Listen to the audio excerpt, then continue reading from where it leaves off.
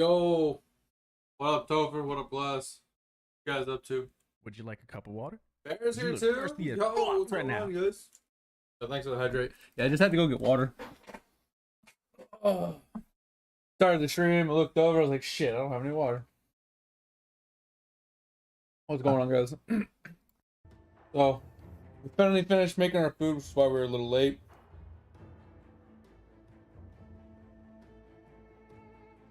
And I'm really sad because I don't know how to follow instructions very well, obviously. And I undercooked my food. So. No, she woke me up at like 9 because it was like storming outside. And she's like, hey, let me bring some stuff in. So I had to run outside, half asleep, in the rain that's freezing cold, to like help her pick some stuff up so it wouldn't blow away. Great way to wake up. So then we just like lounged around and we watched some like Grey's Anatomy or whatever. And I started cooking food around 10, which is now 11:15. But I was like, you know what, I just want something easy, so I was like, fuck it, I'll just make some hamburger helper. So I ground up some like spicy hot sausage, and then I threw all the ingredients into it. But I kind of brain farted. Instead of putting like, it says like 1 3/4 milk and water, and I'm gonna put 1 1/2, and I accidentally only put 1 milk and 1 water instead of 1 1/2 like I normally do. I'll show it to you in a second, Glass. And so the noodles are hard because they didn't have enough liquid to cook. I'm a little sad.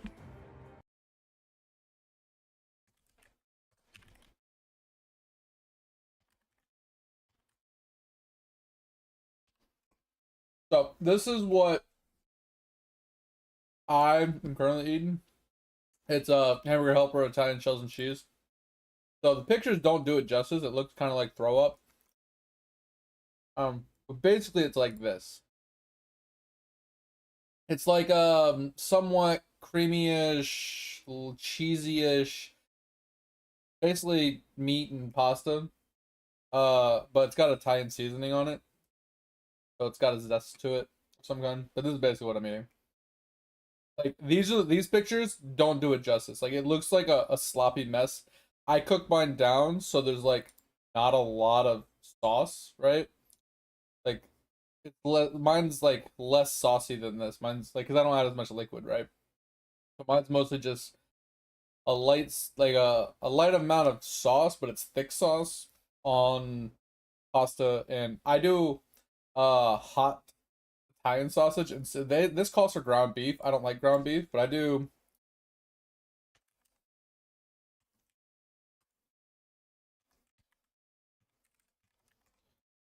Italian hot sausage. I do the ground version, so it's something like this, where it's like Italian hot sausage, but it's like ground up. So you cook it, you brown it, and then you like crumble it up into like small little pieces. You get this like hot, spicy sausage for the meat, and then you got the cheesy sauce and cheese and pasta on top of it with the Italian seasoning. It's pretty good. Love hamburger helper. Yeah, it's basically all it is, Bear. Like, it's nothing fancy, it's nothing high tier. It literally comes out of a box. Literally, the box has pasta in it, like, you know, dried pasta. It has a packet of seasoning, and that's it. You add your own meat to it, so you brown the meat. You add a little bit of milk, you add a little bit of water, you stir the seasoning in, you throw your pasta in, you cook it for 25 minutes, and you're done. It's nothing crazy. Like legitimately, it's one of those meals that once you ground the sausage or whatever you're cooking it with, you throw all the ingredients in, and once it gets to a boil, which is pretty easy, you turn it way down, put a lid on it, and you set a timer for 25 minutes, and you come back. It's very easy. Like I said, so it's basically like a fast food, but it takes a while. It's one of those things that you can easily do at home while you're cleaning up or watching TV or whatever. Kind of like putting a pizza in the oven. Right? But yeah, I've done nothing special. I just wanted something easy because, you know, on my days that I don't work, I sleep in, so the wife doesn't cook for me. So I was just contemplating what I wanted to eat. And I kind of like this because the Italian sausage like really gives it like a good spice.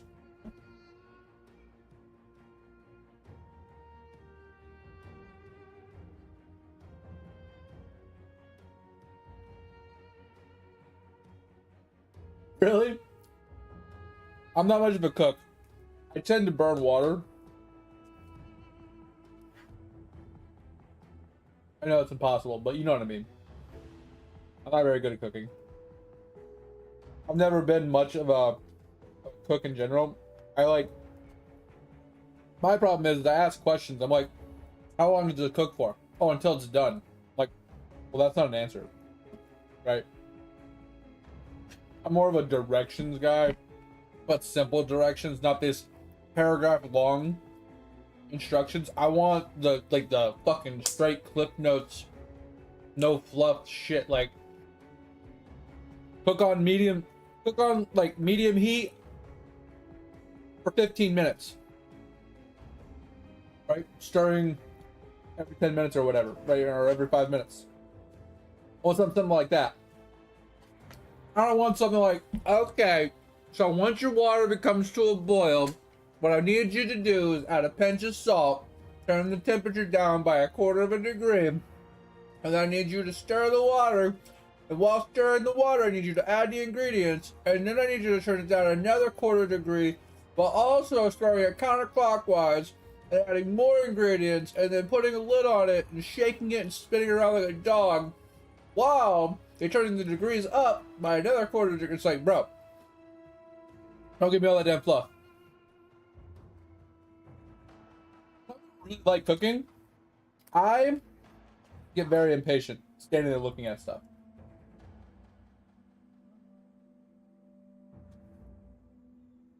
Like, I'm that kind of guy that, like, all right, I put a pot of water on, and I'm sitting there waiting for it to boil, and I'm losing my mind. 1:30, let's go, Topher. It's huge. I honestly thought I wasn't going to have power tonight, because that massive storm just came through.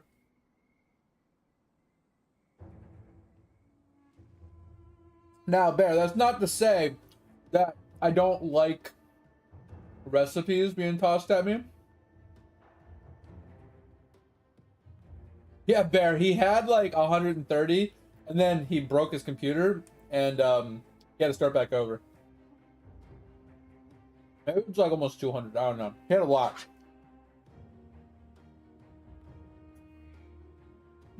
Yeah, Dover, it's crazy. My Gideon is slowly but surely getting there. I'm at 38. I've been doing some sacrifices, so I'm at 38 and 24. I stopped Ascension sacrificing, but I have been doing Transcendent sacrifices because it does give more XP mastery, or penalty or whatever reduction. So I get more XP, you know, overall.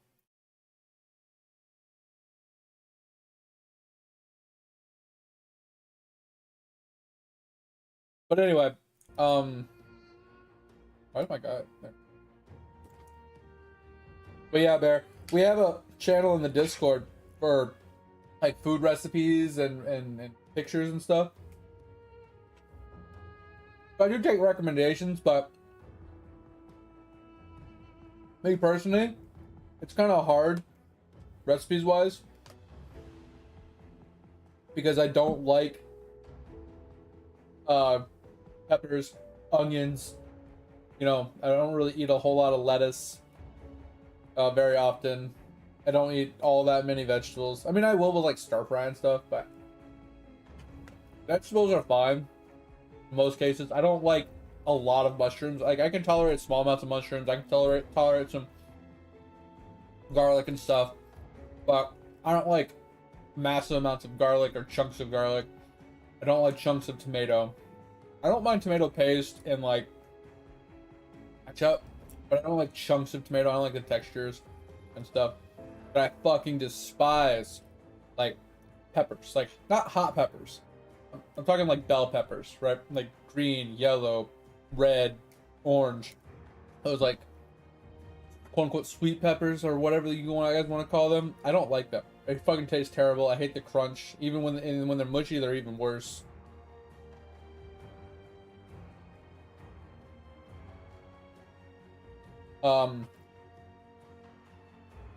And definitely onions are out because those things make me gag.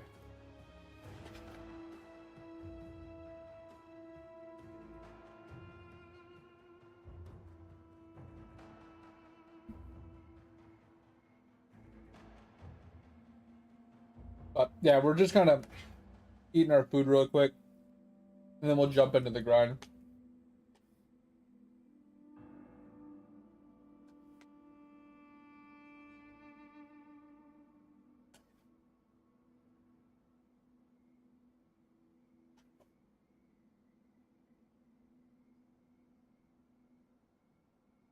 Yeah, it's funny. Last couple days while I was working, watching anime and whatever,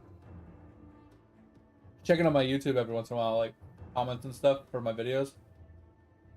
Someone decided it was a good idea. Believe me, this my first negative comment. It's like one of those, in those situations where there's a girl, she's like wearing a dress or something, right? And you find the need to walk up to her and be like, that dress makes you look fat, right? Like, just out of the blue. She didn't ask for your input, right? She didn't ask for your advice. You just kind of gave unsolicited advice, right? Or, let's say there's a picture on Facebook, right? It's like, oh, hanging out with my friends down at the beach or whatever. And it's a picture of her, just top half, right? Selfie. And you take it upon yourself to comment and be like, oh, your nose is crooked, right? Like, just unsolicited, just stupid comment, right? Yeah, I know, Edge. I was talking to my wife about it too. I'm still pissed about it. That's what this motherfucker did to my stream, or to my comment on my video. They decided that instead of giving some constructive criticism or giving any type of feedback, they were just gonna reply with, worst guide ever, for real. Like, do you not have a vocabulary to write more than 5 words? Like, what made it terrible? What was missing? What would you have liked to see? Like, I shouldn't have to pry you for information when you're the one giving the unsolicited advice that it was a bad video.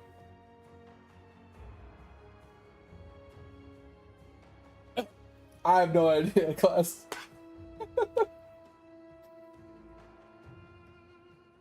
Oh, Edge. My character has completed all the acts. It has the first 3 ascensions done. It's ready to put gear on. I need to level a little bit.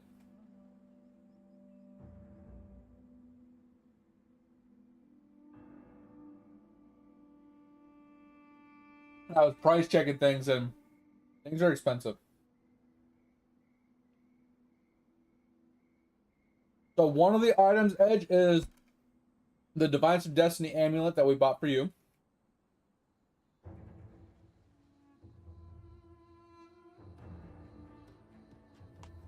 A better helmet, obviously, one with a bunch of socketed gems are supported by.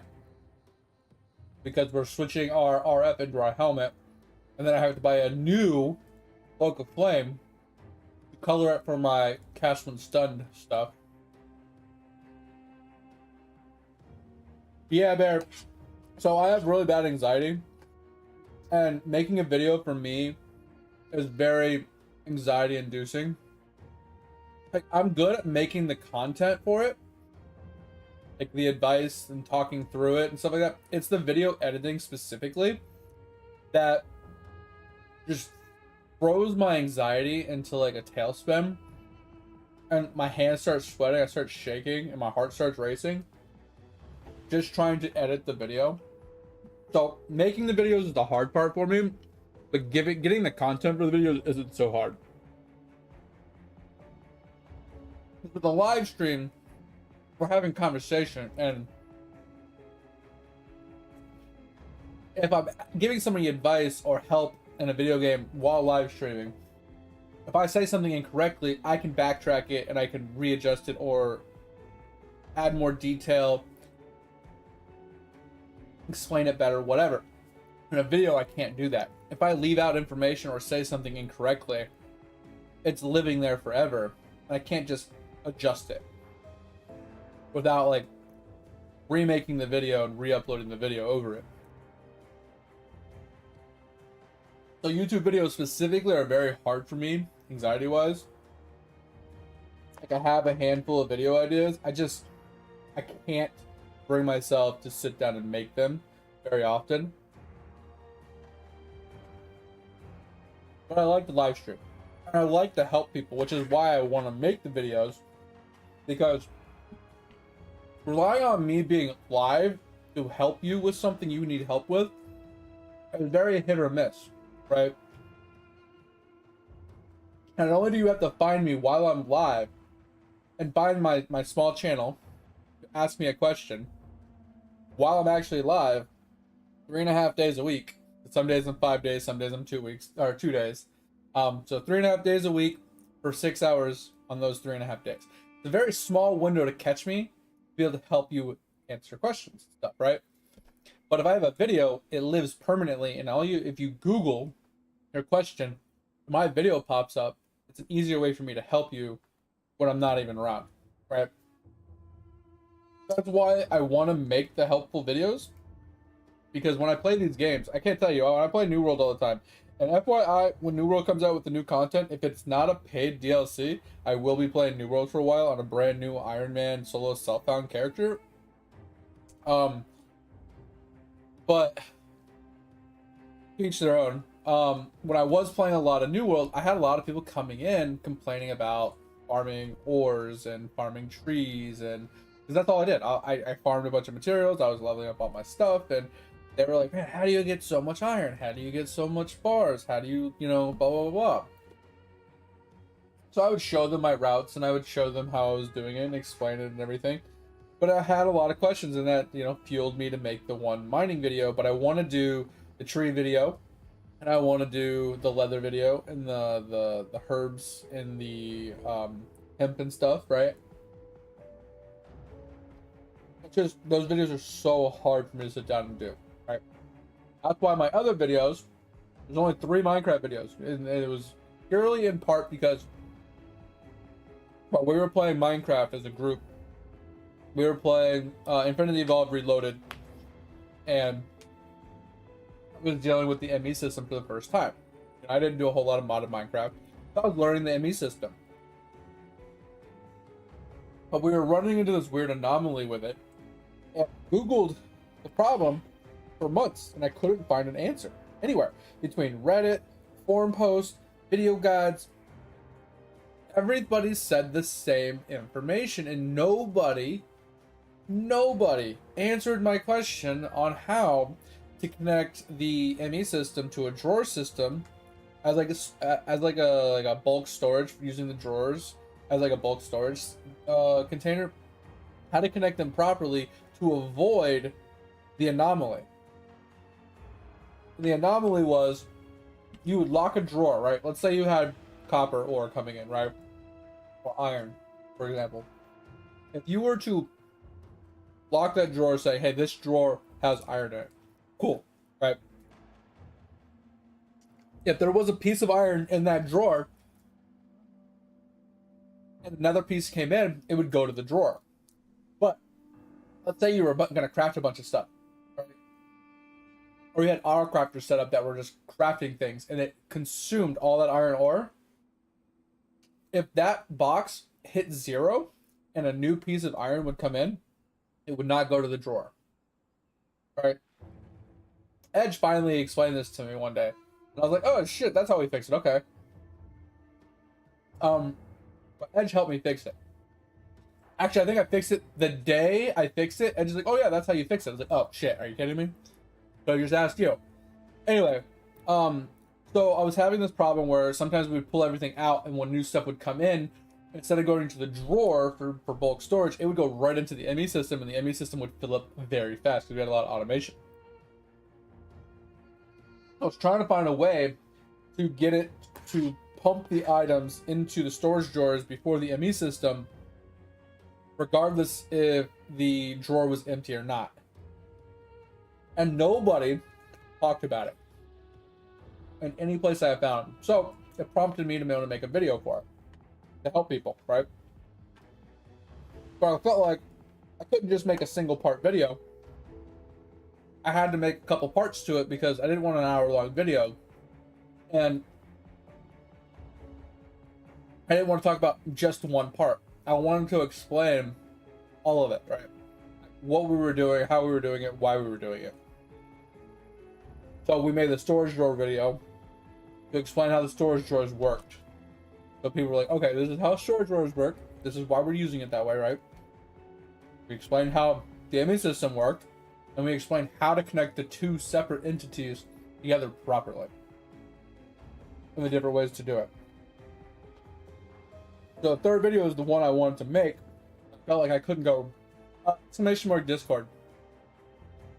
You posted it earlier. I posted the link for you. Yeah, when you did that earlier, it posted. Did you not see it?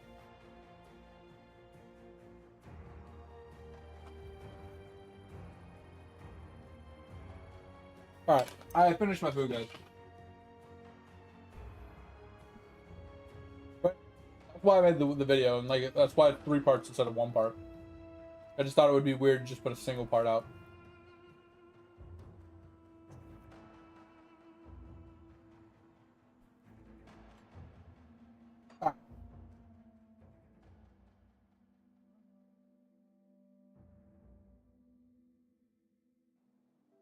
Ah. Quick question, Topher. So you added that new sound well, I added it, but you had that new sound you wanted me to add the other day, and I couldn't add it via channel points, so I added it via bits. Do you not see a way to claim that reward?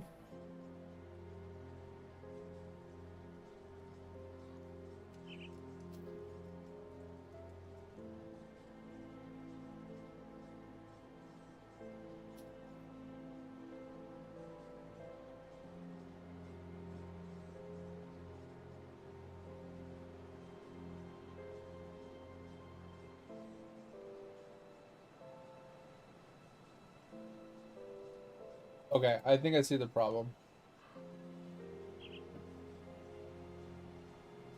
Uh,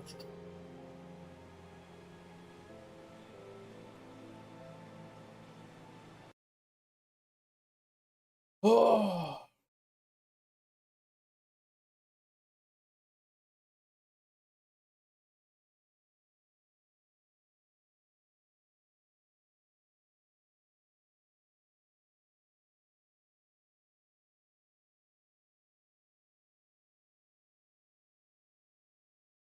I wonder if I put it here.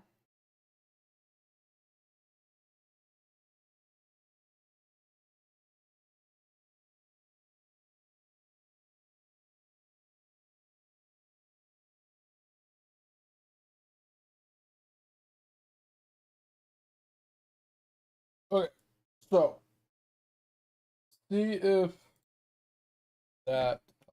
I'm gonna have to reload the page.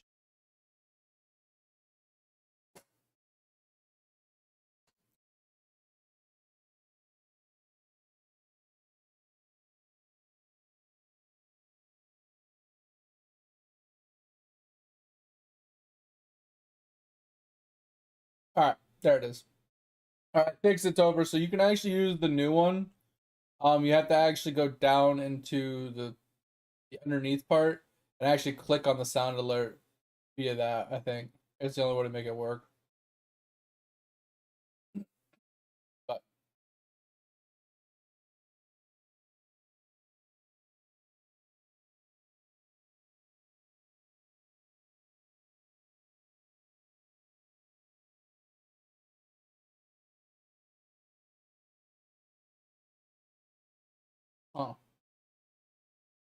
How do I make it work?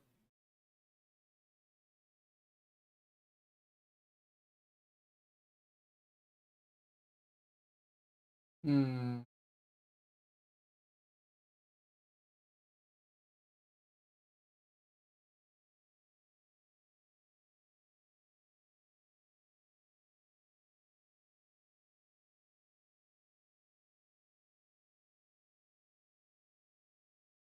Oh, they get to add your. You have to grant your account permission to play them, and then you can do this. Mr. Bobby, come on down here. There we go. Help me, Jesus! Help me, Jewish God! Help me, Allah! Ah! Help me, Tom Cruise! Sorry. All right. So it should work now. So if anybody wants to use that, going forward. All right. What are we doing? So we gotta access a Wanderer's cellar, and I don't remember what the second one is. Or the Warden's cellar. So it should be up here somewhere. I don't remember which cellar it is because there's like 50 of them.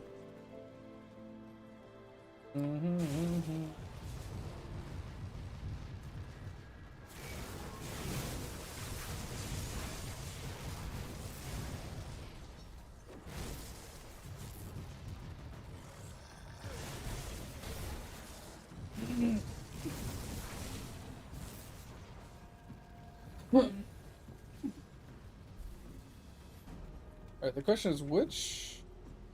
I think it's like this one? I think it's this. Could be wrong though. Because I don't think it's this one.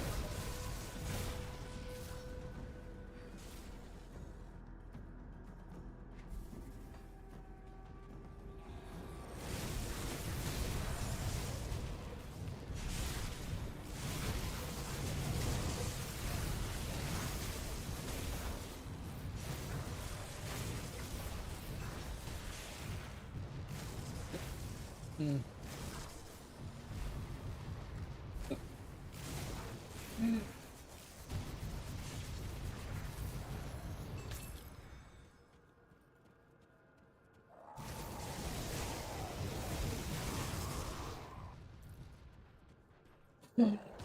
Yeah, I think this is gonna take me to the right on the other entrance that I saw. Not so much where I want to be. What? What? I died so fast. Must have been poison.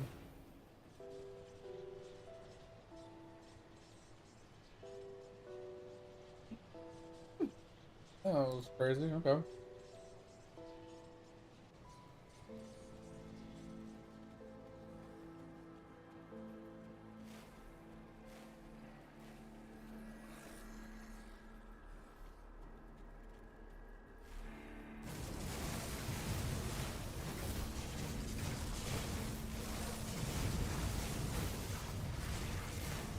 But anyway, Edge, are you hanging out? Or are you lurking?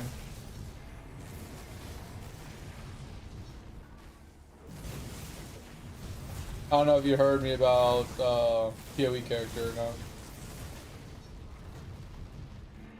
Alright, so those go to those. It has to be up here, so.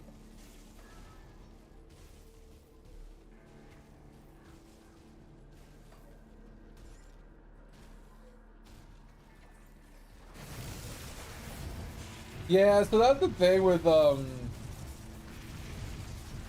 Twitch's ads. Like, obviously, there's like certain times of the year, the different companies like they pay for different allotments. Like, hey, I want my ad to play this much, you know, blah blah blah, this many times, da da da da, and people, and sometimes they have like criteria like I wanted to show people in the U.S. I wanted to show people on, you know, Europe or wherever.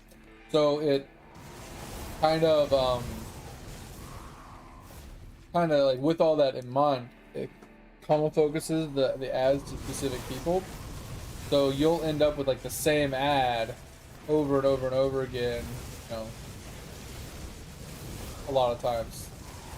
And then after a while, like, that ad will stop showing up because, you know, that company stops paying for their ad slot.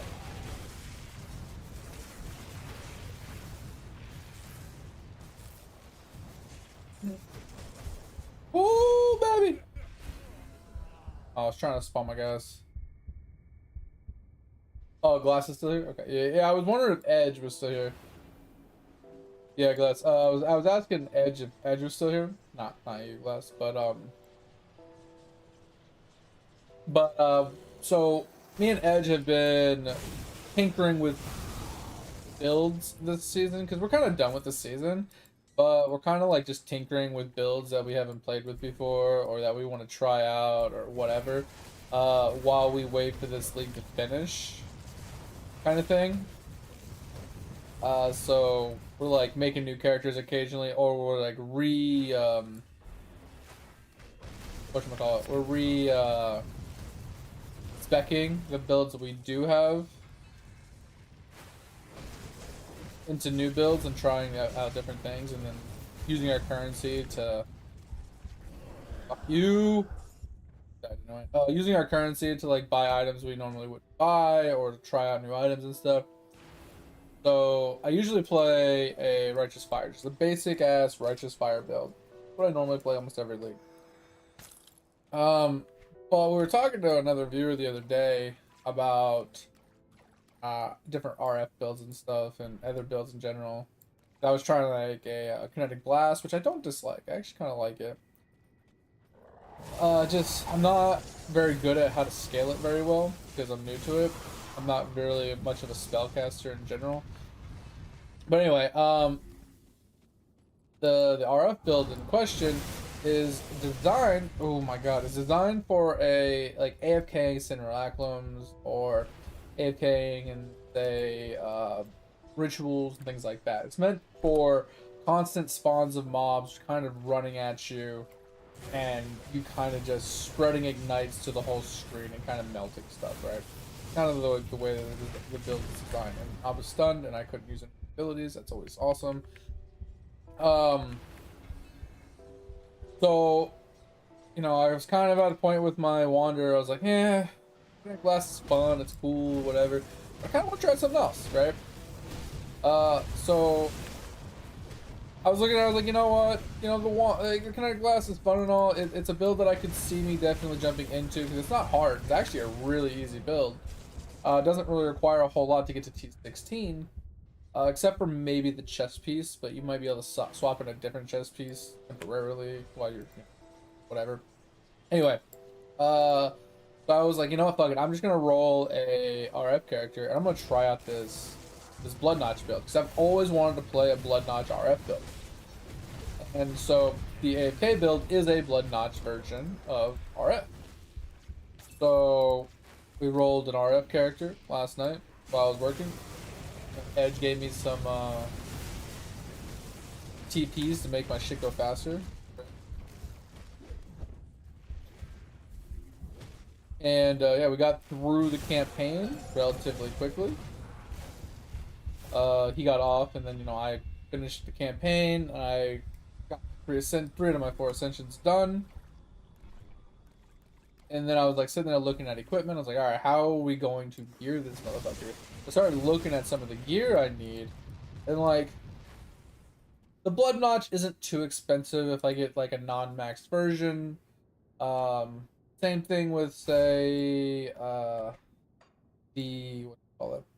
Defiance of Destiny. If I don't get a really high tier version, it's not too expensive. Once again, it's just one of those, if I want to get better stuff, I gotta spend a lot more money. There are a few cheap items for the build, aka the Abominable Force, only like, you know, a few C, but most of the other items I kind of need are 10 divines, you know, 5 to 10 divines. Some of them are 15 divines. I can get lesser versions for like 1 or 2 divines, but it's just relatively expensive, which is what I expected build swap to be. Like, I could play it as a traditional RF and it not be very expensive at all unless I want to like juice it into endgame gear. But that's kind of what the Blood Notch is you get basic map starter gear, which, you know, maybe max of 1 divine just to get you up and running and rolling and comfortable. And with that, you should be able to easily run T16 maps, be able to farm currency, you then dump that currency in one piece at a time into more expensive gear to push yourself into the end game, right? Into like the juicy kind of style. That's kind of like the thought process here. Because I was making the comment to Edge, because Edge is kind of my bank right now. We run maps together and we do a bunch of content, and I just let him pick everything up because I just don't care. Like, if I'm gonna make something, I'm just gonna ask, you know, hey, got any money? Right? Because he plays more than I do. He buys and shops and sells and does all the stuff like that I refuse to do. So I don't care, like, letting him have all the currency because I don't use most of it. I like helping him build new builds and try new things out and things like that, because I usually just stick to the tried and trues that I like. But yeah, I kind of want to try it out, and we were talking about it, and he's trying, he's going back and retesting a build of his own, and I'm gonna try out this one, see how I like it.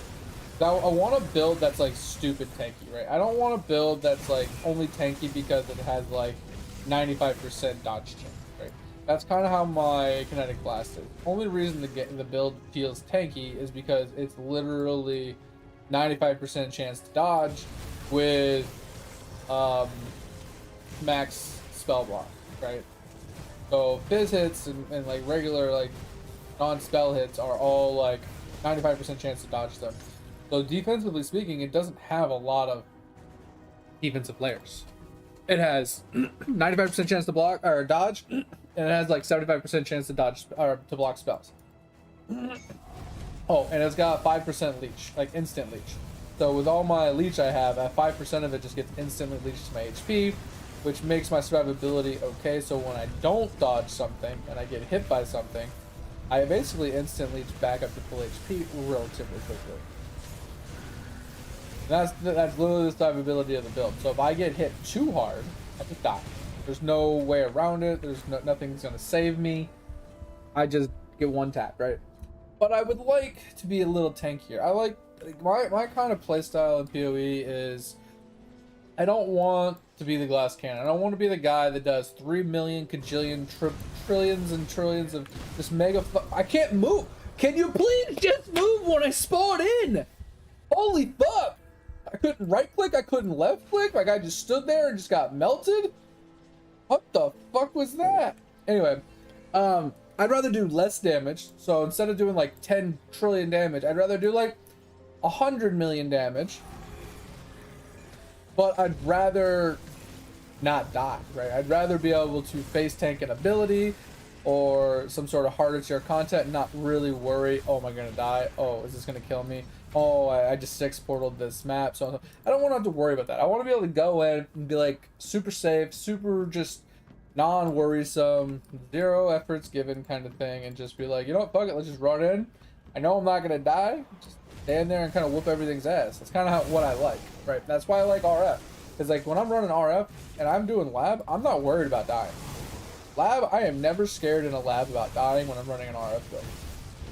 Because we have all that life regen, we have all the max resist, so I'm not worried about Ellie damage, I'm not worried about, you know, bleeds, I'm not worried about traps. The only thing I'm worried about when it comes to lab is the boss having like really big like buffs attached to him, right? So if he has like huge amount of like, if he has like fire golem with like the fire buff and a couple of those things, then he's got a bunch of crit on top of that, like, you know, with like crit golem or crit shrines and things like those are the things that are worrisome. You gotta worry about like getting absolutely dicked on by. But other than that, it's like chill, right?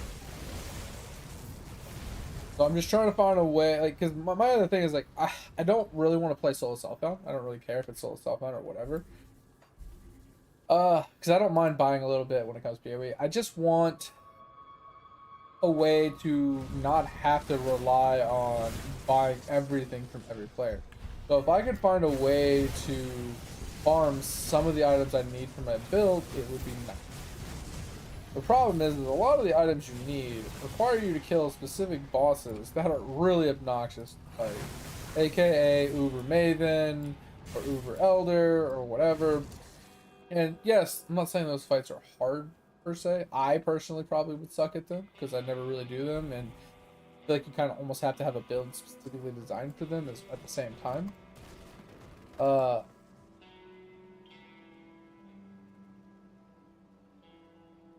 but you know, that's kind of like what I'm getting at, right? Is like I would like to be able to farm like some of the items that I would like for some of these tankier builds or whatever, aka Pro Genesis Flask, right? The fucking Maven fight sucks as it is. I fucking hate that fight. I almost refuse to do that fight because it just sucks. But if I could go in and be tanky enough to where the fight is actually kind of brain dead easy, then I'm down for it, right? And then I can farm a Pro Genesis Flask and then add that to the build, make myself even tankier, and then possibly take that extra little juice to the next level, bring that to, let's say, Uber Elder, maybe farm an item there, like Watcher's Eyes or something like that. And then I finally get me like a decent Watcher's Eye. Because I never, like, the problem is, like, I don't like farming currency, but I also don't like farming certain items. So I'm kind of at this crossroads where I want a Watcher's Eye, but I don't want to spend 30 divines on a Watcher's Eye. Right? I want Timeless Jewels, but I don't want to spend 40 divines on a good, like, Timeless Jewel. Right? But I don't want to do Legion either. So I'm kind of at this crossroads where I don't really want to do the League mechanic for the boss fight, but I also don't want to spend that much money on an upgrade. Really annoying. So I don't really know what more to do at that point. Okay, I gotta go to the bathroom. Sorry about the abrupt stop, but I gotta go, and then when we get back, we'll continue this conversation.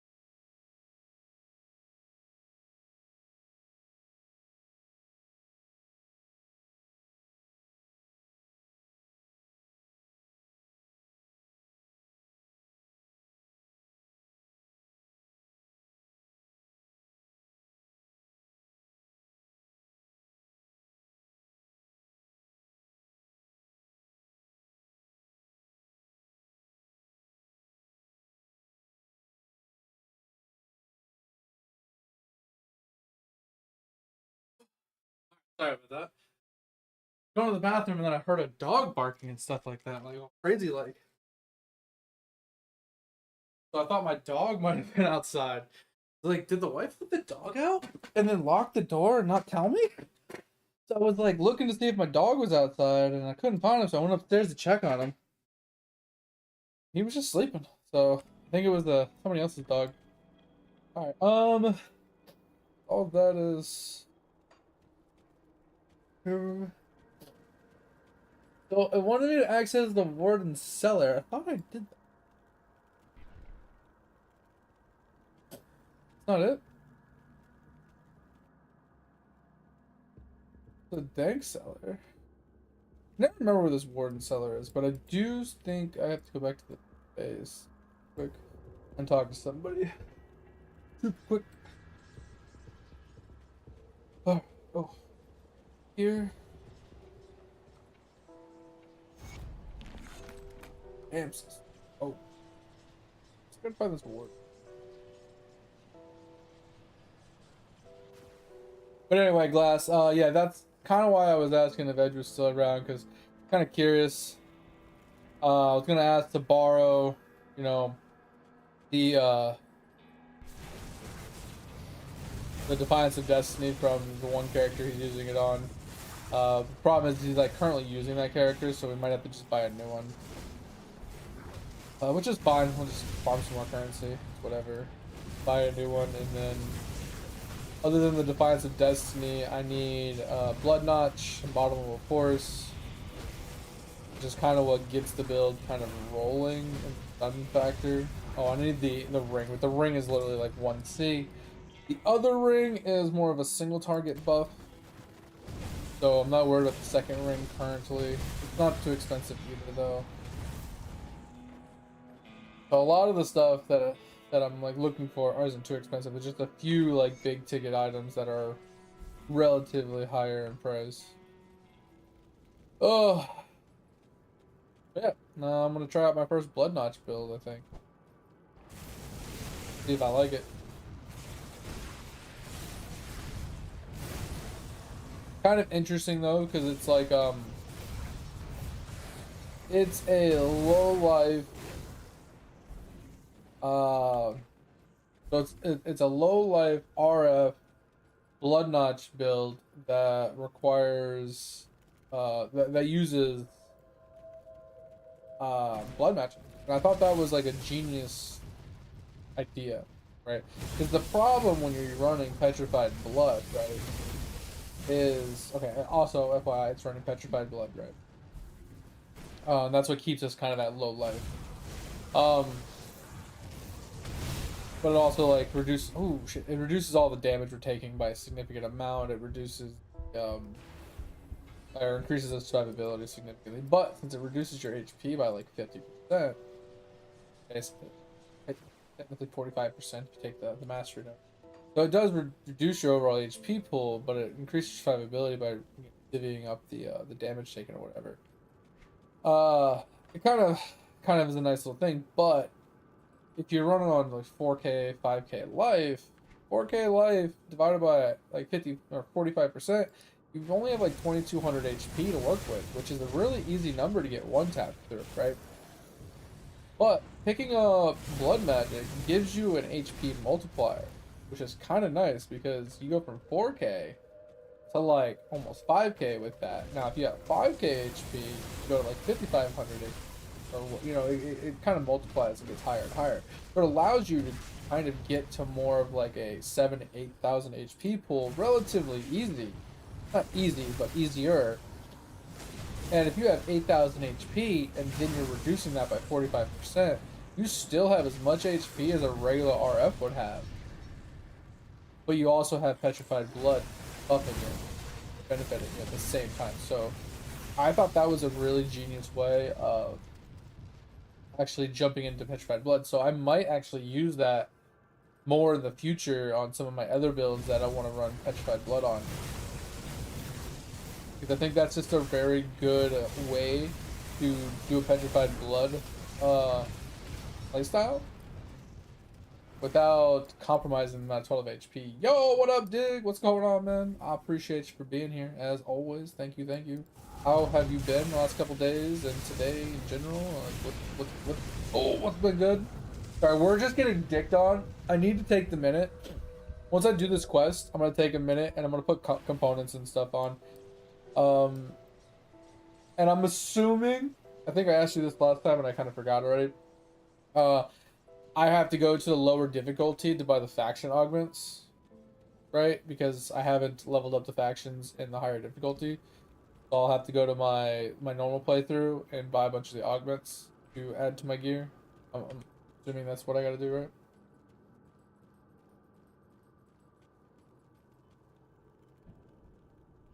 I mean, I guess it does. I thought it didn't. Okay. Because I just remember people making the comment that, oh, when you go to the ultimate, you could pick different factions. So I'm thinking, it's like, well, if I could pick a different faction, I'm already hated with some of them. So how can I pick the other faction that I'm despised with if I picked, like, you know, not saying these two are related, but let's say I pick this one, right, and I've been leveling this one up, but this one's been getting negatived. How can I pick this one next if they're already despised, right? I wouldn't be able to pick them. You know what I'm saying? So how on a higher difficulty do you get to pick different factions if you know you didn't pick them the first time? I don't know. It seems weird. Obviously, I haven't experienced it yet, so we won't know until we try. But it's what it is.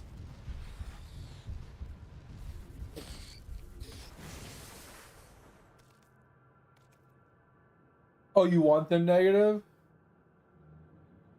Oh, okay, okay, that makes sense then. Okay, okay, that answers my question then. But yes, my damage has gotten better because I think it was right after you went to bed the last stream. I went through my devotions a little bit and I moved some stuff around. So we ended up picking up the flame wheel, which I have more points now, but you know, fire damage, offensive ability, crit movement, burn damage, and then we got the meteor stones. And then now I have more, so we're gonna pick up the extra fire, the extra burn. So that takes care of that. We also picked up the Hydra, right? So offensive ability, movement speed, all damage, CAC speed, uh, damage converted as life with more attack speed, and then we got fizz damage, which whatever, fizz damage, which once again is like whatever. But I wanted the whole wheel so we can get the +3, +2, so we can get to this. We also picked up this wheel, so it's fire damage, defense with Ellie res, burn damage, attack speed. What the fuck? That was weird. But yeah, so we got you know more fire damage, more burn damage, and then this gave us this, which I don't remember what it does, but it does something. So we've had this, we've had this. We picked these two up. We dropped Jackal. We dropped the single point here. We kept this one. Uh, and I think we dropped this one. I think it was just double Ellie damage, which isn't bad. But we moved some stuff around basically, and we ended up with these two fire nodes here and this one here. So we ended up with these three, and now we have a couple extra points to like work with to go towards something else. Because remember, you kept telling me, you keep telling me, everybody else has been telling me, find the end node that you want to run and then work towards it. So this is the end node I wanted to work towards because I want to do fire with burn. We might end up refunding all of this and going lightning later because unless I can find an item that converts all my cyclone damage to lightning or to fire, then I might end up just going lightning with those pair of gloves that you were showing me. But now I gotta find another node that I want to like invest into, maybe a defensive node or something. I have no idea what we want to do yet. So, but anyway, that's kind of where we're at right now. That's why our damage went up. It's just our survivability hasn't really changed all that much.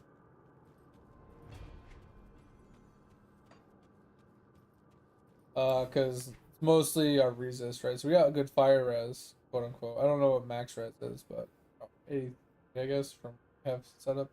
But like our cold, lightning are kind of at least positive. Same with like these ones down here. But we have like negative poison, negative tears, really low fizz and really low ether. So those ones are giving us some problems. Yeah, I think one of the devotions I have gets plus to max fire res, and I know when I get low on HP, I have another node. Like this one that gives me another like +1 to max all resist.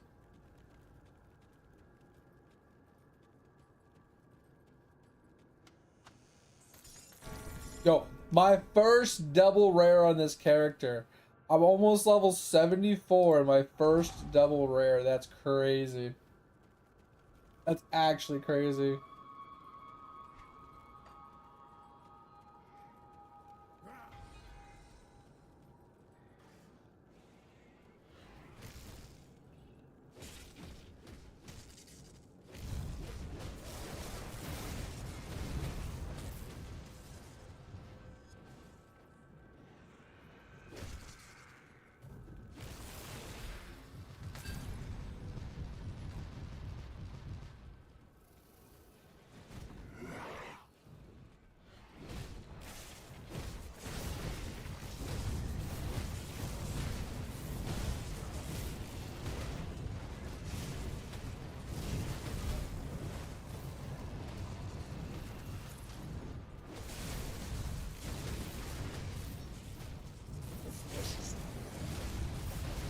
Of course, I'm stunned. Like, ugh.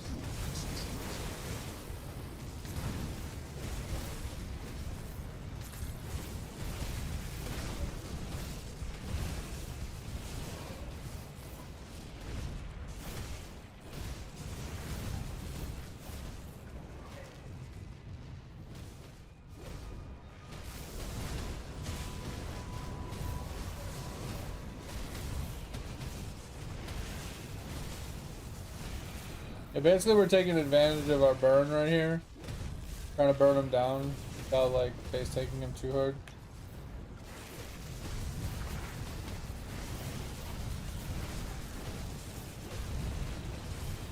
Woohoo! That was bad. Oh, we got freezers. And we have low cold res, so this is not the best mob to fight against.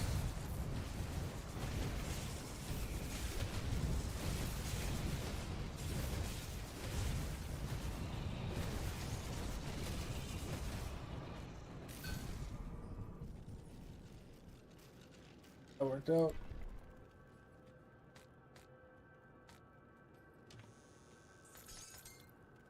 But yeah, sorry about the miscommunication though the other day, guys. We made a comment that we would be doing community night on Wednesday and Thursday, and I did miscalculations on what my work days were. So we won't do it Wednesday and Thursday this week. We're gonna actually do it Friday, Saturday, Sunday this week. I already posted it in the Discord, so if you do want to vote on the game or if you do want to join in, the option is there for community night. You just gotta let me know beforehand.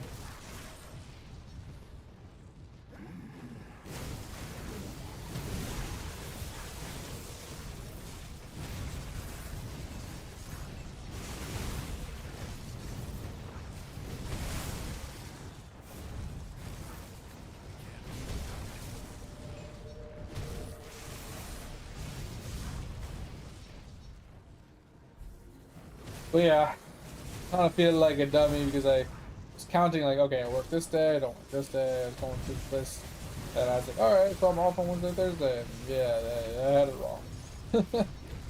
So I put up the post thinking, well, those were the days, and totally fucked it up. But fuck it. Like I said, we'll just do it on Wednesday or Friday, Saturday, Sunday, this coming up weekend.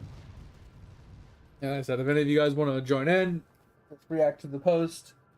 If you have any game, specifics, vote for the games on the list. Whichever one you prefer to play. Take a look at it on Friday. See how it goes.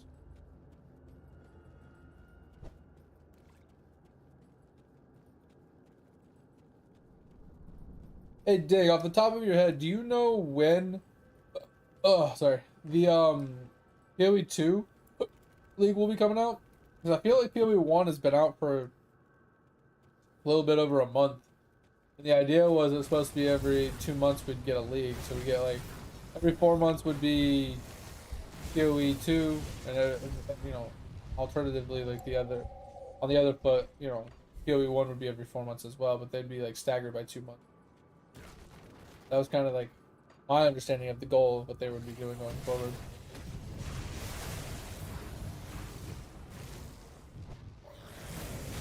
I was curious if you heard anything on like when PoE 2 would come out with its next league. Because that'll be our next game, probably. So this game is gonna kind of carry us until then, basically. And then we'll come back to this game if we're feeling it after we're done with PoE 2. I don't see PoE 2 keeping my interest for all that long. I've already played it before. I will try to test a few things and play for a little bit, but I don't know how long I'll keep interest. Because that game is a little struggle busy for me. Hurts my soul a little bit. August? Oh, that's a good assumption. Because it's about to be August, right? So it's July right now. Next month is August. Yeah, I mean, that makes sense. Like I said, oh my god, that poison just fucking annihilated me. This league has been out for a hot minute. Like, not for a long time, but it has been out for a while. I want to say at least 4 weeks, if not a bit longer, right?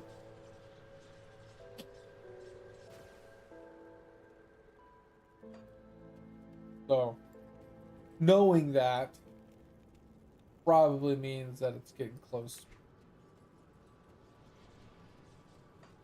I would probably agree with the assessment. Are you going to be playing it with us? Dick, I know you're not a huge PoE fan or anything. Thank you.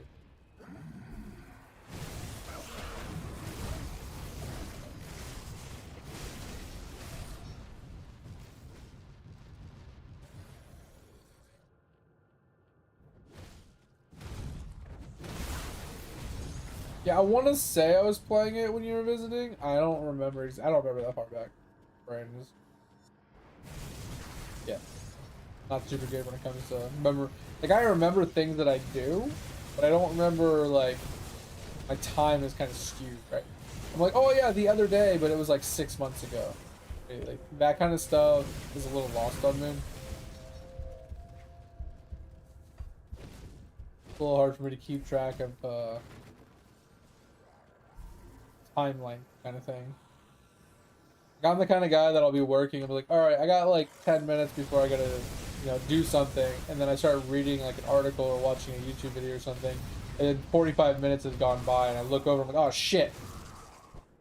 Right, I really lose track of time, like time, space. Like my space-time continuum in my brain just doesn't work that way. But yeah, if you're interested in playing with us, Dig, you're more than welcome. As always, I like playing games with you, and that will be something we when we jump into. We typically don't mind playing those types of games with people,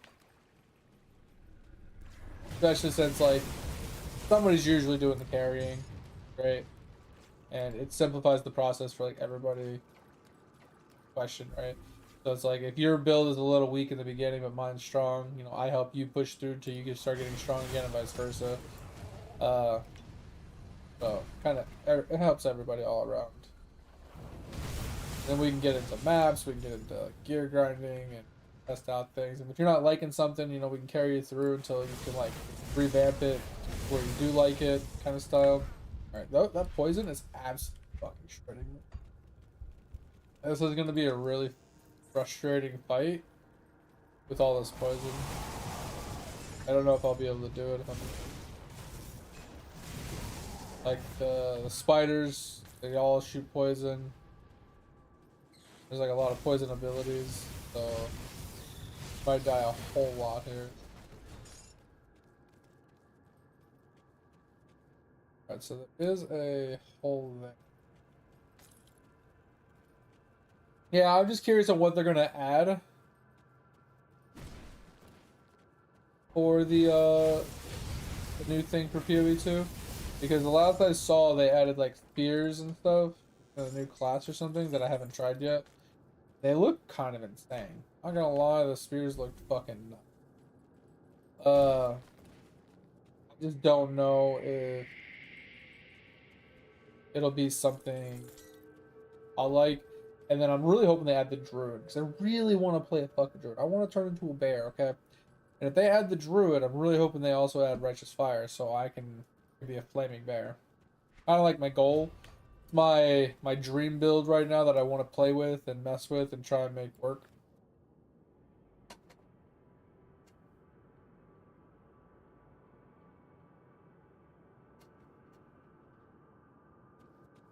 Yeah, so Edge, the guy I play a bunch of games with, he was he started off as a crossbow, and he was playing a bunch of different things, testing a bunch of things out and stuff. He was really liking the the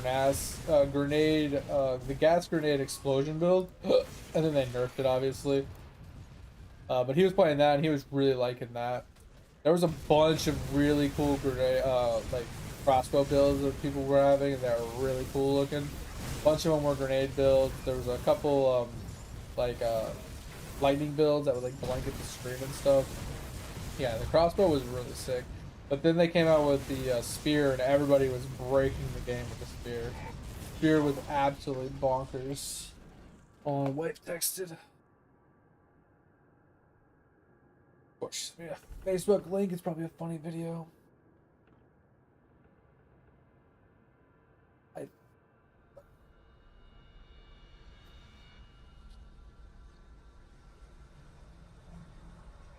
Okay. What's this called?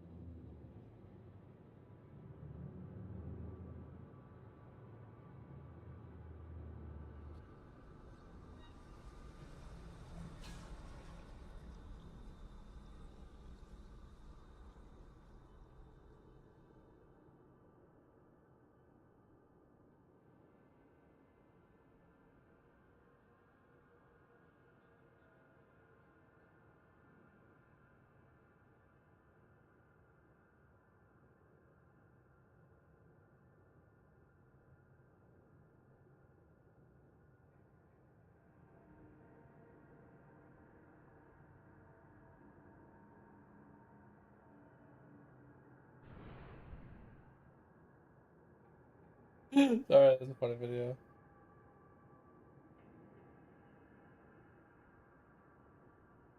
Alright, back to the stream. Sorry, guys. Yeah, my wife sends me random clips. I gotta watch them because they're usually really fucking funny.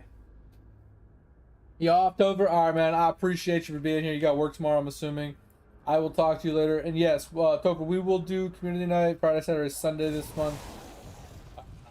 You know, hit me up later if things change for you or whatever. But yeah, that's the plan. I don't know what's winning the vote yet, but my assumption is it's probably just gonna be 7 Days to Die again.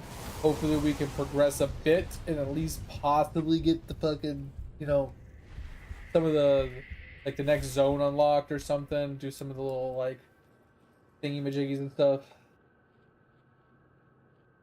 Birthday Wednesday? Nice, okay. That sounds like fun. Okay. That should be a blast. Alright, well. I'll talk to you later then, Tobin. Have a good one. Yeah. Hit me up if you need me in the meantime, as always. Appreciate you. Woo! That hurt.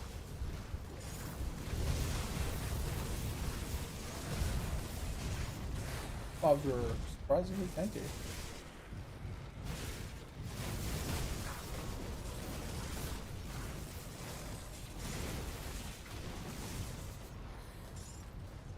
Oh, man.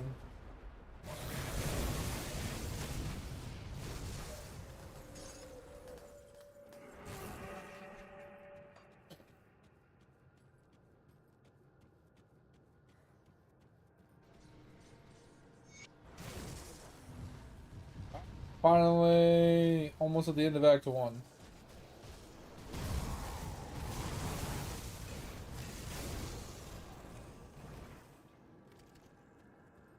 I have a really bad feeling that this boss is gonna absolutely fucking dick us, and we're not gonna be able to actually clear Act 1. Pretty good suspected feeling here.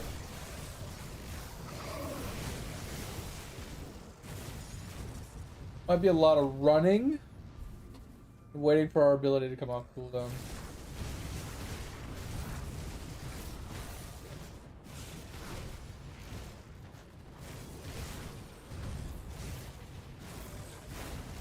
Ooh, that hurt. Oh, baby, that hurt. He's got poison, and that shit hurts.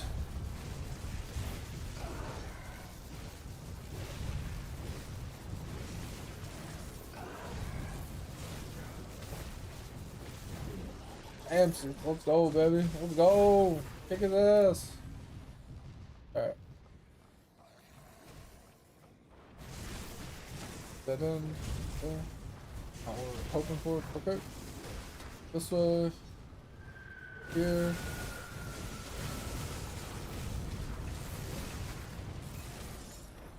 I'm honestly shocked, Dig, that you don't like PoE 1 more. Like, how much you like Grim Dawn? I'm actually really shocked that you don't like PoE more. Because I feel like PoE is, like, so similar. Like, yes, it's more complicated. There's a lot more fucking stupid mechanics and a lot more shit to learn. And I feel like Grim Dawn is a little bit more streamlined. But, like, at the same time, like, you kind of have the same premise where you farm specific gear from specific mobs and you're trying to find these, like, really random ass, like, set pieces or whatever, or, like, legendaries that kind of make the build the way it is. It's kind of like this exact same process. I'm just really shocked you don't like it more. Like, I don't know if it's maybe because you've never, like, taken it, like, super far, you know, into, like, mapping and, like, doing the end game, or if it's just, you know, the skills itself just aren't very enjoyable. I don't know. I don't know what it is, but I'm, you know, when you told me you weren't, like, a huge fan of PoE, it kind of actually shocked me.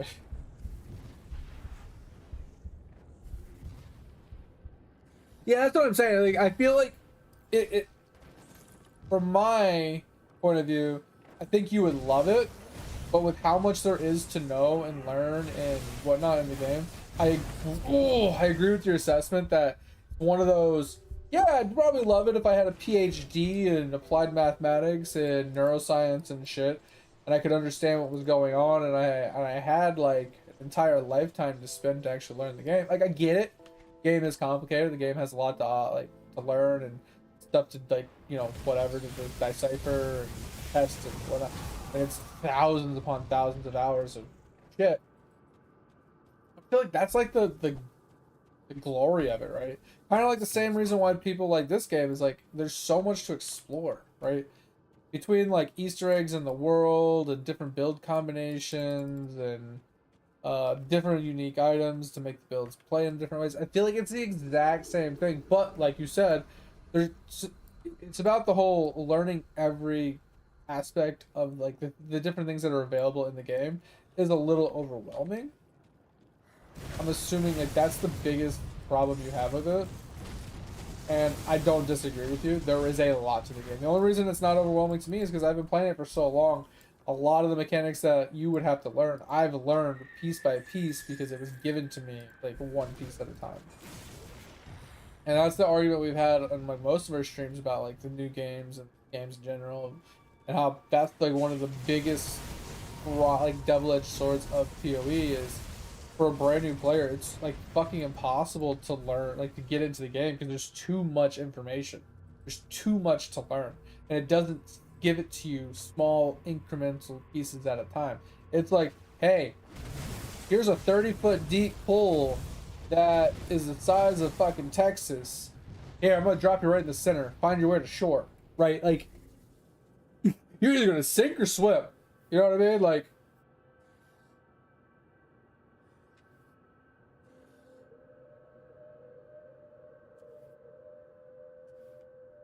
And yeah, that's kind of the thing as well, Dig, is like in the last year, like, so I remember when I first started, like, it was a lot to like pick up and learn. I just Googled a lot, you know, but it wasn't that much. It was like, I would say a 15th of the information that is in the game now. Then every league that came out after that was like a nice little small little like 1% increase and stuff. Like between the nerfs and the buffs, like that was a small portion of it. And they'd add a few items. And then they would add a new mechanic that was like temporary, but very rarely they'd be like, yeah, people really like this mechanic, so we'll leave it in as core mechanic. So then at that point, then you had to learn the mechanic if you didn't learn it in the league. And you had to understand the mechanic going forward if you were going to like, take advantage of it or whatever. And then, like I said, it was just like league after league. So it was like 4 leagues a year, small amounts of information, you know, going forward to like, you know, spoon feeding it to you, right? And then, like you said, if you take like a few leagues off or like a year off, that's 4 leagues worth of content that you have to now learn and understand if it's still in the game or what's changed or modified or whatever. That's a lot to like learn all up front. Like, and at the same time, the way I look at it though is, if I don't like something, I don't have to participate in it, right? Like, there's a lot of league mechanics that people do that I just flat out ignore, and it doesn't hurt my game at all. Because I just, if I want, like, let's say heist, for example. I don't like heist. Heist is okay, but I don't really enjoy it. And there's a lot of items that come specifically from heist only that are crucial for a lot of builds. And I feel like that is one of those things that I'm like, fuck it. I'm just gonna buy it from somebody else that likes that content, right? And like that's how I feel about a lot of the other league mechanic specific items. Just buy it from somebody that likes the content. Or that has a build that can farm the content, right? And I just say, fuck it, I just do what I do, you know? So I mean, that's the one thing I do like about Poe is you don't have to do all the content. You just do what you like and you just play the game, right?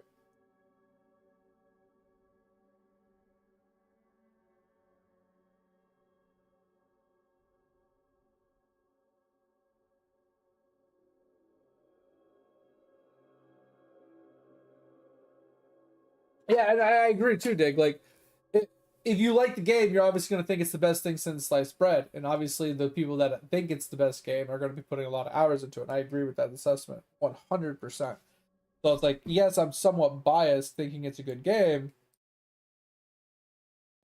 but I try to step back, put myself in other people's shoes, and not just, you know, push my own agenda. Because, like, that's what I'm saying. Like, for me, thinking about you specifically is like, knowing you like this game specifically, I just sit here and I'm like, man, they're so similar.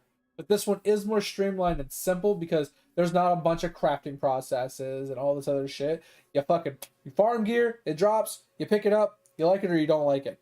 That's simple. Yes, there is some crafting involved. You could craft some stuff, whatever, but the crafting is very simple. It's not like you have 75,000 different currencies, craft 75,000 different ways to get a specific item in a specific way on specific stats. Like, it's just way too much, right? Like I said, this is a more dumbed down version of PoE. And that's why I was sitting here, I was just thinking about it. I was like, you know, I'm shocked. I'm honestly like partially shocked, but also I can kind of understand it after talking to you about it. Like, I can see why you don't like it because it's like just the pure, just information that you need to understand and know to 100% uh participate in all aspects of PoE is astronomical.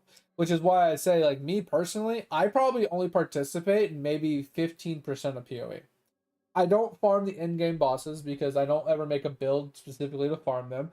I don't do most of the league side content. Like, I don't do Delve, I don't do Heist, I don't do Sanctum.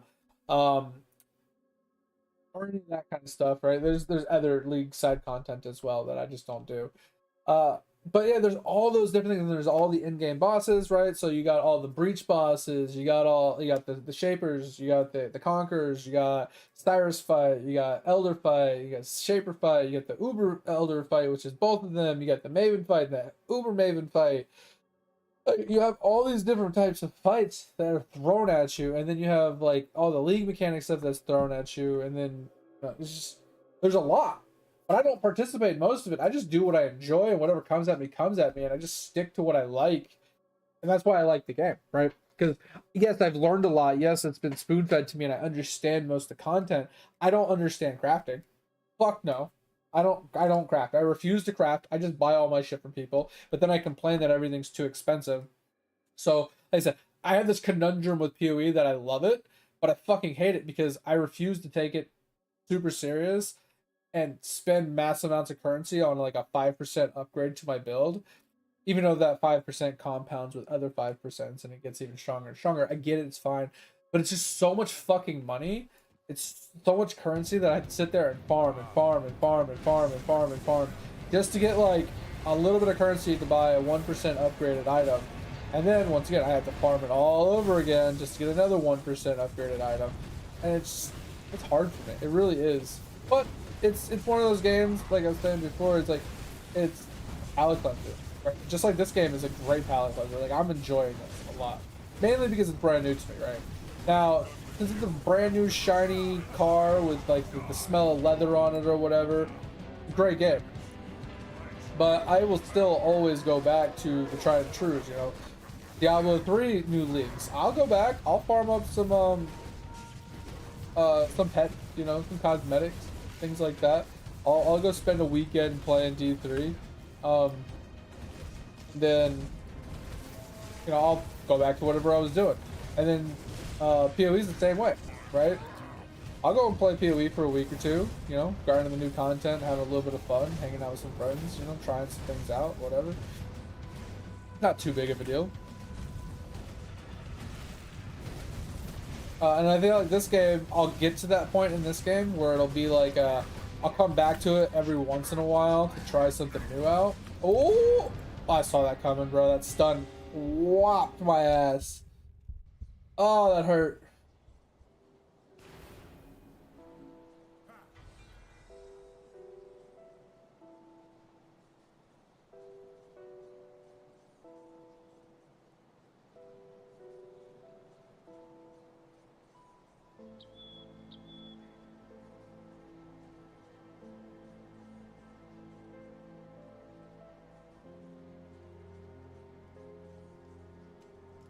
And yeah, Dig, that's what I'm saying is like PoE is too complicated for sure.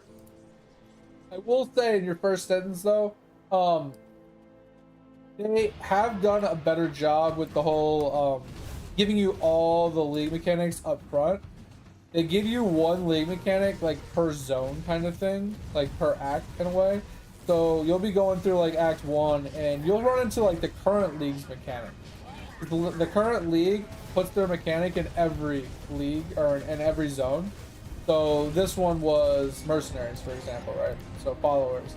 So you'll have a follower in every single zone. Now, next league, they won't have them in every zone. They'll be sporadic and randomly placed in random maps and stuff like that.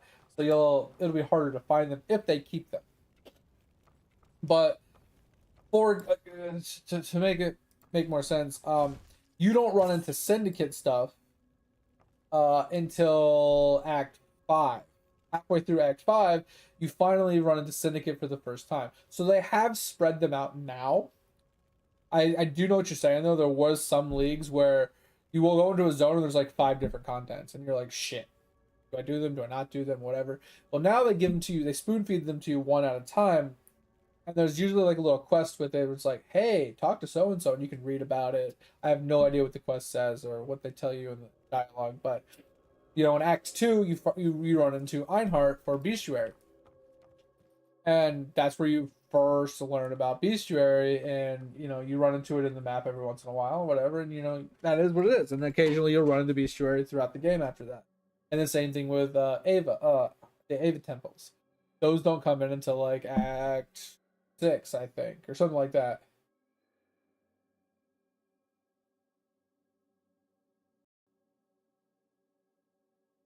Exactly, Dig.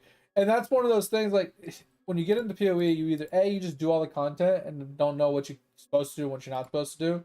Kind of like me right now. I don't know what I should be doing, what I shouldn't be doing in this game. I just kind of click on things and just do it, right? It's kind of the same thing with the PoE is You don't know what you're supposed to do, what you're not supposed to do, what's optional, what's not optional.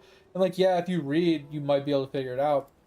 Is it Or if finished? you The warden's ask questions defeat is in general chat, or if you The warden's defeat Google is it, a you can probably great find it out. But like you said, it should you just be must more buy apparent what you in the want. game. The same thing I argue with like new games, like this one I was arguing the other day. I wish things were a little bit more apparent in your face, just flat out said, right? Hey, you don't need to do this. These are optional zones that you can do as side content if you want to farm gear. Blah blah blah. I wish that was just more apparent. And I will say, WoW is kind of in this. I mean, not WoW, but PoE is kind of in that same boat. And I like I said, yes, I defend PoE, but at the end of the day, I also do throw PoE in the same boat as it is too complicated. There's way too much that people have to deal with that's thrown at them that is not explained very well.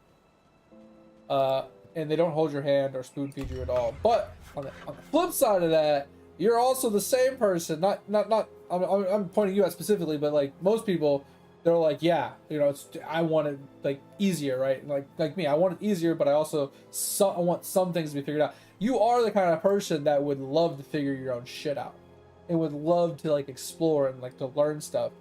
But at the end of the day, like you said, there's too much, right? There's just too much of it. But if you go into it with somebody not so much holding your hand, but giving you that knowledge, or if you have a question, they can just answer it. It really helps a lot. And that's like what I would say with when it comes to PoE specifically for any new player is just run through the game and do as many of the quests as you can. And any like NPC that pops up in a zone to do content, you pretty much don't have to do. That's all side content. It's like optional stuff, with the small caveats of some of them being useful to do for progression. But other than that, like, you know, you don't have to do Einhart. You don't have to do Ava Temples. You don't have to do the Syndicate. You know, you don't have to do the Blights. All this other stuff. Like, all that stuff you don't have to do, but it's worth it at the end of the day. And then you figure out which ones you like, which ones you dislike, push your way through it. But like I said, if you did want to ever join us, Dig, like I said, if you ever wanted to join us, push through the campaign with us and get to maps, and kind of just experience the game, just hanging out with us, we can like help you out, get you set up with the program that simplifies things so you don't, because that's the biggest thing, Dig. A brand new player coming into PoE, I can never recommend PoE to a brand new player. I just can't. Like, wholeheartedly, I cannot tell a player that's never played PoE to go play PoE, because just the daunting aspect of you pick, you know, you pick a league, you're like, hey, I want to play PoE. You launch it, you click login, and your first thing you're met with, which I don't know what it looks like on a brand new account anymore, but let's just say the first thing you're met with is you click create character and it says, what league do you want? You're like, fuck, I'm already met with like questions. Do I pick standard? Do I pick mercenary league? And then there's two options in mercenary league that don't tell you, hey, it should just say like normal mode, hardcore mode, or solo self-found mode, or ruthless. It should have those four options. Instead, they have mercenary mode, and then they have solo self-found and like ruthless on it or something, and then they have hardcore on the side next to it, mercenary hardcore, that also has its own options, and they don't tell you don't have to select an option. So it's like, fuck, that's the first thing you're met with. You're like, shit, I'm already fucking in a test right now, right? And then you finally click that, and then you're met with a screen of 9 characters. You're like, well, fuck me, which one do I pick? Right? They don't give you much details that I remember. Like, they kind of give you some information, but they might be a little bit descriptive. I don't know. That I'm not gonna harp on that. But yeah, you have to pick that character. They don't tell you in that screen that they have 3 subclasses and what those 3 subclasses are and what they have to available to you. So I wish at that main login screen, when you select a wizard, it shows you the picture of the wizard, and it shows you the 3 aspects that he could specialize at, you know, elementalist, necro, or occultist. And it shows you those passive trees for each one of those, so you can read them and understand, oh, okay, so this guy specializes in cold skills, or, you know, chaos skills, or this one specializes in minions, or this one specializes in elemental damage. Like, I wish that was part of PoE, but it's not. Once again, you just generic pick a character. Okay, cool.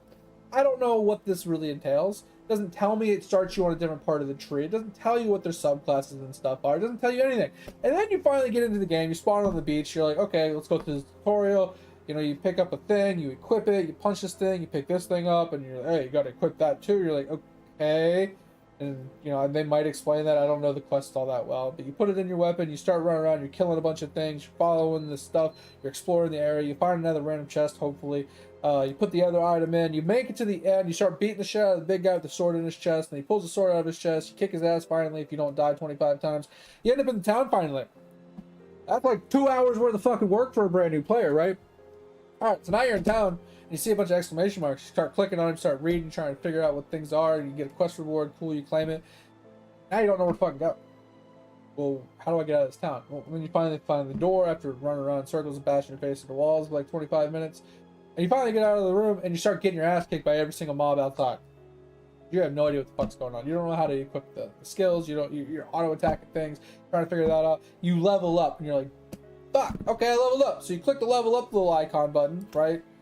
And a fucking massive fucking tree pops up on your screen of a spider web of a 1,300 plus fucking passive tree, and you close the game because you're like, fuck this. It's 2 hours in. I have been met with 45 PhD tests, and I have information overload. I don't know what the fuck to do with myself. And you just turn the game off and go and play fucking Minesweeper.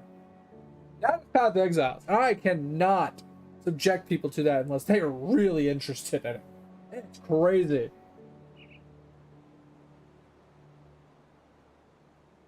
Yeah, edge carry. That's for sure. We should pull up the graveyard of fucking hydras that Edge has had.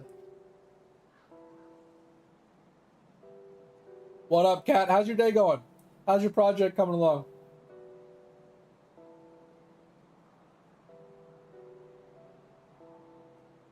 Yeah, so I will definitely say, Dig, a couple years ago, right? Or sorry, if that was in year 1 or 2, so about 8 years ago, the game was completely different in mapping. The game is night and day different from what you've experienced to what it is now. Like, I would say in the last 2 years alone, the game has completely changed. Like, the amount of power creep in the last 2 years and the amount of speed creep that has happened with power, like speed farming, and the amount of currency creep that has happened in the last 2 years, I'm talking thousands of percents. Like, I would say 2 years ago, a good DPS build was like pushing 1,000,000 damage, right? Like, if you could get to 1,000,000 damage on a build 2 years ago, you were a fucking god. You were crushing shit. Nowadays, if you don't hit 1,000,000, like 1,000,000 damage can be hit without even fucking trying. And if you're not hitting 100 million to 1,000,000,000 damage, you're a dog shit build. Right? We're talking builds are doing like 800 mil, 700 mil, billion, 2 billion damage. Like, those are some crazy builds. Like, not all of them, obviously. Here, we'll pull it up really quick. We'll give you a quick gander at what I'm talking about, right? You just go to builds and you just go to like DPS. Boom, 2.1 billion, 2.1 billion, 2.1 billion, 2.1 billion. Now, most of these are roughly the same build, right? So this is Smite, this is Volcanic Fissure of Snaking, and those are like the two that are at the top, and I think this is Molten Strike. So all of those are like at the top, all right? And then then you get down here, and obviously you see it goes from 2.1 with those 3 skills to 1.4, 1.2, 1.1, and it drops pretty quick. So this is like Ice Trap, Ice Trap, Ice Trap. You got some more ice traps here, and then you got your first, was it the Reeve, then a bunch more ice traps, and you got a new Smite, and then you got Kinetic Bolt. This is the highest Kinetic Bolt I've seen. And then, yeah. So, you see what I mean? Like, 300 mil, like, the DPS difference in the last few leagues is ridiculous. And then EHP has gone through the roof.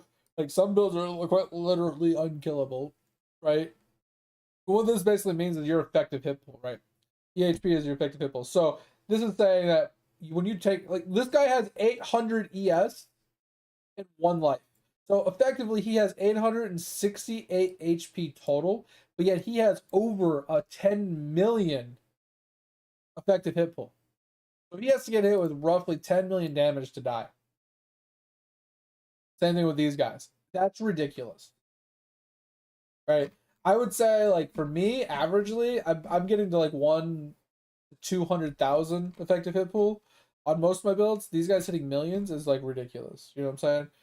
So not only that, but the amount of movement speed for clearing maps, like back in the day, clearing a map in like 2 minutes was like pretty good, right? Nowadays, if you're not clearing a map in like 30 seconds, like 45 seconds, maybe a minute, you're slow, right? If you don't have like 200% base movement speed and you don't have like blanketing AoE damage off screening clearing the game, then your build's kind of meh. It's it's gotten completely absurdly out of hand. Absolutely fucking out of hand. It's crazy.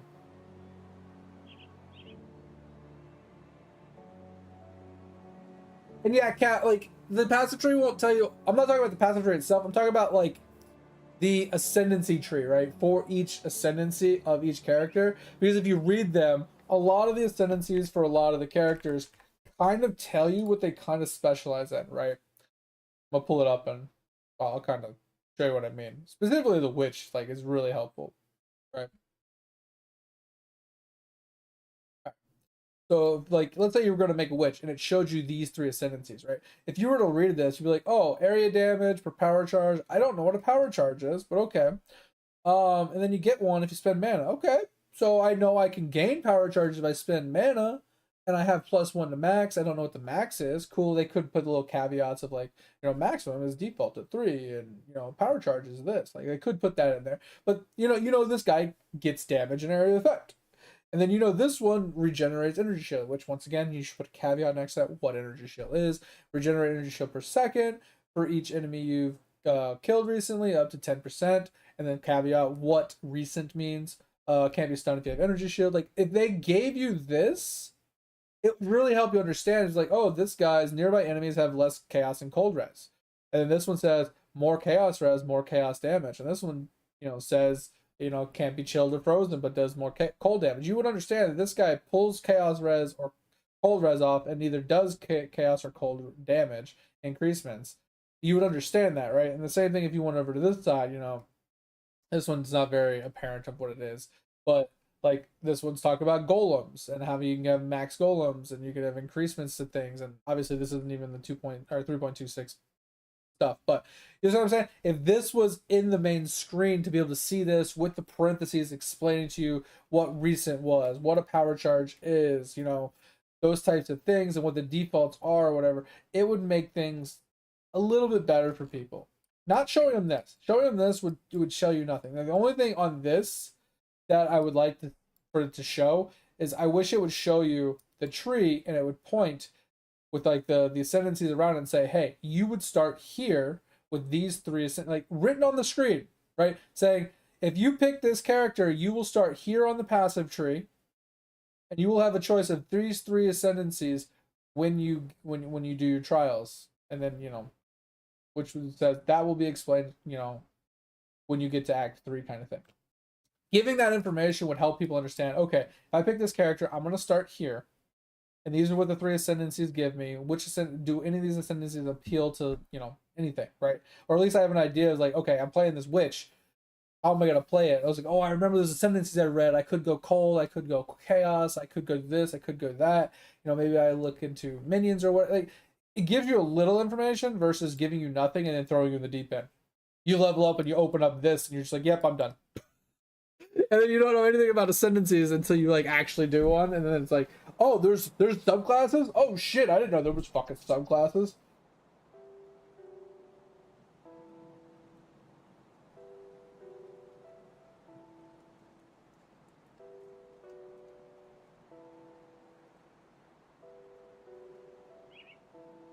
Yeah, and that's the crazy part, Dick. That's why I said I can't technically I would never, and I can't with like a clean conscience be like, yeah, bro, you should totally go and play Path of Exiles. Blind. You know what I mean? Going in completely blind and don't look anything up. I would never do that to somebody because, like you said, it's quite literally impossible. You can't go into that game and learn all the mechanics without Google. You just can't. Like, you could figure out the quests, right? The quests in that game are really easy. They kind of give you the locations of where to go with the map layout and stuff. because they gotta give you like the orange lines telling you, oh, it's in this area, oh, it's over here, it's over there. Like, they give you that information, yes, but they give you nothing else, right? They don't explain anything. They don't hold your hand in any way, shape, or form. It's just rough. And like I said, I do recommend the game to people all the time, but I always recommend them with the caveat of, hey, we're going to be playing PoE if you want to come with us and learn it. That's pretty much my way of getting people into PoE and doing my civic duty of teaching them. Because once again, PoE, in my opinion, is a great game. Yes, mainly because I play it a lot and I understand what's going on, and I don't have to learn it all, blah, blah, blah. It's simple for me now, right? Now, I don't know everything, obviously, but I can easily play the game. Oh, I hit the one button like 10 times! Bro, the game's responsiveness sometimes is crazy bad. Holy hell. Anyway, but I always offer to bring people along with us, right? So we'll bring them into the game in Act 1 or whatever act they're in, and I'll baby them through it. And I'll be like, all right, press U. And once you press U, it'll pull up, your quest thing, right? And it'll be like, these are your quests, right? At the bottom, you can click on it, and it'll show you where to go to do it. And you can kind of read it, and it'll tell you what to do. And I'll show them where to go, where to find it, how the map layouts are, and I'll spend time going over their build, and I'll go over like Path of Building. I'll be like, all right, let's go download Path of Building. I'll give them the link. I'll have them download it. I'll show them how to import a build. I'll show them how to fiddle with it, what to read the information. I try my best to basically spoon feed them PoE from the beginning as a brand new player to get them into it so they have the basics to be able to play the game themselves and grow and learn. I've had a lot of brand new PoE players, people that just stumble upon my stream while I'm playing PoE that have never played it before and want to play it. That guy just one-shot me. Did anybody see that motherfucker just one-shot my ass? Was not expecting that. That I've spoon-fed like that and they've actually learned to play the game and enjoy it. Because I got them past that initial information hump into a point where it's playable to learn smaller pieces at a time now. Minions, where? Everywhere! Yeah. But anyway, yeah, I definitely agree, Dick. That's why I was offering, if you were... Bro, this fucking yellow is just one-shotting me. It's pissing me off. Alright. This is a great spot to do some components. Holy fuck, that's pissing me off. Alright, let's get rid of these one-handers. Let's get rid of these fucking... I'll read that one in a second. These crossbows and... shit. I'm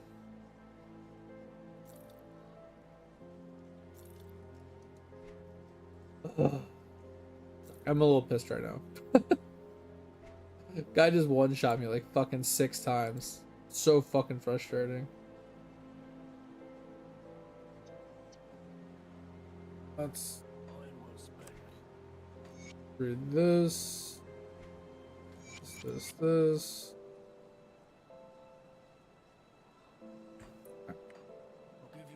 But once again, Dave, that's kind of what I was asking. Because we'll be going to PoE 2, and you're more than welcome to join us. But when we go back to PoE 1, if you do want to come and join us, like I said, we can get you set up with where to get your loot filter. We can get you set up with Path of Building. We can talk about some builds, kind of give you a build to follow. So that part is at least taken care of for you, and you don't have to think about it. So you can follow it via Path of Building, and that portion of your brain can just be on autopilot while you're just learning the game, getting through the quest system, because the quests are completely different than they were before. You don't have to play through the game 3 different times anymore. You just go from start to finish, basically. It's technically 2 times, but it's just start to finish. And then you can get into maps, and you can just enjoy playing the game without all the fluff, and just kind of follow us around and experience it if you want. Like I said, the offer's there. It's always going to be there. Because I feel like it is a game that once you get the learning out of the way and you're caught up, that it is a great game to continue playing. Just because the amount of replayability it has is actually insane. But like I said, everybody's teach their own. People like different things, and I'm not gonna force you into it, obviously. I just wanted to give you the option if you wanted it. All right. I don't think this will give us more damage. 58,000. I can't even put it on. It'll be 75. We can hold on to this. I kind of want to see if it will actually be stronger. I want to read all the purples at the end. Is Ellie? Oh. Fizz, fire. Oh, I don't really want Fizz, if I'm being honest. This does have a lot of fire though. Does give us all res. Okay, this might be good. It's got a lot of poison and acid. Let's see if this will be good for us. The problem is we're gonna lose our energy. We might have to fix. So resist wise, fucking baller. That is absolutely insane. Damage wise, we go up shit ton. All right, so we have a winner.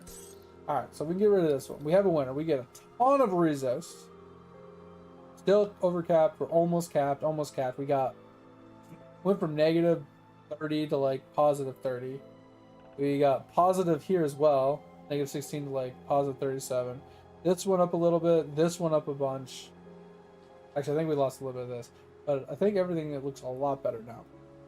And our damage went up a shit ton, almost 10,000. That's good there. We can get rid of the frost. This is a new helmet with Ellie life.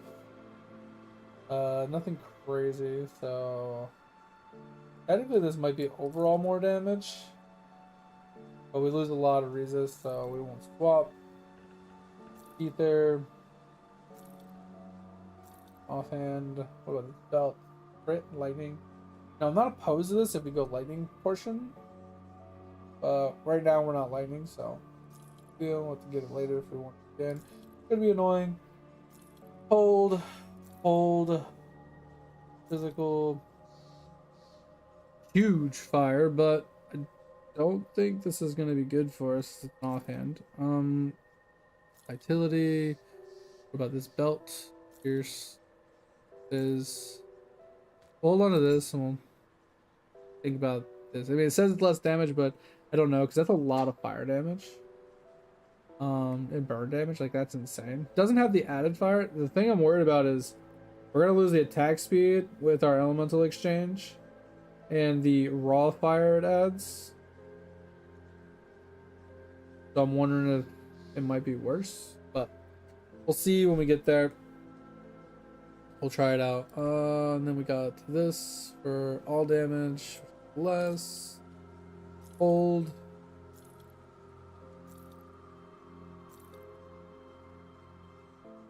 Yeah, I was gonna keep this because it's a purple, but I don't think we're gonna be running an offhand book. We're gonna run offhand, we're gonna run a shield, I think. So hold. Yeah, one look bad.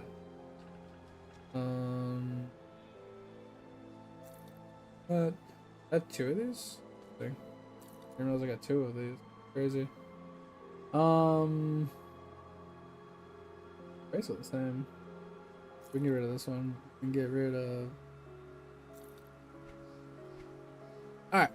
That's good. Alright, what do we got left? So we do got this offhand, which, like I said, I don't really want offhands. But it does have Oathkeeper, skill cooldown, with Fire and Ether, which isn't great.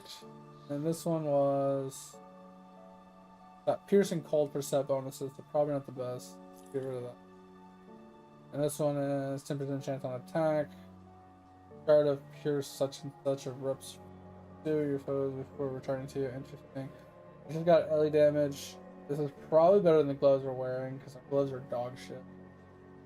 But it does have +2 to elemental exchange, which I don't know if it's good, but it does give raw attack speed, which one does. It gives more HP, it gives more LE damage. So we can try them. We do get so we do get more damage, but not as much damage as we would think. We do lose a little vitality and bleed resist. Kind of sucks. These have. I don't know why we have. Why are we losing? I'm confused. I was taking this off, making us lose bleed and vitality. Oh, it's the thing I have on there. Okay, so we can always get that back. So that's fine. We can always put that back on. That'll give us both of these. Okay, so we can get rid of this. components wise, these are the ones that I left down here thinking that these ones would be okay to use. Like, so this one, for example, goes on the gloves, which ship all of a sudden. So this is the one component I wanted to put on my gloves. It gives us resist, or not resist. It gives us a little resist, but it gives us attack damage for his life, offensive ability. I think this is good. And then now we're gonna figure the rest of it out.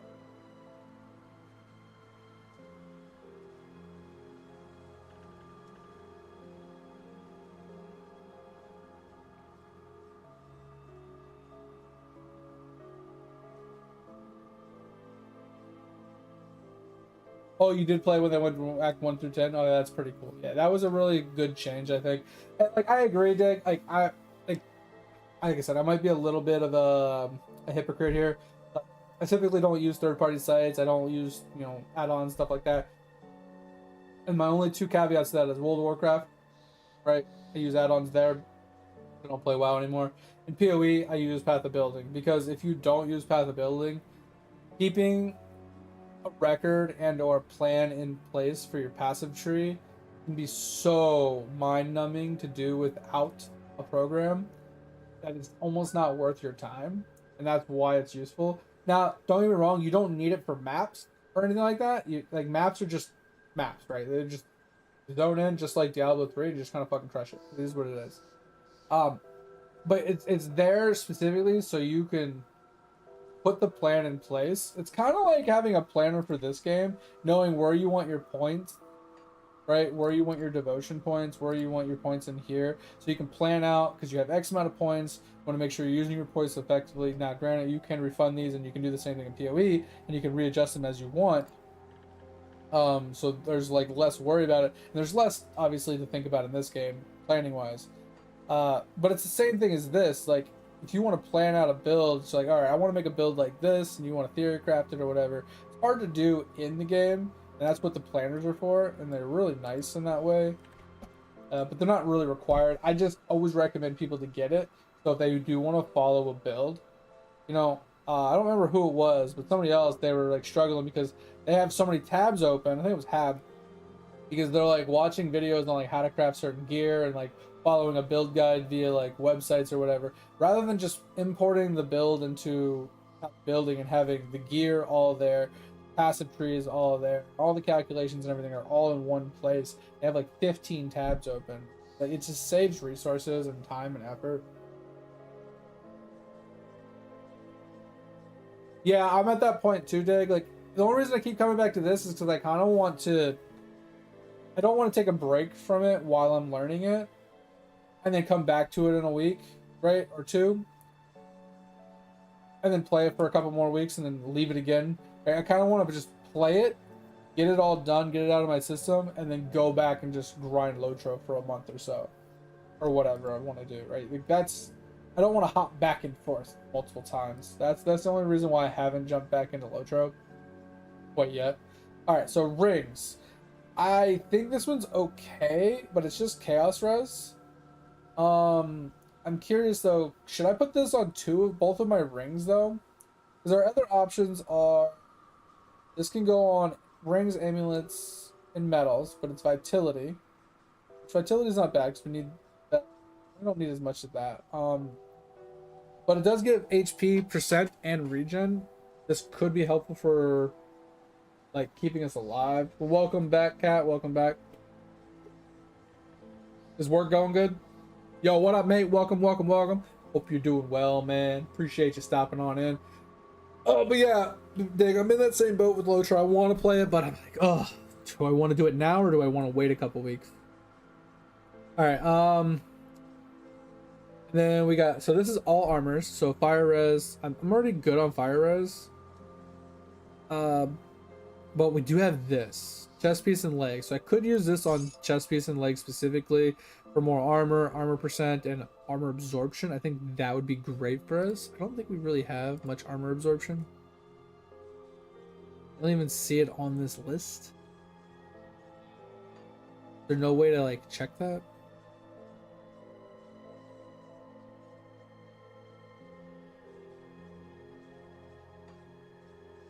I thought it would be in the details part.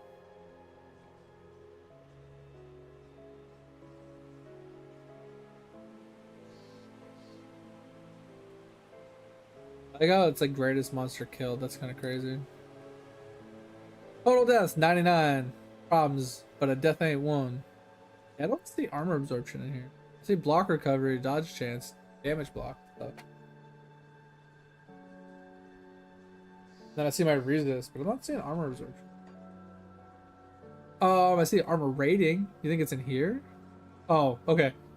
So it does say 70% armor absorption to the right of those items.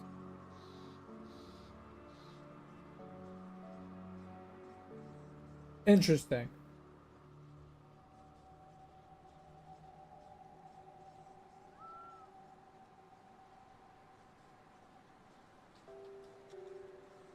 What I find weird is chance to hit area.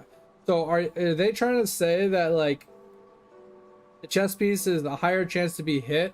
So if per se the mob hits me in the chest, I have 70% armor absorption off of 1,000 armor rating. So it's like 700 damage reduction.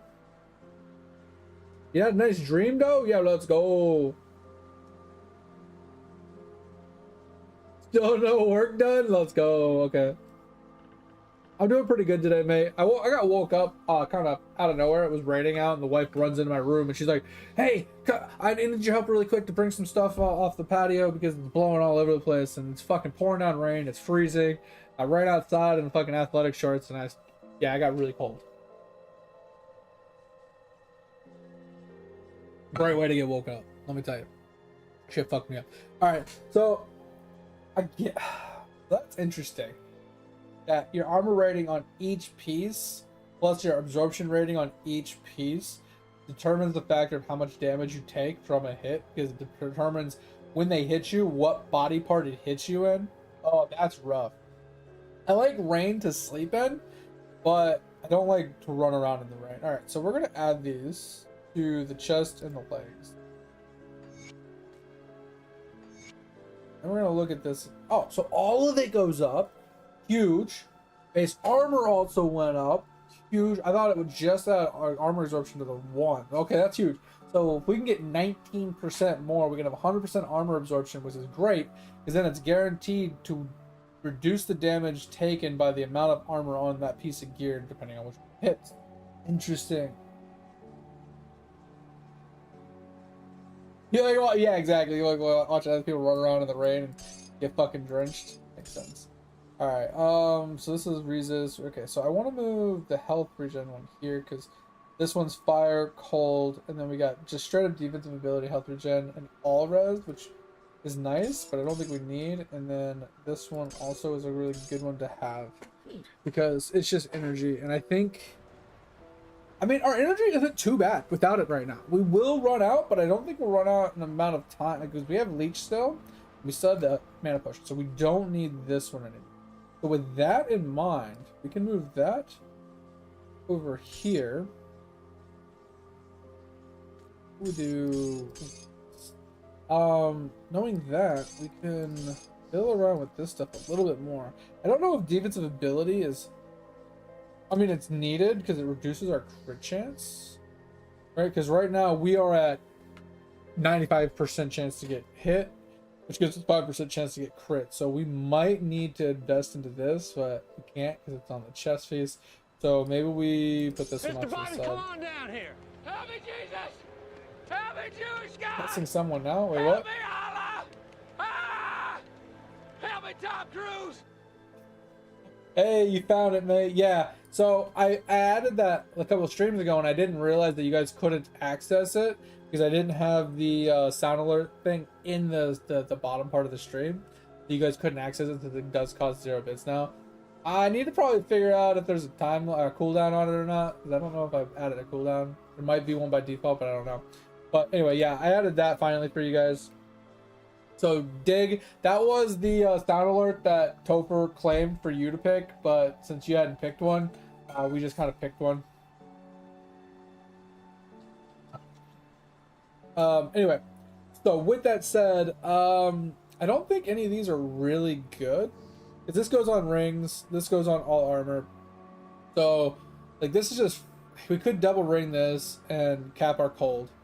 And this is fire, which we already have enough fire. So, and that goes on armor pieces. But I need to find something for my boots. Like, all this shit needs something, and I just don't know what to add right now. So this is weapons. So we can add fire and fizz converter to fire to our weapon. So I'm not opposed to this. As it's cold, we won't worry about that. All weapons and shields, this is lightning, we won't worry about that. This is amulets. Alright, so this is weapons for chaos. This is all weapons, shields, and stuff like that for fizz. This is rings and amulets for LE damage. We're not gonna do the pierce. This is shields. Not really doing shields. Right now. Hand components, not really doing. All weapons and shields for poison. Then we got all armors. Okay, so this we can do for more armor. Possibly. This is shoulders specifically for health and health percent, possibly. All armors for just raw armor, but why wouldn't I just use this one instead? So, amulets for LE damage. Spirit, defensive ability. Okay, this is actually really good. Hands we won't use. Fizz and block for shields we won't use. Weapons and shields for poison. Move that up here. And then we got boots. This is the first pair of boots we've run into. Move those down. Guns and crossbows we're not going to be using. Amulets and metals. This is crit and lightning. Not going to use that for now. This is shields, casters, rings, head, chest. This is just raw basic stuff. Not doing. Chest armor we're not doing. Weapons and shields for pierce. Move the shield down. We're not really using shields. Chest armors for offensive ability and movement. Not gonna be using. All armor for health and constitution. See, I don't hate this one. It's useful in most situations, but I don't know very many. Okay. Jaws is internal trauma. Not really gonna be using that on amulet. Vitality. It does give resist stuff. Like this does give energy absorption from spells, and it does give vitality resistance, so this could be useful. Even though I'm not doing vitality damage, could be useful. I'm using this in this damage. Defensive ability health. There. Alright,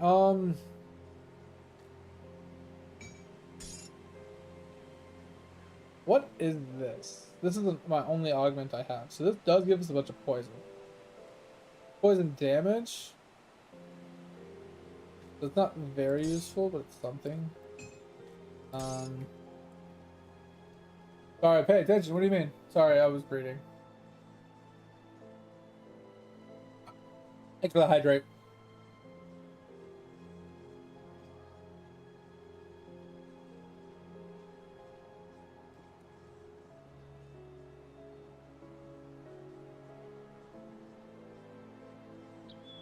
Now, I know what you mean, Dig. The only reason they're in my inventory is because I keep finding them and looting them. And I hate that they're like spread out through my thing and then I have to like sort it to find, you know, get them all together and then like see what I have. It's putting them in and then taking them out, putting them in and taking it out. Just, I leave them in my inventory so that way I can just stockpile them in one spot and know where they're going to be. The only reason why they're in my one tab here. So I don't have to fiddle with that part. Rings and amulets, and then we got armors, and this is boots specifically. All armors, rings and amulets and metals, shoulders, chest, legs. So this is specifically shoulders, and then this is amulet. Okay, so of what we have, 15 LE, 25 LE, and this is just resist. So I like this one's okay, but I think this one is better for the amulet specifically because it gives more damage. So I think we'll put this one on the amulet. Leave that down here. This one for rings seems to be better than maybe running this one for rings. Like, this does give us vitality, but we don't really need that much. And I don't do vitality damage. So I don't know if it's worth running it. So maybe we just do this for LA damage for more damage, defensive ability. Alright, so we'll do the rings with these. And then we got, this is specifically shoulders, but this can go on all armor pieces. I think so can this one. This one's specifically boots. For health per second, movement speed, and slow resist. I don't think that's a bad option. In comparison to, say, just 90 health, which I think is generic. Armor, actually kind of nice, but also somewhat generic, and then health and health percent. So I think this is a better option for shoulders.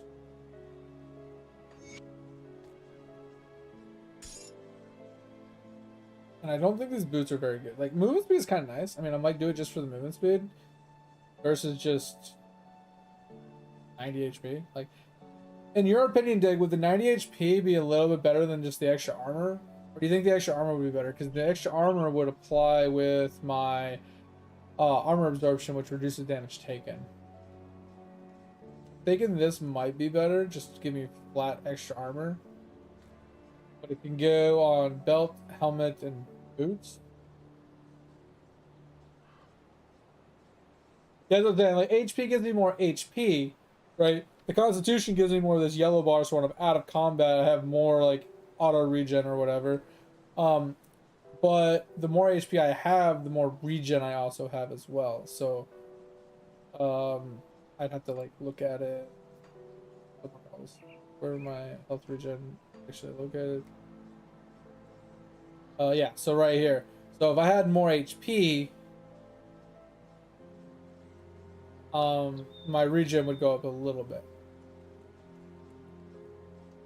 But not by much. 90 HP I feel like isn't really a lot. So I feel like this is kind of just a meh one. And then we can just use the armor one.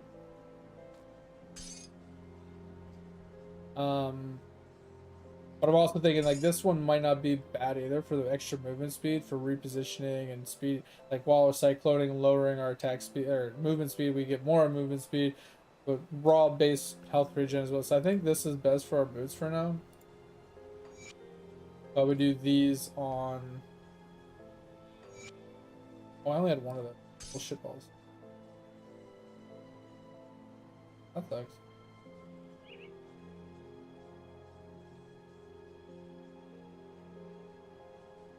So we might be able to craft one.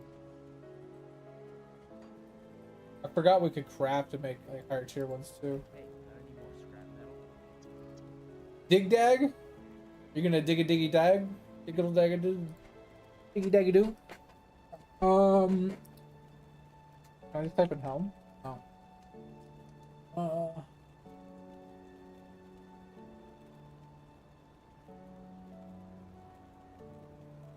I wish I could sort this by what it affected, right? So this is like all armor, right?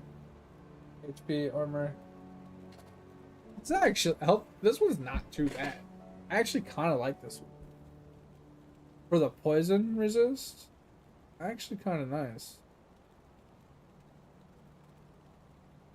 Because it gives the armor and regen. Huh. Because that can go here, here, right? Maybe I'll make two of those.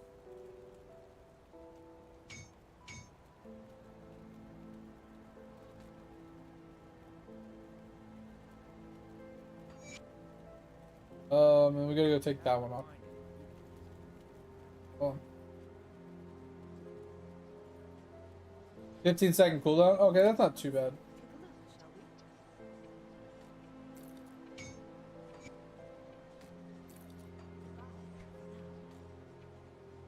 Alright. The poison res were good now. I need a weapon one. Like I said, we could always add the fire to it. I need one for a metal.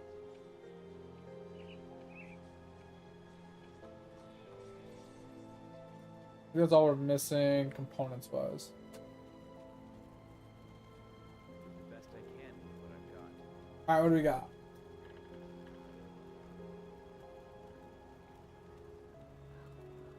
That's chaos. This isn't a bad option, even though it doesn't help us with chaos damage. But we're already struggling in chaos. Maybe I do the augments first and see what I'm missing. For the last two items. Alright, let's do the augments first. Where do I get these? Just from these guys?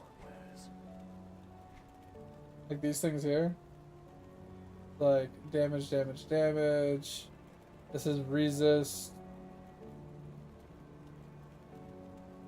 This is like bleed and poison.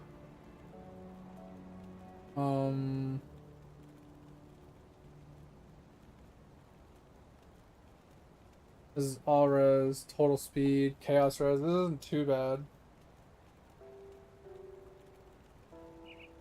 I haven't even tried yet, mate. Mainly because I haven't put any effort into getting leveling any of that stuff up yet to be able to actually try it. Mess with my guy for a while. Oh, could get a new one from here. Like this doesn't look too bad. 2200, it's a little expensive-ish esque, but you lose a little HP. And a few other, maybe it's not worth. It would be a little bit more fire damage though, and lightning damage. I gotta pee. Give me just a second.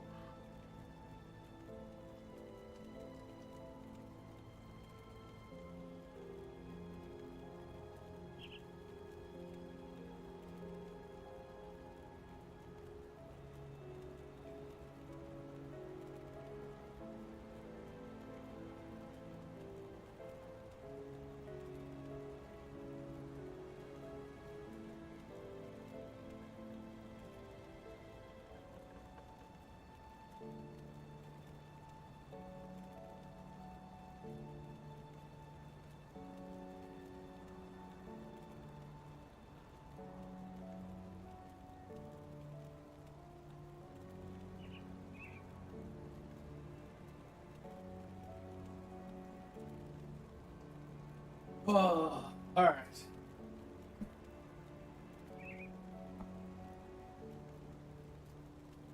World 3 statues, bro. That's a grind. So I'm assuming. Okay, quick question, Dick. Is it better for me to farm up the rest of my rep to be able to get to these ones, or should I just stick to these ones for now? Because these ones don't look too bad either. They're just like the higher tier versions.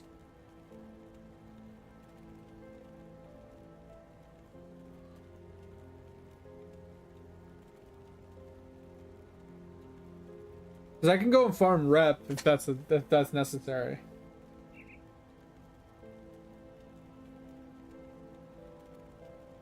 Well, I mean, I did all the quests and I didn't farm my rep all that hard. That's why I was asking. Because like I can go back to normal and I can just go farm some mobs to get my rep up, and then I can just switch to these ones. Because some of these are useful.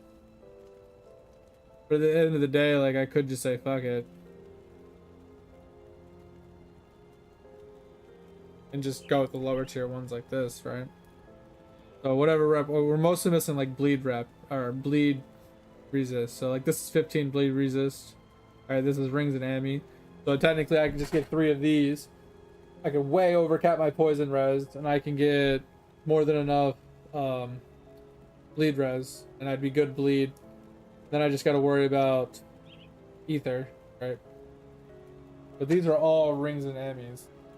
So I need to figure out, is there other ones from other places? From like the other towns or whatever? I don't remember what towns or what.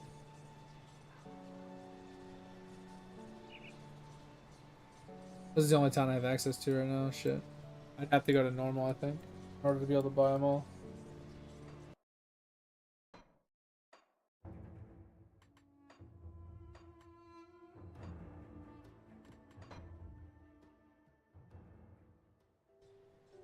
I just wish that the actual towns had a different icon. Cause like I know Devils and I know Homestead, right? Those are like the two main ones. And then I know the Fort, right? Those are the three I know. On the right side, on the other hand, I think this is one. And then I think the sewers is one. Technically, I think this one is also one, the district refuge or whatever. Gill cap or whatever. I think that's another one, but I'm not 100%.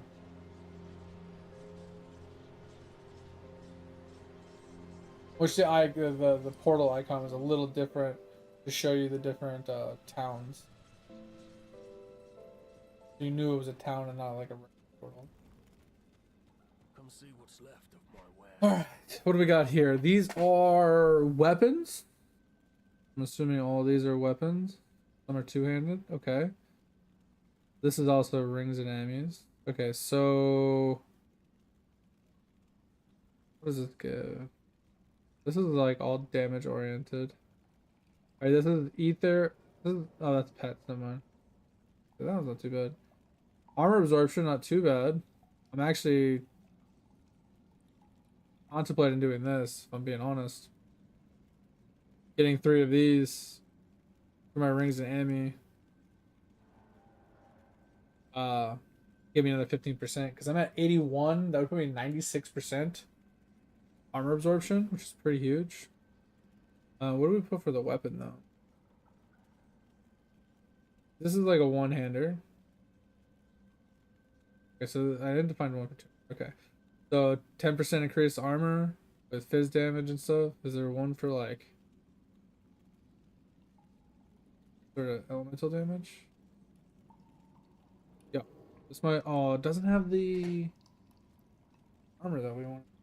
Like this one also has chaos, health, and armor. Kind of huge.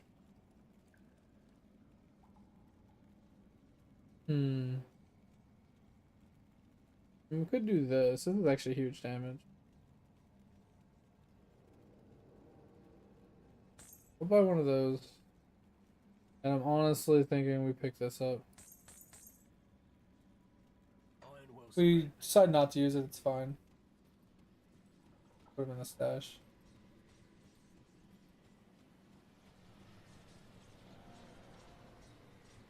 I got any cool. Yeah, green stack and statues, Chris. That's crazy. Cause like it's one of those things that you're like, oh, I could green stack statues for more green stacks, or I could use all those statues just to level up my statues and make my statues stronger. So like, what's gonna give you more bang for your buck? Green stacking the statues or using all those statues to actually level up the statues? Like the green stacks are nice and all because you know you can level up your statues plus having green stacks, but like 10 million freaking. You know what I mean? Like I just straight up having 10 million of them to green stack it could be useful in so many other ways. This is the fire damage one. Hey, what did we end up with? We ended up with 90% LE with flat LE. That's just 90% fire. That's kind of this is just like all damage oriented. Yeah, so we don't want this one.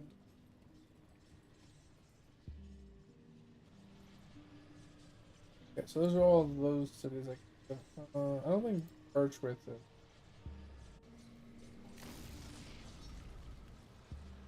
Go to Homestead.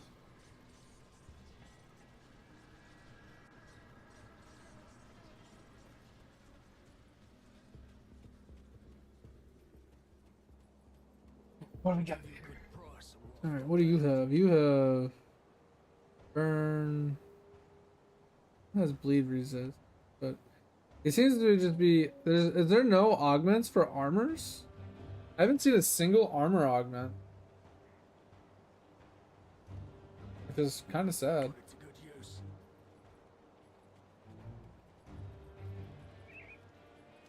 Come see what's left of my wares. Yeah, like this is like, this actually has resist attached to it, which is kind of nice.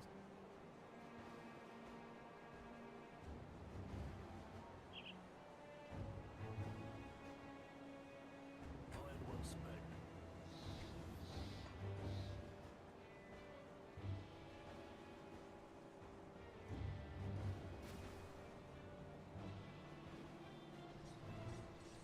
Yeah, that's what I was thinking. Mate, like turning them in would give you more than actually having a green stack.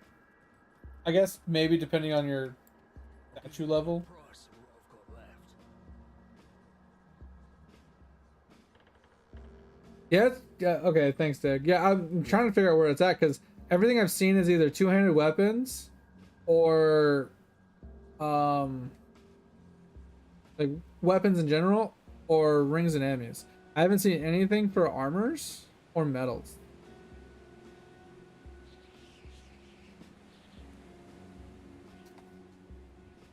I mean, unless it's because I'm not here, right? Because like maybe it's because I'm not at the highest tier, or why I'm not seeing the armor ones. See you around. Okay, yeah. So I don't have a high enough rep to get any of those because I have to be past honored. The only one I'm close to is Underbog and Homestead. There's the only two I'm close to, and technically Outcast, which is kind of like I think where we are right now. Come see what's left of my wares. Maybe we're not. That's Iron well backwards. spent. Where is the Outcast? Where's Outcast? It says Fort Icon. I'm here. I don't see any other person. I'll give you a good price on what I've got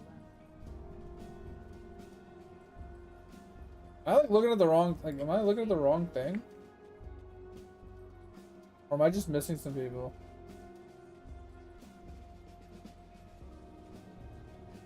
I know there's somebody in here, but I don't think there's a vendor in here.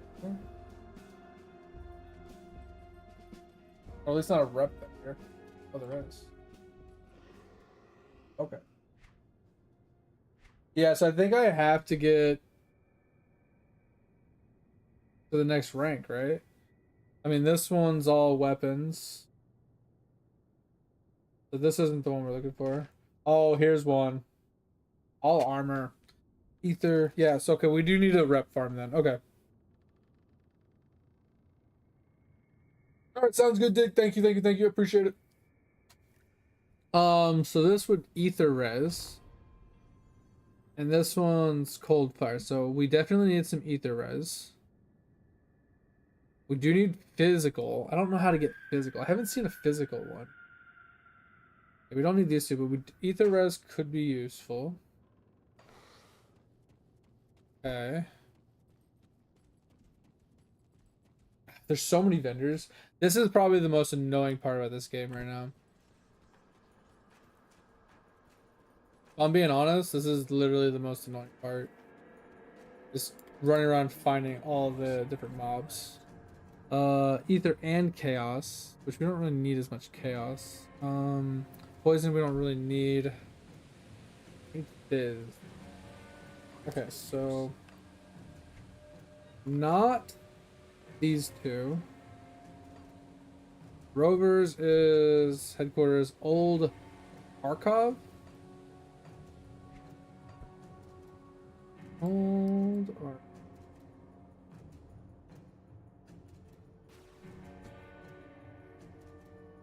There's at least some way to be able to find them.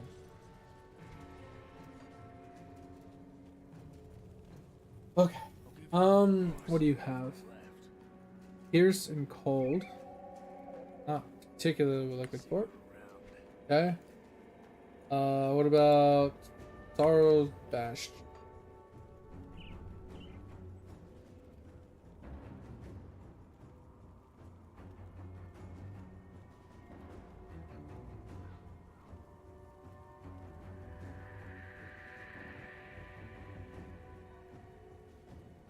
thought it was on this side.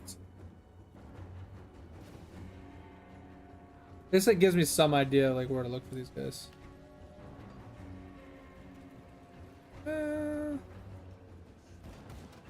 Where are these? Oh, I think they're over here. Okay, it's the ones that I chose either left or right. Okay, could be these guys over here.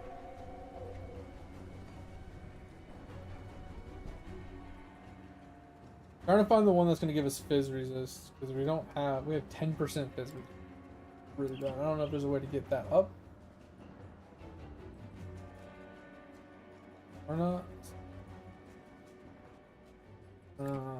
Talk to all these guys and see what we can find. So we got vitality and ether. We need bleed and ether. Honestly, bleed, ether, and fizz. Not here. Trying to find the one we need so we can farm that one up specifically. Alright, so not these guys. What about this guy? This guy's Mammoth. I think that's up here.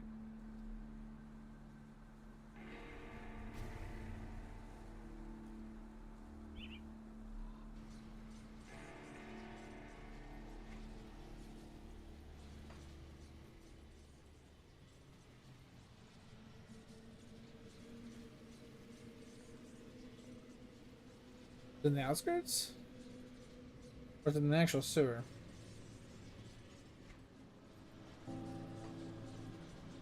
Could be the sewer guy.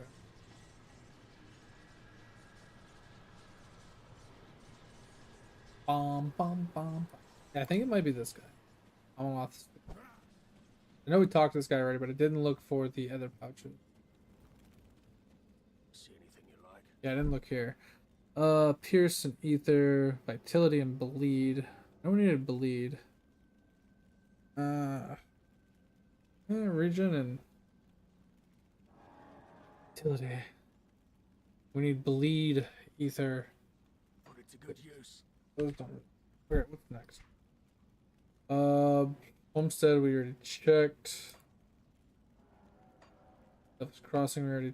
Oh, actually, we did not check those. Sorry, we did not. We didn't check for the specific one. We checked for the bags because we thought the bags were the only ones. I didn't realize there was pouches as well. Oh, there's one there. Oh yeah, that's the guy we talked to earlier. Okay, there's two guys to talk to. This guy. Give you a good price on what I've got left. Hold. Ability. Right there. Iron well spent. Okay. Give you a good price on what I've got left. Here's fire, light. Put it to Here. good use. Devil's Crossing. We'll go back there and check. At least I found a way to actually figure out where they all are. Nice. I'll give you a good price on what I've Here's this one either. Iron well spent. Bolt.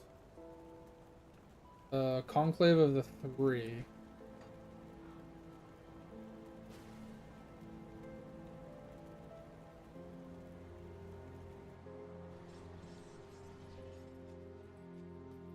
See anything you like?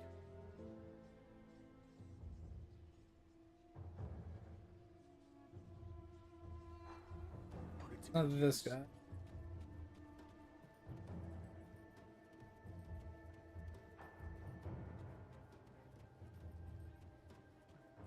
Another vendor? Oh, one. I know there's two factions. Come see what's left of my wares.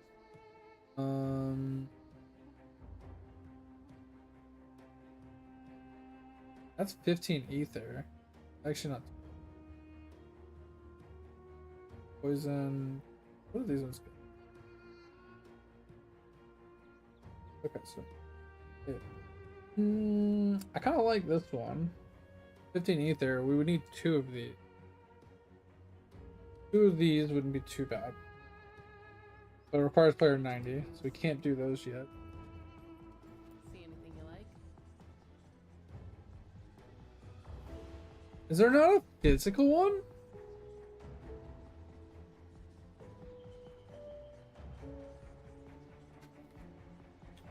I have not seen a single one for fit.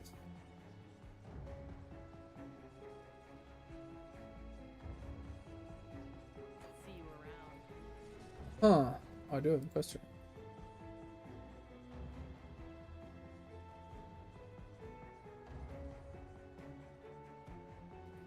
How do I turn this question? Now it looks. See.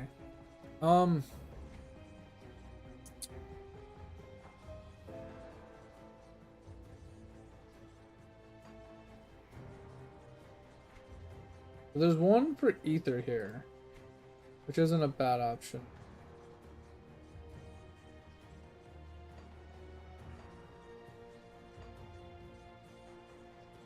Alright, underbog.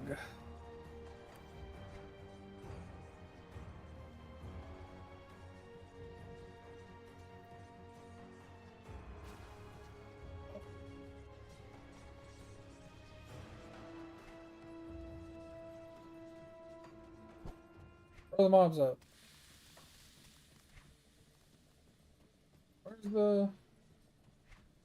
Where's the vendor here?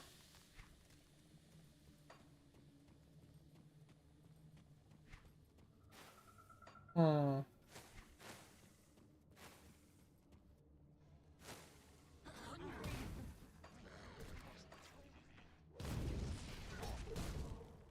Where's the underdog one?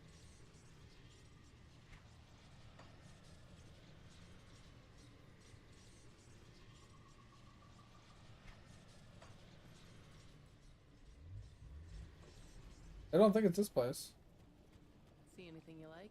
Actually, it could be. Yeah, Covenant underdog. Okay, so not in the underdog. Elirez, Fierce Chaos, Lead.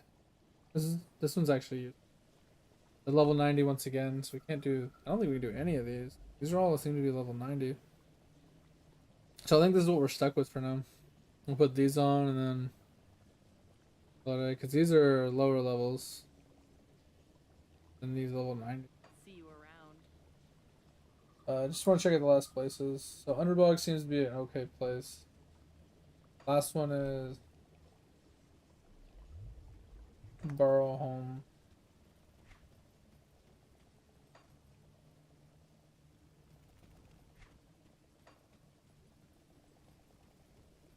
Another quest. This is the problem, like, bro. I did so many quests, and then I run back through and I see more quests. What the fuck? How is there still quests popping up? So, not here. I don't know where this last one is. Alright, well, I think that's the best we're gonna get. We'll switch back to hardcore. We have a lot, not hardcore, but ultimate. We have a lot better stats now. Hopefully, cross fingers, knock on wood. We don't die as much. But let us put on these.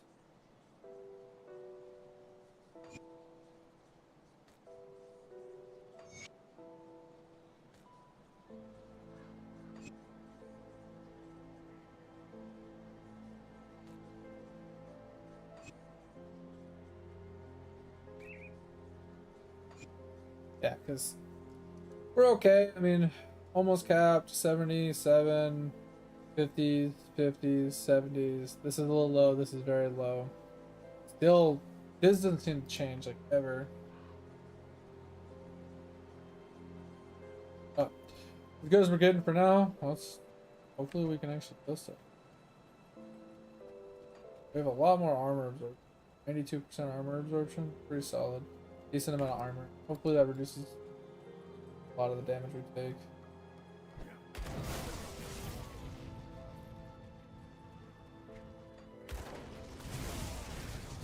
It already feels much better. Still taking a lot of damage. But not just like fucking straight falling in.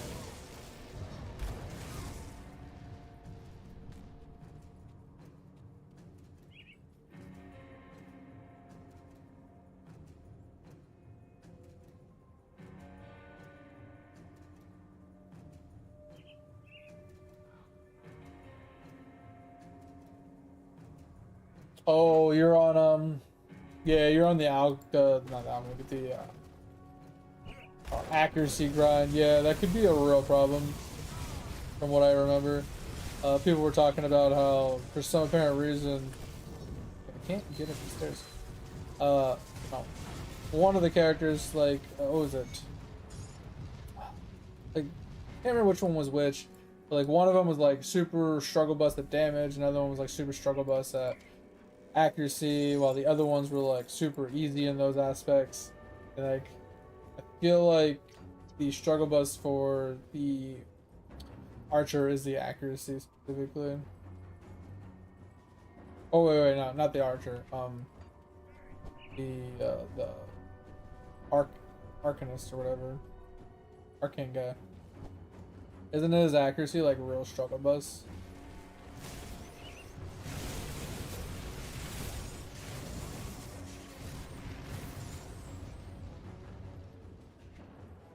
Dude, we went to 88,000.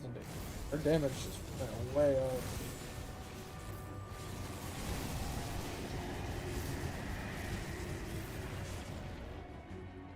Doing good damage. But yeah, I think each one of them, they struggle at a specific aspect.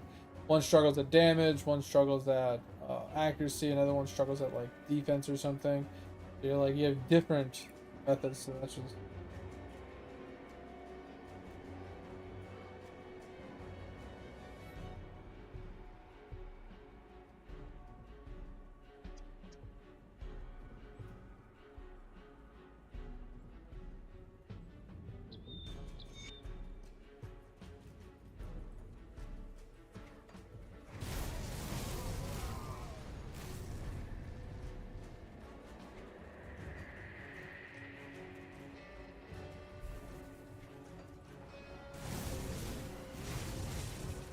Alright, this seems to be going a lot smoother now that we componented and augmented a few things. We got a lot. I think we got like 20,000 extra damage DPS. We got a little bit more resist. We got a lot more armor absorption and armor.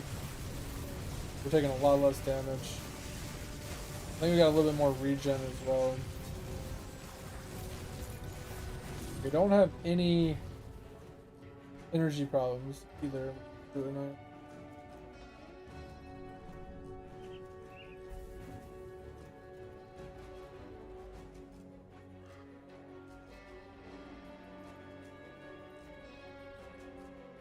Oh, that guy would kill. Okay.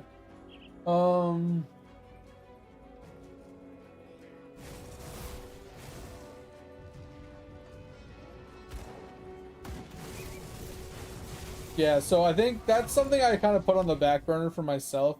Hey, I'm gonna read your messages in a second, but those classes that required me to actively be playing on, or at least AFK to gain the like bones or the ethers or whatever. Those characters I feel like are kind of my last thing I'm worried about right now. Trying to play catch up on all the other mechanics that I've let go for so long. And I know that's not the best idea for sure, but it's what I'm kind of stuck at right now. Because I've put all that other stuff on hold for so long that I need to play catch up on them for sure. So I can actually like, you know, get some stuff done. But let me see.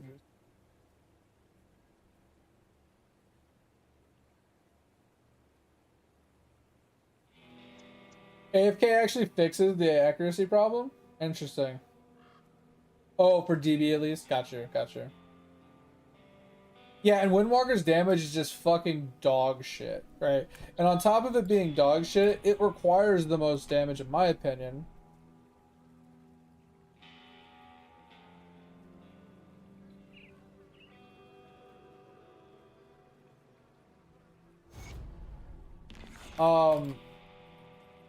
Because you have to deal with the A-bombs. The A-bombs have so much like HP. So I feel like that's why the Windwalker's damage is so crucial. If you didn't have to deal with the A-bombs, I feel like its damage wouldn't be as much of a problem. Because yes, you need the damage, to like kill the mobs and stuff, but you're not super like, crushed by the need for damage as much. Yeah, I would say it might fix it too, because like you can AFK anywhere, and as long as you're like AFKing, you're gaining those things that you can use anywhere, right? So you can AFK in any place that you want to AFK. You know, AFKing cards or items or whatever it is you want to AFK, and then turn around and use the AFK like bones or whatever the fuck they are anywhere to gain materials to level stuff up. And yeah, I can see that being pretty helpful. Oh, this is feeling much better now that I augmented and componented. Yeah, because now that I have fucking poison res, I'm not getting absolute shit on by everybody. But we'll see once we actually have to fight a boss. Yeah, that boss chunked. Oh yeah, he stunned me too. Pop a health potion. Then to win, baby. Go. Oh, nice stun.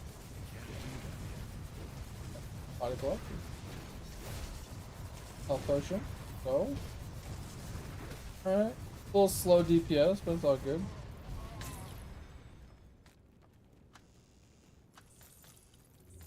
Oh.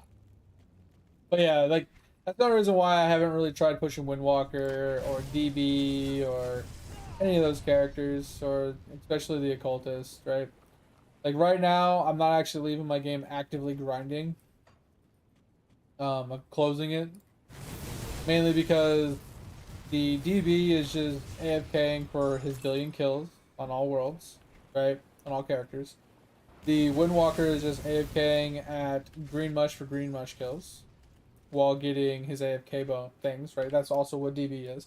He's AFKing for his billion kills and getting the AFK bones, so I can juice him out when I go to active him.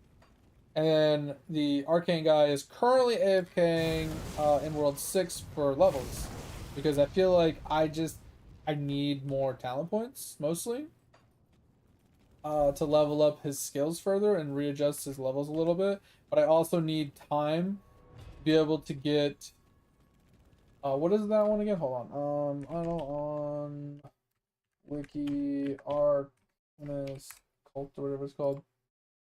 It's this thing. I need to be able to get this. What, 375 maybe? When does it go to 10? Because mine's at 9 right now. Okay. I need to get to 350. I am really close to 350. So I think to fix this, we need to actually use our DB bones a little bit to unlock that. Was it character? This guy, he is currently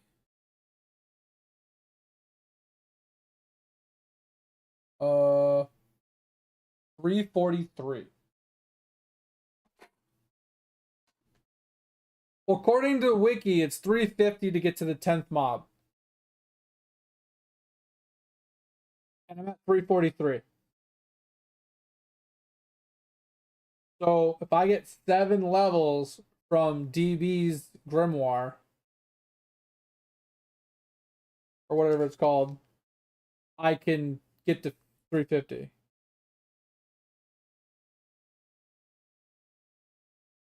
Okay. Gotcha. Yeah. So that's what I'm saying. So right now I have 9. So if I get to 350, I'll have 10. And that's kind of the goal, because since most of the portals are increments of 10, since I spawn 9, it cucks me. So I need to do the Grimoire, but I need which one is it? Do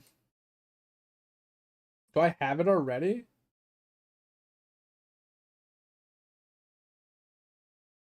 I don't think I have it yet.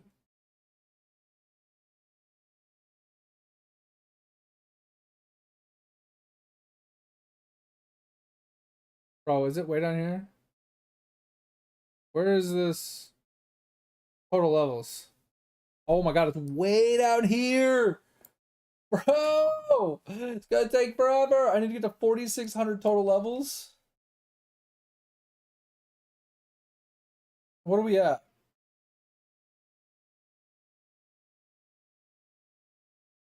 Bro. We need 3,253. That's a lot of levels. What is my other way to get 7 more points? I know we talked about it before. That if I like just click on it, right?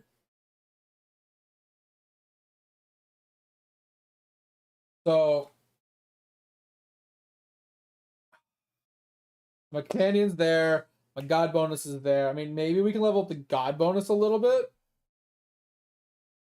Or the I don't think the family one will really go much because that's from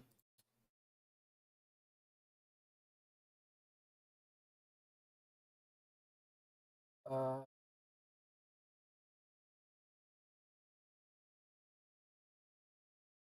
that's from this guy, right? This guy's family bonus. How do I don't know how to see the family bonus. Oh, his symbol's not maxed out. Interesting. Yeah, symbol seems to be somewhat okay. Yeah. I could probably max this a little bit higher to get it to 300 or 340. This could give us like 3 more points.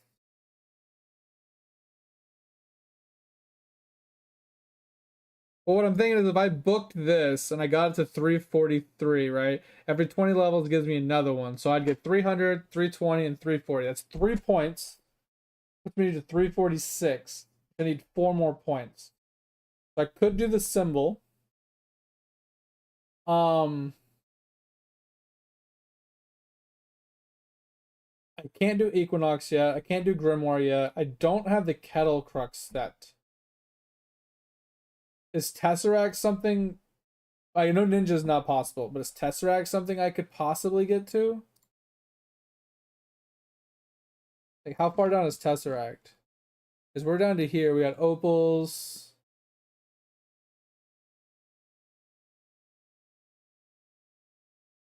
I mean, technically we could get to here, 1650 levels, but I can't get to the red stuff yet. So probably not. Okay. So we're left with gods, I think. Like you said. I feel like we're left with divinity. He's at level 99.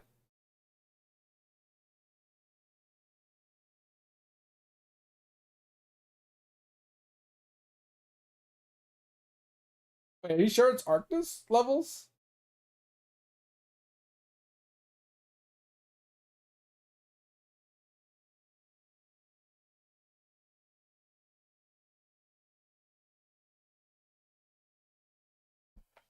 Am I like missing something here? I didn't realize I leveled Arctis so much.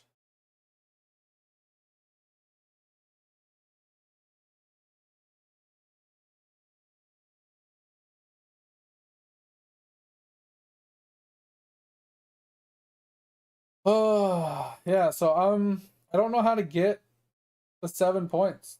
Like I said, technically the symbol, right, can give us 3 points. So we need to find 4 more points, and I don't think God. What's the max level or max amount you can get from God bonuses? Because my God is almost like my Arctis is almost max, unless there's another God that's gonna give us more points.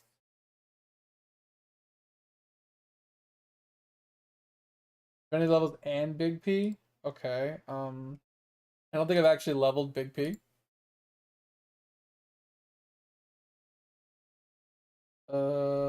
This one.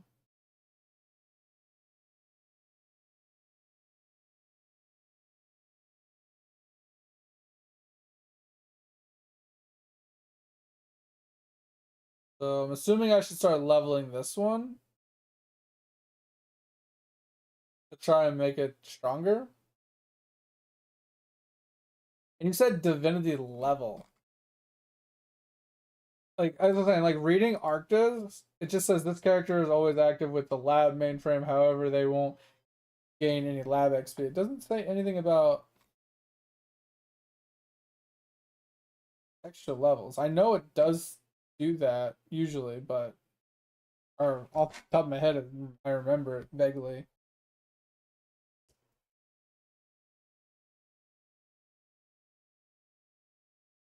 And I don't have any god ranks either. I don't know if that matters. Just trying to find a way to get the 7 points. Like I said, I know I can book the 1 skill and I can get the 3, so I just need to find 4 more points.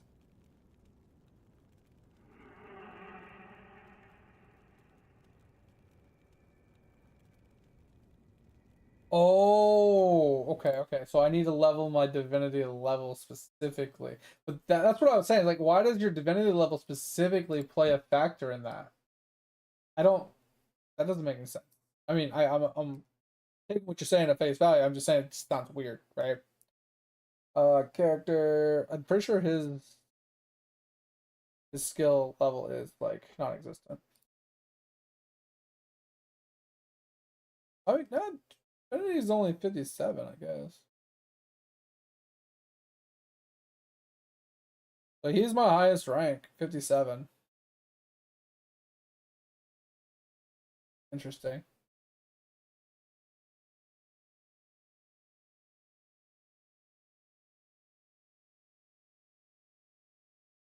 All right, hold on. Let us pull up Eidolon really quick. Let's just move him to Divinity and let him grind some Divinity. Let's see if we can find it on Wiki.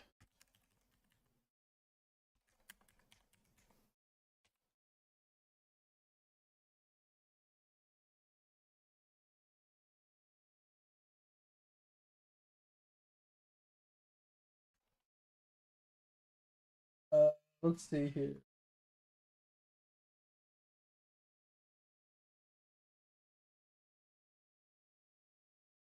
Yeah, because this is what I remember right here. Is it says minor link bonus, and then it shows you the max, right? And I think it's the max is 15 levels. I don't know what level you have to be to get to that.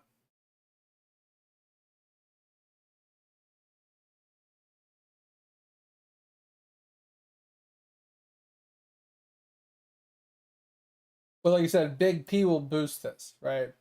Specifically. So if Big P boosts 15, then that's good.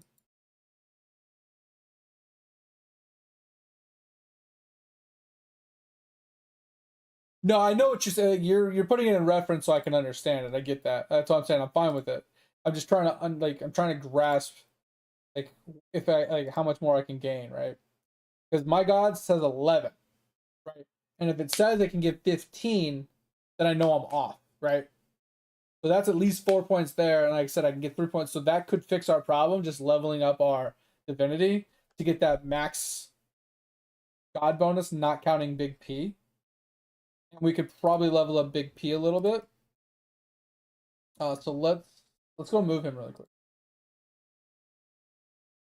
instead of like EXP grinding because I'm getting 30 mil kills, like 1 trillion EXP, and I need a lot more. Like 1 trill XP doesn't barely move me. Like, I mean, maybe it was more than a trill, but it was almost a level. All right, I don't know what it procced. I don't really care. Let us put him on Divinity. Let him do his thing, I guess. And then we can check big bro, this fucking thing needs to go away. So obnoxious. Alright, so it needs whatever this is. Oh, it's finally going away. I don't want to use 5,000 atoms to just atom level it. That's just a lot of atoms. Do we worry about leveling this up? Because I mean, it's only 146. I feel like if I leveled it like once a day or something like that, twice a day, I don't think it would be a lot. what idle on all right, can we just go to toolbox and check it? Idle on toolbox real quick. Is that a count? 2 bubbles. Big P. How do I change? How do I change that to represent what it would go up to? Like if I leveled this up a few times, how could I like, you know what I'm saying? Like, that make any sense? Why does it say 176 to 180? 180 like another breakpoint? Or another point or something?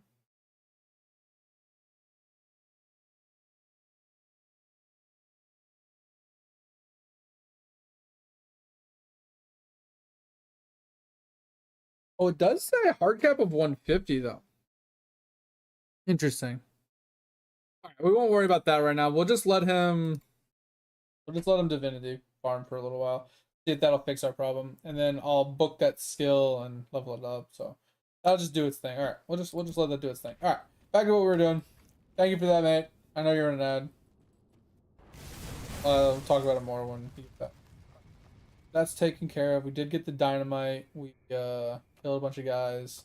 Go and do the next quest.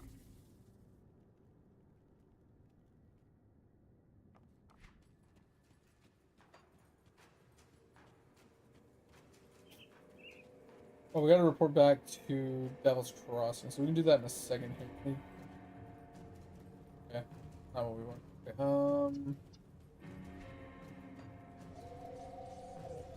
go to Devil's Crossing super quick. Report back for some reason. That does a quest. Yes. Ah, there. Yes, it was. Yeah. Oh, of course. There you are. Nearly a century ago. Okay, that. This guy. Well, you worked here. We have to hit them hard and fast. Okay.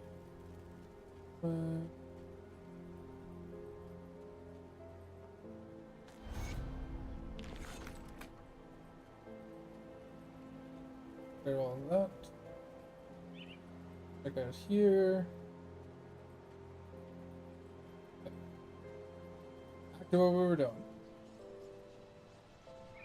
I also do have points to put in. What we were putting points into, if I'm being honest. Now we maxed this at. Oh, we were trying to get to that, right? All right. So currently we are at 73. No, we were at 80 earlier. 73, 73. Then we put points into this. Few extra points of damage, nothing in particular. Okay, let's just go this way. Figure out what's over here and I'll teleport back. You are back? Sweet. So I was looking at it, mate, and I was trying to figure out on Toolbox how I could change the level of the alchemy bubble.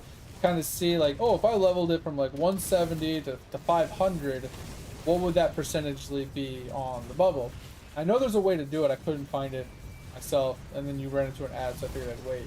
So I was trying to see, because like when I hovered over Big P, it did have a little statement in quotes that said the hard cap was 1.5. Right, I'm currently at like 1.37 or something like that. So I'm assuming I'm really close to the hard cap, but I don't know how many levels it takes to get to hard cap.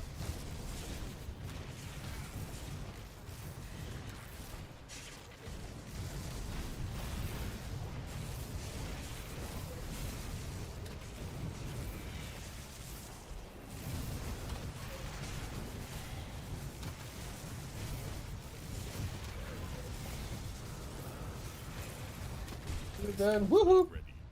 We need a second. We need a second. Yo, we need a second. Jesus.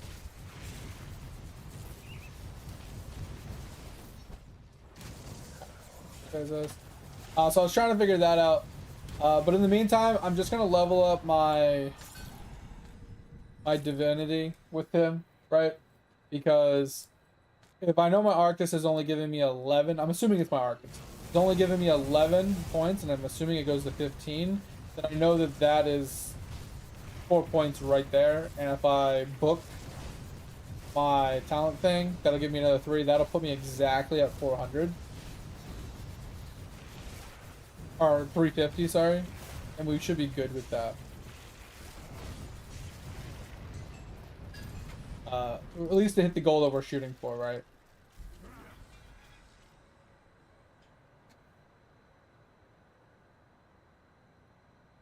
Yeah, I couldn't find a place to type it here. Let me pull it back up. I couldn't find a place to type it. Let me pull it up really quick.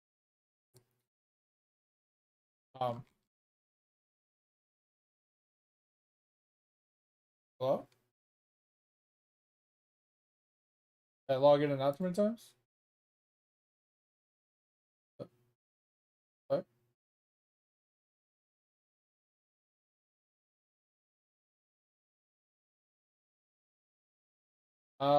It's not logging me in anymore.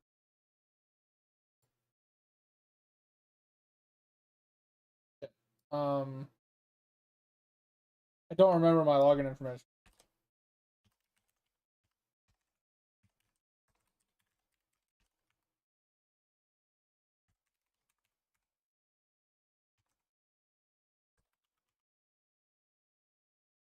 No fucking idea, dude.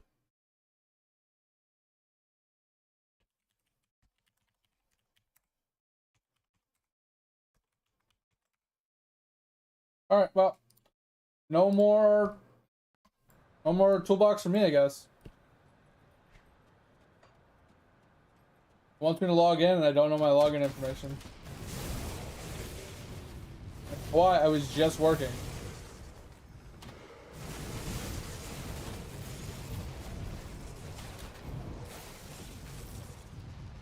RIP toolbox.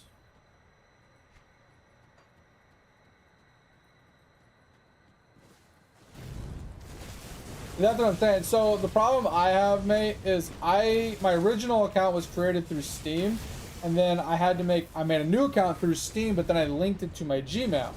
And that's what I'm assuming my login is. So I put in my Gmail account, and then I typed in what I thought the password was, and it's not taking any of the passwords I could think it was. So I don't know what to do.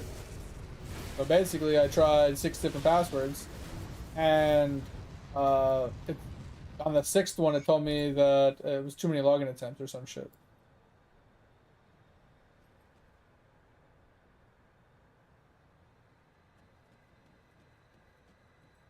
Yeah, so we're kind of just fucked. I don't know.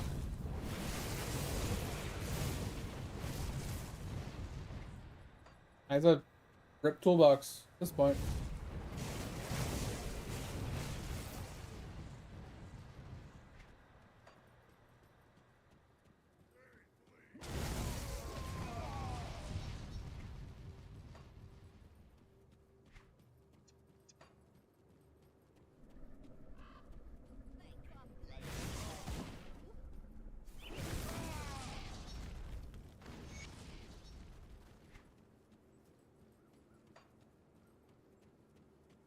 Well, I was gonna try it.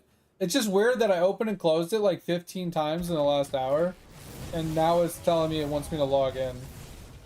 Like I logged in and out so many times, it's like, oh well, we need you to verify you are who you know the account or whatever or some shit.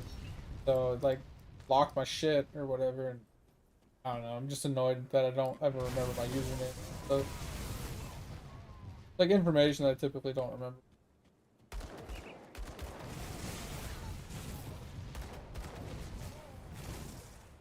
The problem is, I mean, I could try Steam. You're not wrong.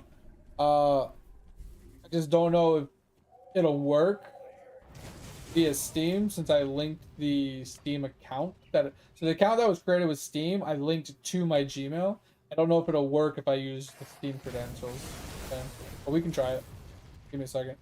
Let me get to a safe spot, you know.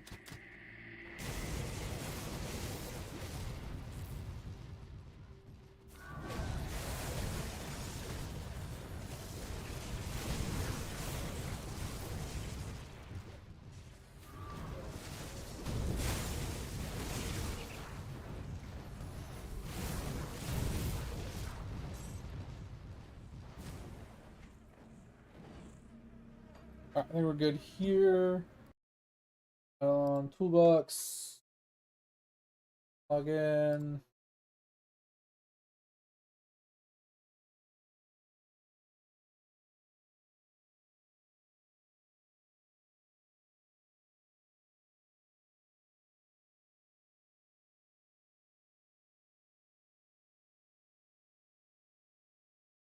Wait, what? Click the Steam login button below. Okay.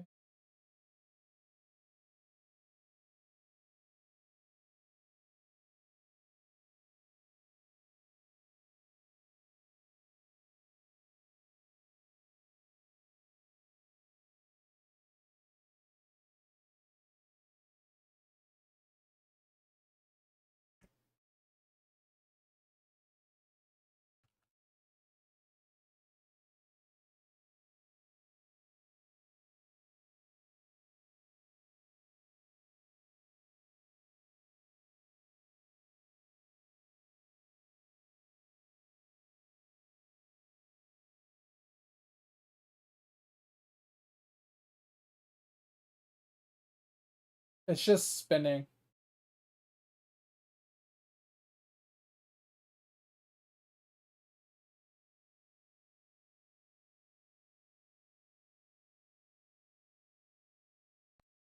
Wow, that just spins indefinitely.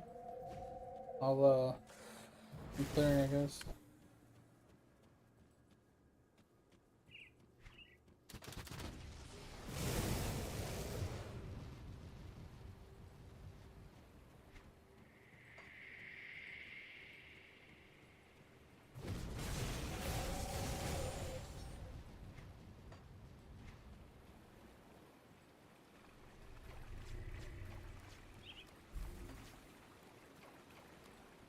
Yeah, I don't think the Steam login's gonna work for some reason. I copied and pasted the URL like it told me to, and it's just spinning and spinning and spinning and spinning and spinning. So I don't know what to really do for it. What am I stuck on? Jesus Christ.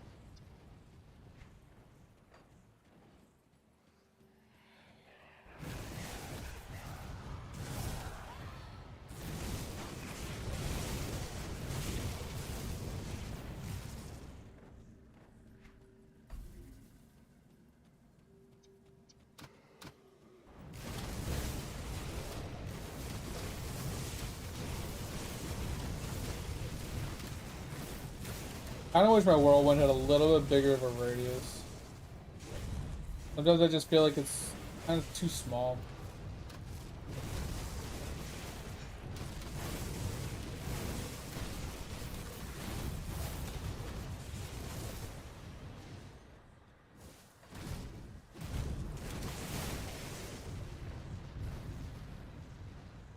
Alright. That Steam one doesn't seem like it's working.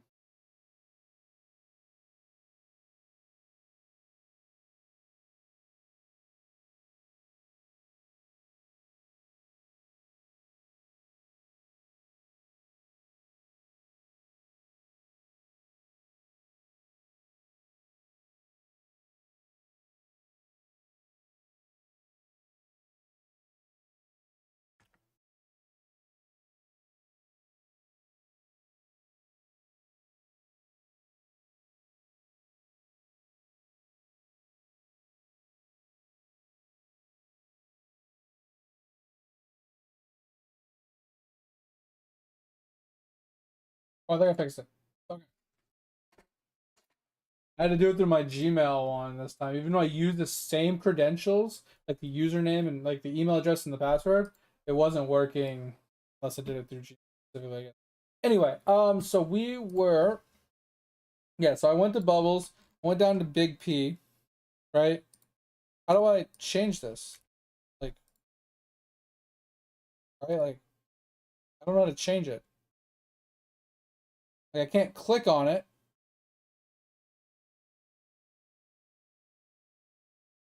I'm trying to type numbers. Nothing's happening.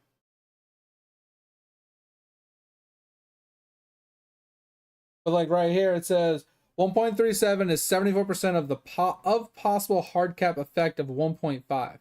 So I could technically go to 1.5. I just don't know how many levels that is, and I don't know how to change this.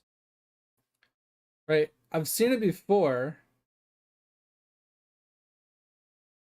Do I have to go to like old bubble page or something?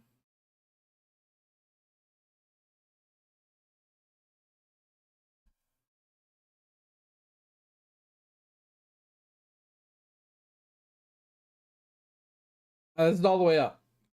Sorry, it might be delayed for you, but I'm already all the way up.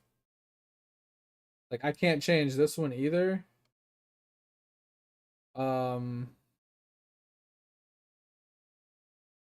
Like I don't see anything that I can click on or do. I know I've seen you do it. I just don't know how you do it. And I thought I've done it before, but I can't figure it out. Are these like showing like hard caps? Interesting. I didn't know there was hard caps on these. Okay, you want to try old bubble layout? Ah, okay, we're good. I don't like how it's separating them like this. Okay. Big P. Okay. So how?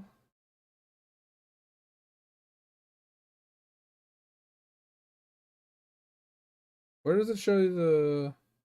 Oh, okay. Does it not? I'm confused.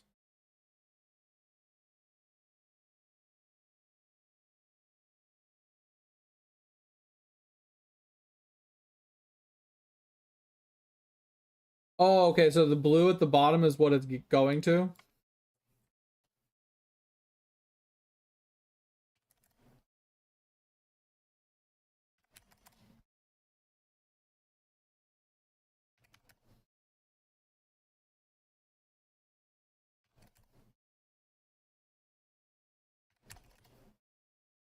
Jesus.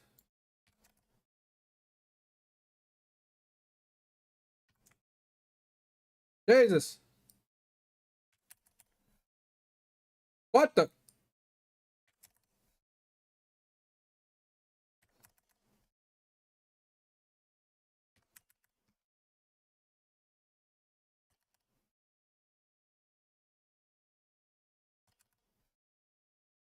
Okay, so somewhere between 5,000 and 6,000.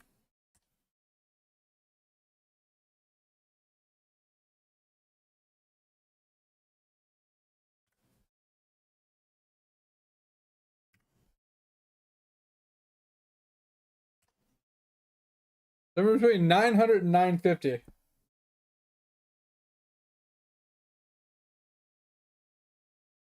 What do you mean threshold? Like, what is the threshold? 75%? Like, what? I don't understand what that means. I'm just trying to see what level I need to be at to get to the maximum goal of 1.5%. I don't know what the threshold's going to do for me.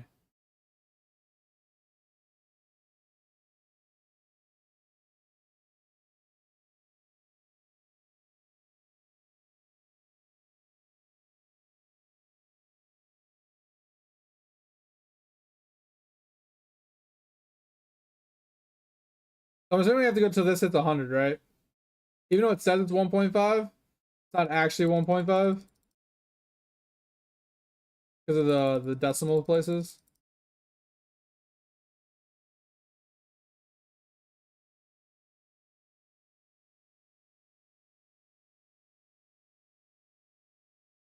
Jesus. Yeah, we ain't getting to 1.5.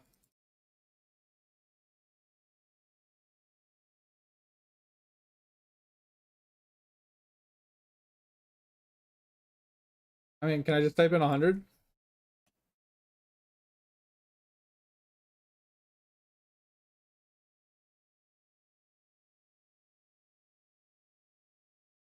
Wait, what?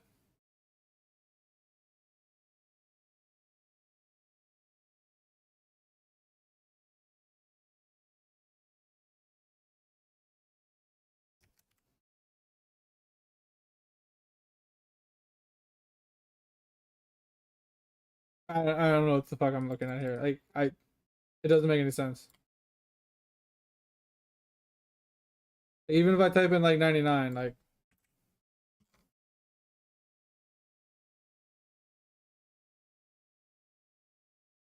doesn't it's not telling me what I need to get to 100%. Oh, so you can't actually hit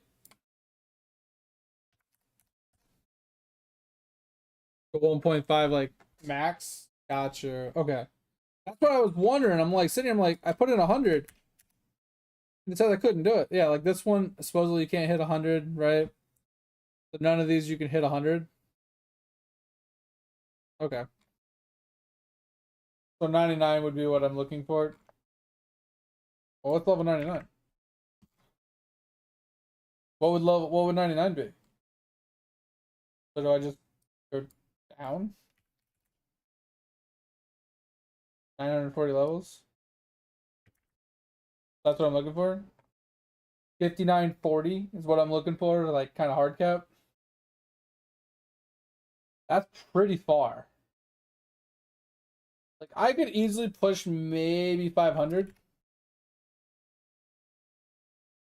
Which would give me 4.5, which is pretty solid. Oh, is it 99 or 1.5? I just thought it was like saying 1.5, even though it wasn't really 1.5, because it was like the decimal places rounding up kind of thing. Yeah. Okay. Well, I feel like I can hit 500 and get to 4.5 pretty easy, and then diminishing returns could just be ignored to get into that last 0.05 multiplier. So that is gonna have to wait.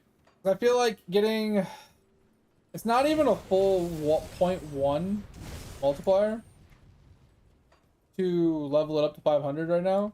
Because right now I'm getting 3.7 or 0.37 or whatever, and going from that to say 0.45. It's like, yeah, it's better, stronger, but I don't think it's quite necessary. In terms of just leveling up my divinity, I haven't done that yet. I just need 4 points, like seriously, just 4 points, and we'll be good. So I think just leveling up divinity a little bit, maybe to like level 100 or whatever. I don't know what level it needs to be. Hopefully will be enough to get me those 4 points I'm looking for. So I can then book the skill and then have the 3 points from that. We'll be at 350 on the dot. We'll have 10 spawns at a time, which will help us quite a lot. And then we just need to level up that charge thing that you're talking about to get my charges to juicing, you know. And then we should be able to clear sheepies with some damage. I think my damage is a little lacking. Just in terms of like probably trying to get my damage of my poison up high enough to where it's it can actually one-shot mobs, and that should speed up our process significantly. And then obviously accuracy is a problem. Yeah, I looked at you the other day. I'll look at you again. Hold on.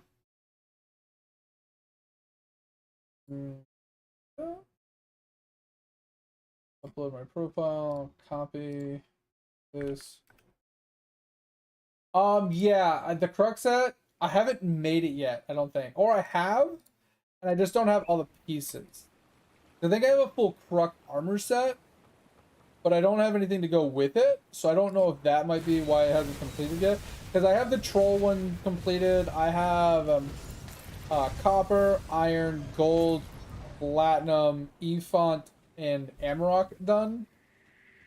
But I stopped because the next one I needed to do, I think, was Dementium, and I needed frogs for it.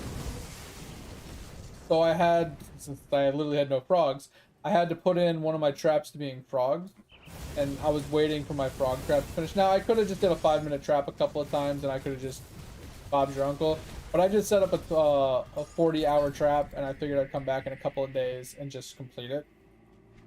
So we just left it for a couple of days, and we'll come back tomorrow probably. And finish it. I think we do have a problem with it though, because I think it's off by 20 hours now. Wings, armor, and weapon. Oh, yeah, I don't have those. I mean, I have a Kruk weapon. I think I have a Kruk armor set, but I don't have the wings. Aren't the wings like a specific drop? I don't remember. Or is it a craftable? Can't remember off the top of my head.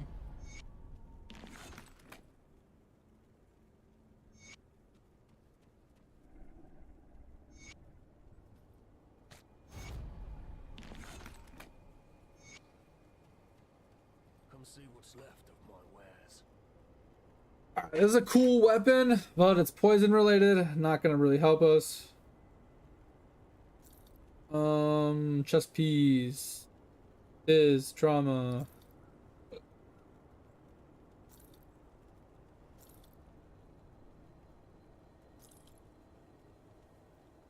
Pretty high armor. Fire, not, well, I mean armor, yeah, but fire and lightning combo. I wish it had Ellie on top of it, but it is stronger than what we have. Lose a little Ellie res, bleed res, which can't really lose. Gain chaos and vitality, which would, and it's inferno and crushing, so it's better but worse. Ether, really helpful. Offhand, gun.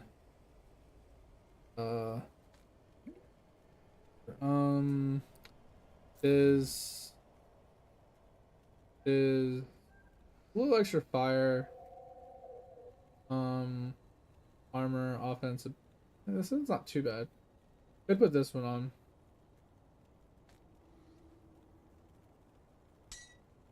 Lose a bunch of damage. I want to change that out. Okay. One-handed axe. Not great. Boots. Great. Good fire. Could be good, but just chaos res. We lose the fire. We lose the poison. We lose Ellie. Yeah, it's not worth it right now. Piercing fire. Lightning converted to fire. It's not actually bad. We do want to convert everything to fire. +1 to all oath. So we lose a bunch of Ellie and poison and fire res once again. So not the best option. Ether and element. Could have looked at that one a little bit harder. Put it to good use.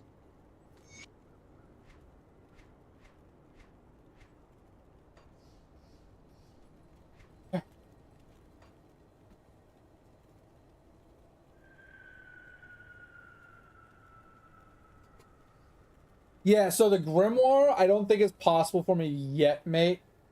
Purely because I got to put a little extra work into him because he was struggling to get bones. Now I can use the bones that I have now. Okay, hold on. Let me let my dog out. Give me a second. Let's go. Come on.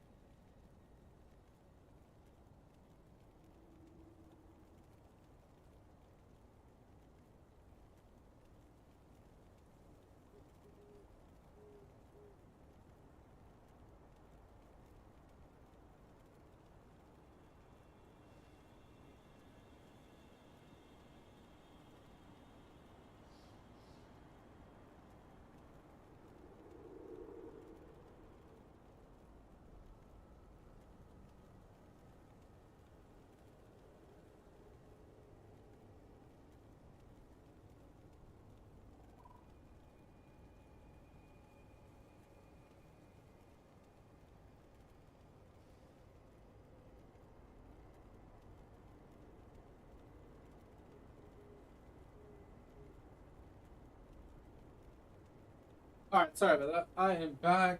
You're gonna have an ad. Oh, you're in an ad. I don't know if you can hear me or not, mate. If you can hear me, let me know when you're back. Oh, well, obviously you won't be able to hear me if you're not here. But let me know if you're here. If you don't answer me, then I'm gonna assume you're in an ad, and then we'll chat when you get back. Go up here. I'm actually kind of getting into this build a little bit. Now that I'm not dying so much, and we're in the highest tier.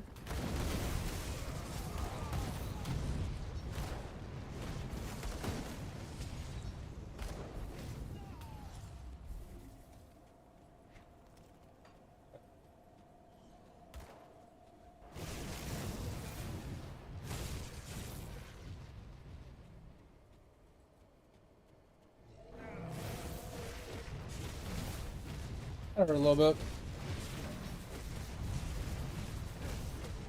Oh, you're not anyone?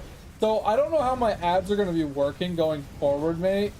But I'm doing 2.5 minutes of ads every 30 minutes because of the new ad split thing. So I don't know if that means if you watch one ad, you won't get one for the next hour or not. Because you were in one earlier and now you're not in one. So I'm not 100% on that. Captain. If I'm gonna, I'll give you my honest opinion. Obviously, all of my streams for this game from day 1 to day 10 are on my YouTube right now, saving all the VODs over. You can always go and check out the VODs. But I do have some things about the game that I'm kind of meh about.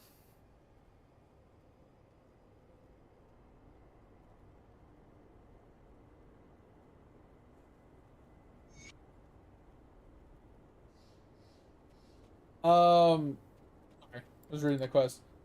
So there's a few things about the game that obviously it's just kind of nitpicky of me that I wish were a little bit more polished or a little bit modified or just irk me a little bit. But at the end of the day, every game has its own problems, and as long as the problems don't outweigh the, pros, the pros outweigh the cons. It's a good game. I would say this is a good game, in a nutshell.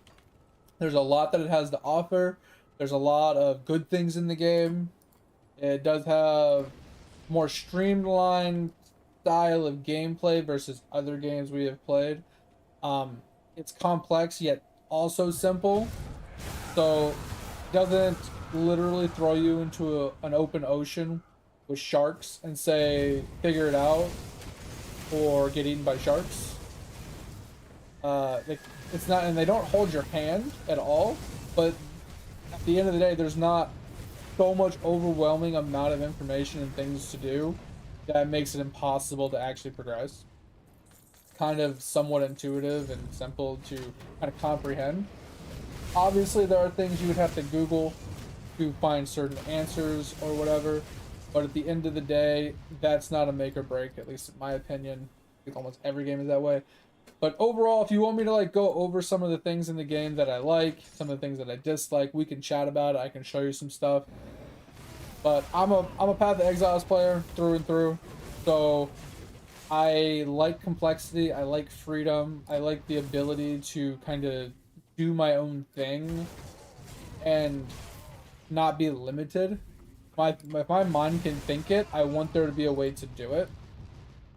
And this game is almost 100% there, but not quite, right? It's lacking very minor things that allow for that 100% freedom, but it's pretty good other than that.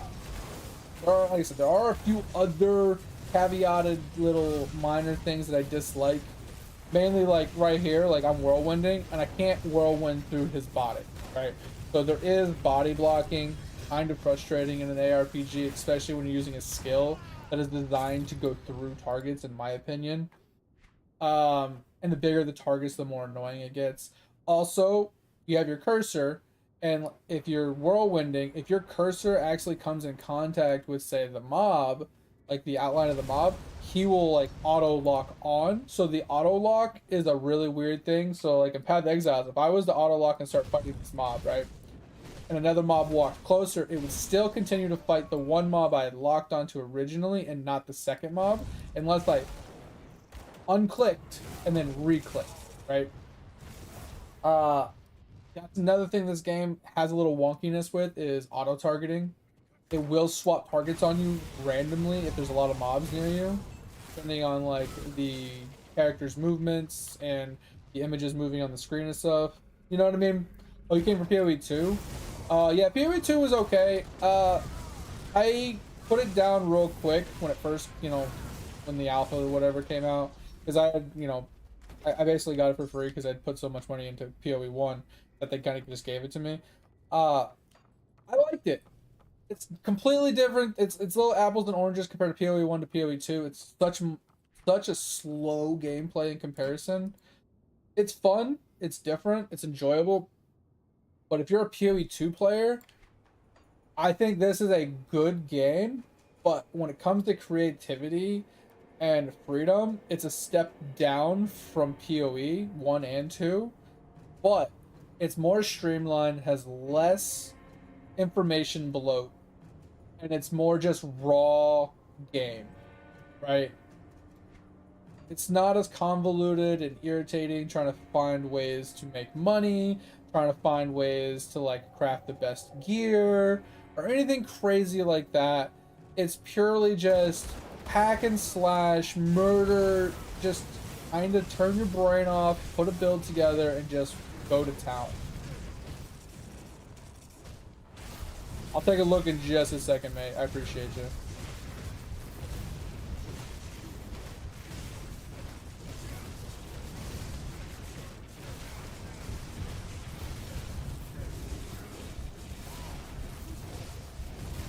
You see right here, like, I'm trying to move a little bit.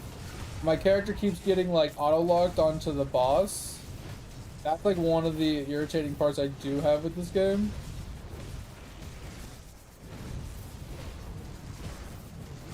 But it's really good. Like, I would say a good 8 out of 10. Easy 8 out of 10 game. They're putting they're getting another DLC at the end of the year-ish, and it's probably their final DLC, but the things they're going to be adding is going to be insane for the game. And yes, it's annoying that it's a paid-to-obtain game versus PoE is not, right? So yes, you have to pay some money to obtain the game, and there's DLCs if you want to grab all the content. You also have that to deal with. So that does suck. But at the end of the day, paying for a game isn't a bad thing. As long as it's not absorbent in amount, and they're not nickel and diming you like Blizzard would, right?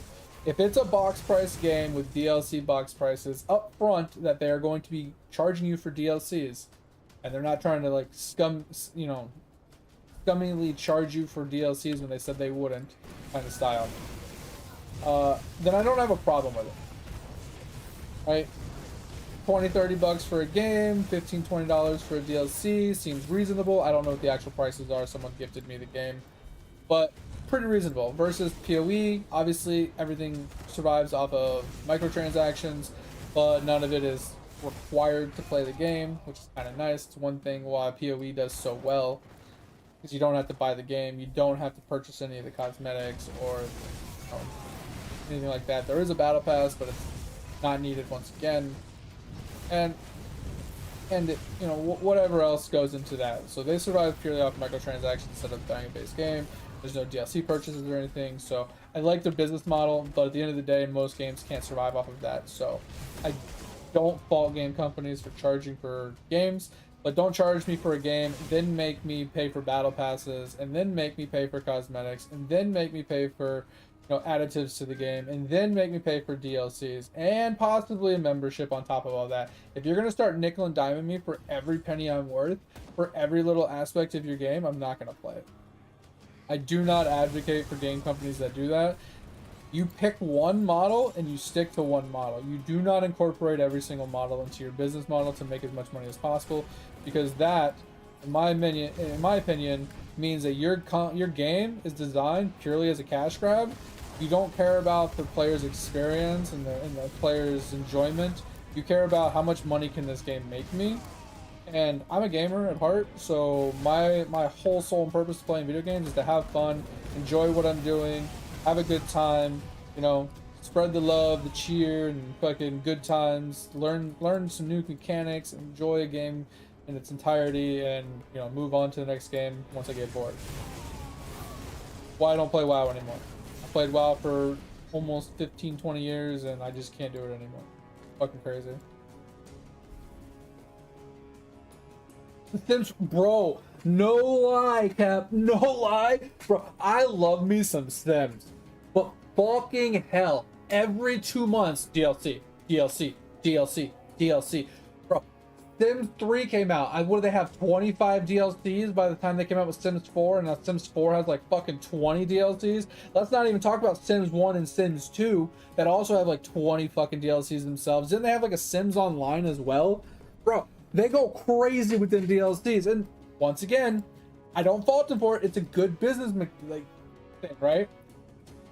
A game where it's a one and done, right? You buy the game in its entirety and you play the game offline. You don't need servers and stuff like that. You're not making constant revenue. So in order to continue building the game, in order to continue getting revenue to pay for the dev teams and, you know, all the other stuff, you need to be making money. So if you don't have a membership, right, you don't have some sort of cosmetic system, you don't have some sort of whatchamacallit, like monthly service fee in some way, shape, or form, or anything like that, you have to charge DLCs. They do a good job of this, but there's so fucking many of them.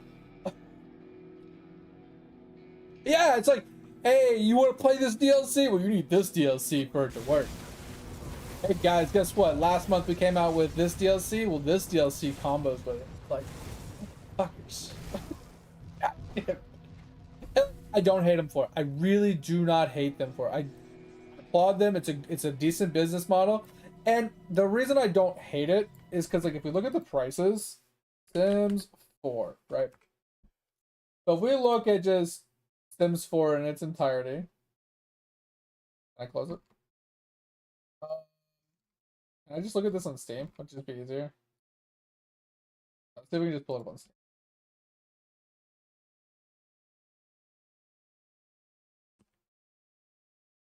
Yeah, so Sims 4, I guess, is free to play. The base game is free to play, right?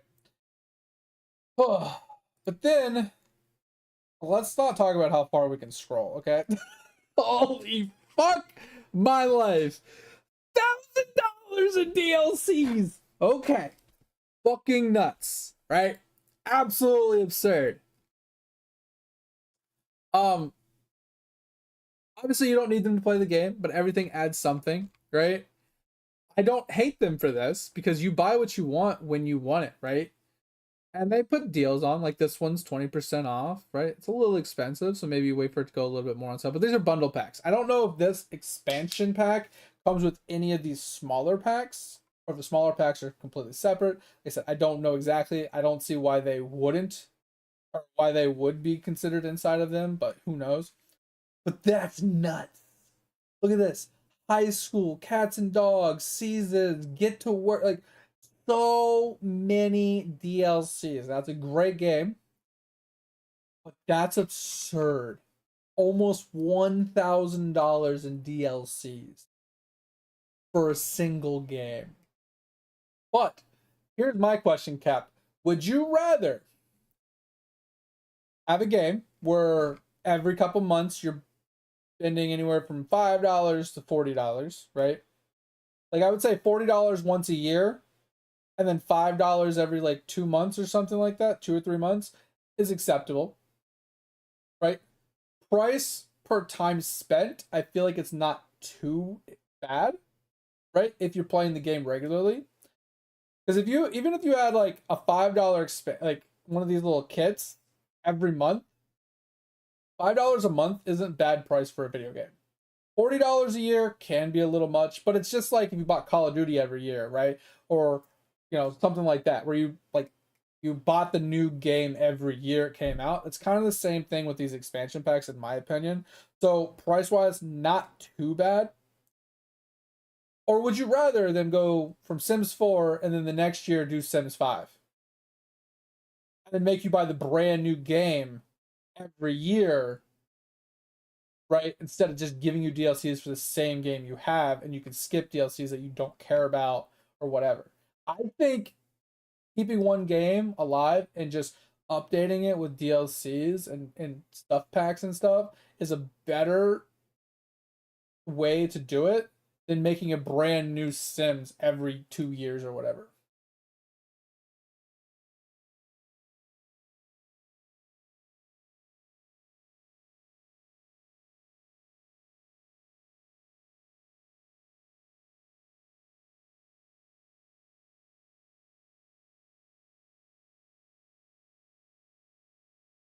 You come back. We're talking about DLCs in video games, and Sims 4 has almost $1,000 in DLCs. Now, keep in mind though, a lot of these DLCs are just like random stuff packs, right? Like room stuff, toddlers, and like, it's just stuff packs for like a couple dollars that you don't need. They're just extra cosmetic items. It's not like the bigger ones that are like these little actual packs, like spa days, right? Outdoor retreats where they actually add new zones and content to the game. They're not just cosmetics. So yes, it's $1,000 in DLCs and packs, but most of them aren't needed. Obviously, most of the smaller ones, $6 and stuff like that, those ones do add up for sure. But I would say most of the price that you're looking at are these like bigger ones, right? The island living together, you know, cats, dogs, seasons, blah blah blah. Those are the things that are really gonna make or break difference in the Sims. But we were just talking about like games in general, Dig, about how this game's great, right? That they do have some DLCs and it is a box price. Because Captain came in, I don't know if Captain's still here just listening to the rant, but asked if the game is good, and we were explaining, yeah, it's pretty good. Like the only caveat is like there's a few things in the game that I wish were a little bit different, right? Because we've talked about it before. I am a little like nitpicky, obviously, but at the end of the day, it's just, you know, my personal thoughts that the game, I think it's already like an 8 out of 10, could be more of a 9 or a 10 out of 10 if some of these things that I disliked were addressed. But overall, great game. The only downside is like he's coming from PoE 2, is that game's well, it's not free yet, but it's going to be free to play, and you don't have DLCs to purchase or anything. But this game you do. That's the only downside to this game, is it's not free. But we were talking about business models and how it's not a bad thing that it's free. It's actually a good thing because they have no other way to like really make money, and that's the way they survive. So I think the price is good. I think their business model is fine. I don't think it's overly complicated or annoying like World of Warcraft's. And like I said, the whole DLC thing got brought up, and then we started talking about The Sims, and we got off topic and started ranting. So that's, like I said, that's kind of how we got to where we were, and to sum it all up in a nutshell. Yeah, and that's what we're talking about. Is like The Sims is a great game, and it's just the amount of kits and stuff packs and DLCs that they create for that game, absolutely unreal. It's crazy how many they have. I didn't realize it was $1,000 worth. It's fucking nuts. But we were talking about, like, so we had Sims 1, right? Sims 1 had a bunch of DLCs. Sims 2 had a bunch of DLCs. Sims 3 had a bunch of DLCs. And I was asking Cap, I was like, do you think it would be better just for them to just make a new Sims every 1 or 2 years versus just making DLCs, or just DLCs? I personally think the DLC method is the best way to go about it. Because then people, like, they have the same game for a long time. Like, they have it for like 5-10 years, like 10-ish years. I don't even know how long Sims 4 has been out, but you know, you don't have to buy the brand new game to play the brand new stuff. You play the same game you've been playing, have fun playing your game, and you add whatever content you want to add to it when you want to add it. You're not forced to get this content to like keep playing your game. It's kind of nice. You haven't played Sims since Sims 1? Interesting. Well, Sims 4 base game is free on Steam. All the DLCs are not free, but the base game is free. Just an FYI. If you ever wanted to just go and make a character and drown him in a pool or something. You know. You ever just really mad at somebody online and you want to like comically punish them? Go load into a Sims game and create the character and, you know, introduce them to death.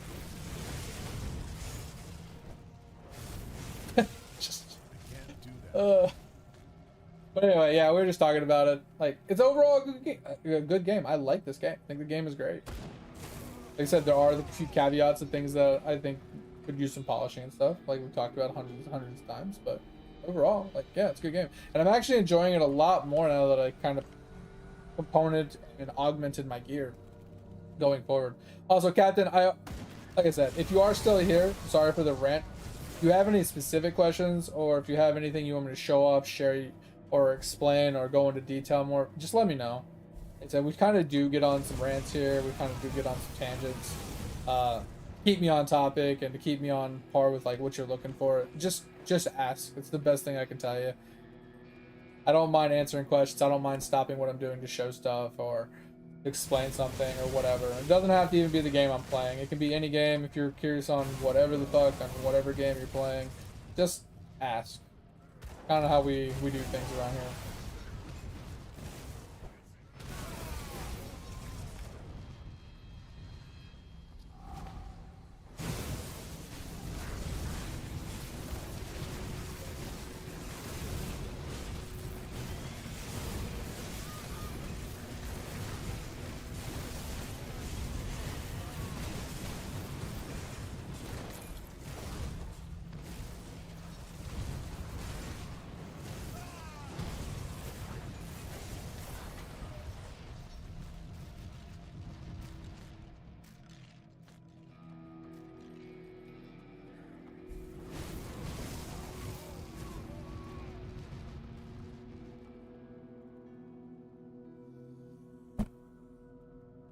Yeah, Cap.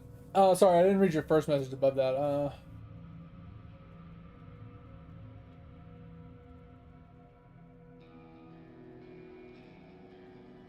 Did they really get in trouble that it's still in early access? That's crazy.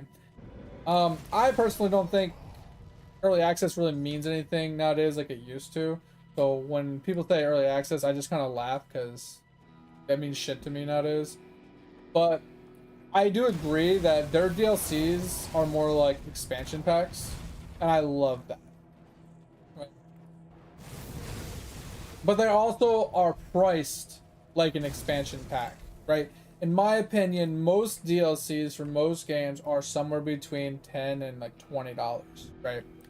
Because it's a small increase in content, not so much an addition to the game, right? Expansion expands the game with new zones, new stuff, you know, spells, abilities, you know, jobs, whatever the fuck it's expanding, but it gives you new zones, it gives you new like items, it gives you new things to do.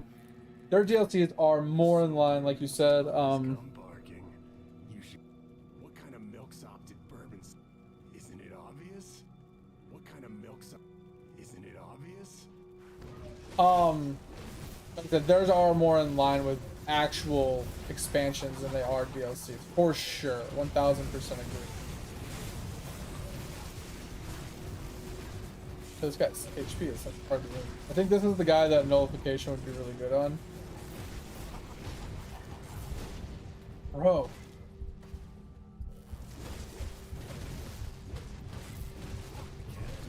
Okay, for the love of God, that stun is ridiculous. He's like whack whack whack whack whack whack whack whack stun stun stun stun stun stun stun stun stun stun. Like what the fuck? Just stood there and just couldn't fucking hit him. That's crazy.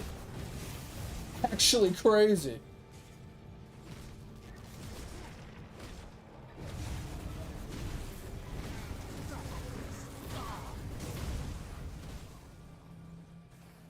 Oh. Yeah, that's done.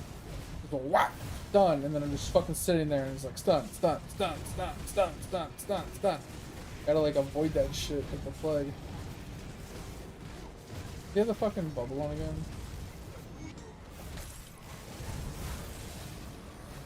Yeah, I don't know. I really like the Sims games. I just get really bored of it. Like you play through it one good time, and you're like, all right, that was fun. And then DLC comes out, like, do I want to spend $30, $40 to, I don't know, continue playing what I was just playing? Like, it's a good game. It's a great palate cleanser. It's one of those just oh, I just got off of work and I want to just go and have some fun kind of games. I want to go do something silly, right? And I've watched some streams on those things. I've actually watched some tournaments, which were crazy that they had tournaments in the Sims game, which is fucking nuts. Some people, man, there are some really in-depth ways to accomplish certain goals in that game, which is kind of crazy. Things that people have like figured out how to do, and pretty cool.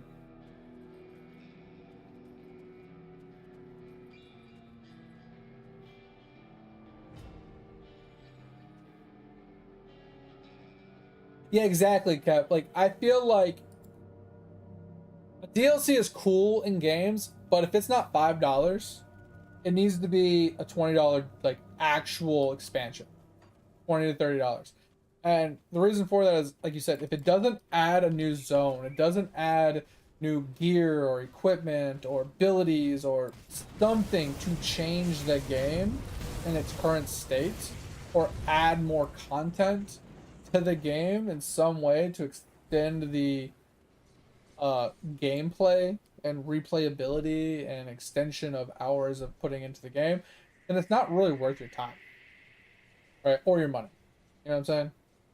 Oh yeah, screenshot. Gotcha.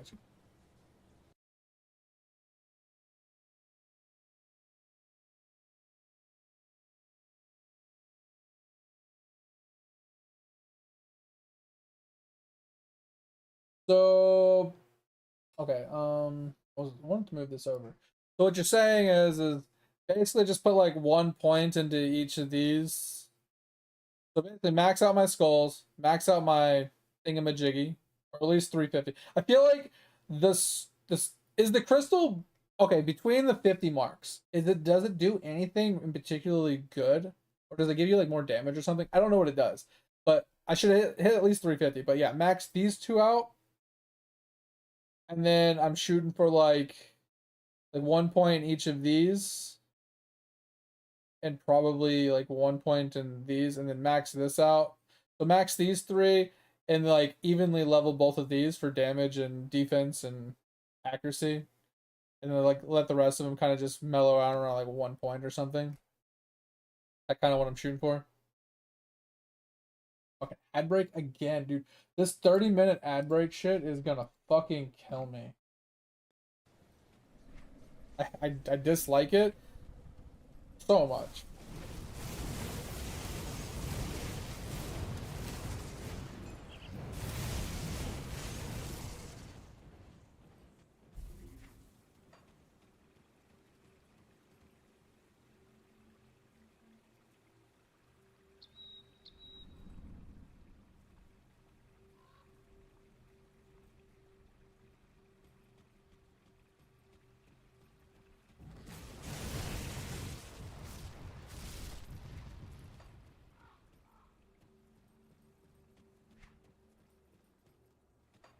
I think this left side is actually dead end, so we'll go down here and kill this zone and then come back out if we can. We might just get our ass kicked over here, honestly. I know the boss is no joke.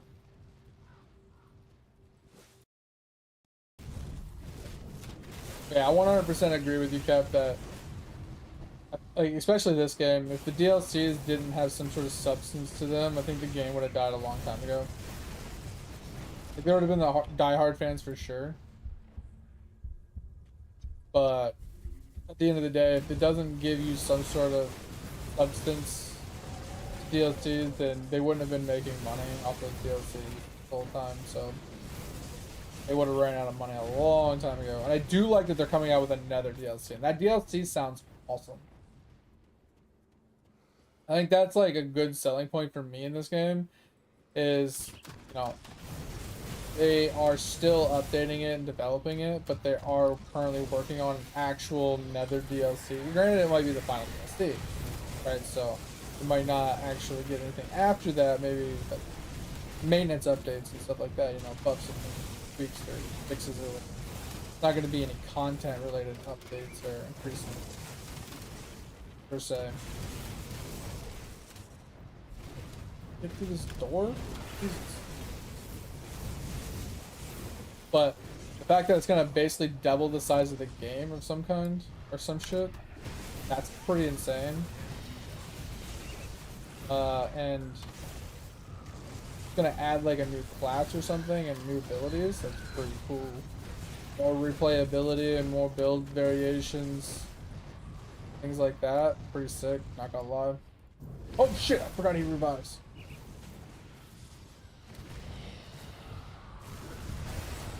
Oh, my face! Help me, baby Jesus! Yo, get your bitch ass over here. Back? Welcome back. Oh, baby, that hurt. I don't know what to do with this guy. He hits so hard. I gotta like wait for my abilities to like come off cooldown and shit to even fight him. These like things that are dropping from the sky really hurt. When he puts his head down, I have to avoid that shit like the plague. Mr. Biden, come on down here. What the fuck just killed me? Help me, Jewish I got hit by a fucking laser beam, bro! Yeah, thanks, man. Help me, Tom Cruise! Help me, Tom Cruise! Just so fucking stupid. Come on down, Ricky Bobby. Well, the work down. That fucking hit like a truck. Not gonna lie. Oh, that's crazy. Alright, that's done. Do have another turn in the old Archaeavia, whatever it's fucking called. I have one over here too. Come, friend, right to business. Nobody.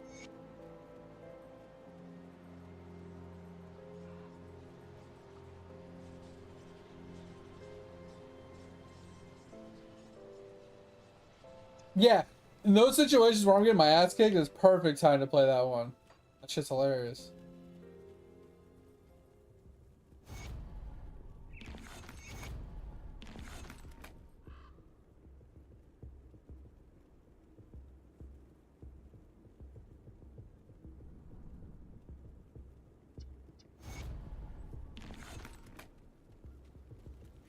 Alright, so supposedly there is...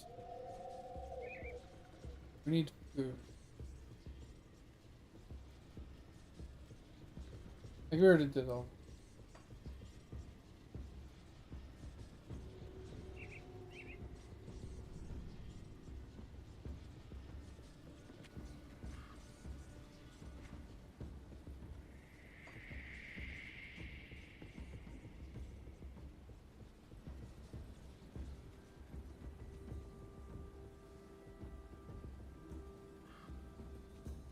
Yeah, Dick, that's what I'm saying. It's like, it might take them a while, but if they do a good job in it, and it has a lot of content, and it like doubles the game, or, you know, just adds a significant chunk to the game, it gives you more builds, and it gives you more items, and it gives you more, like, classes, like, that is a significant upgrade, which is definitely worth it. Like, every time I've seen some of their DLCs with information on them, it seems like every single one of them has added a lot of content and replayability to the game, which is awesome.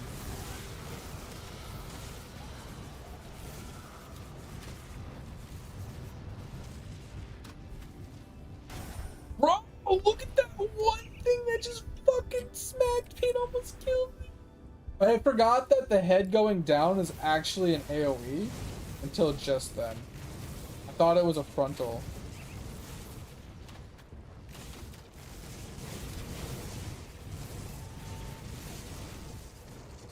We're gonna come up here, we're gonna wait on our ability to come back.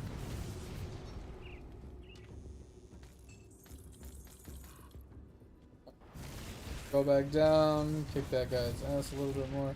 I feel like I almost have to pop my I can't take damage ability right when I get in there.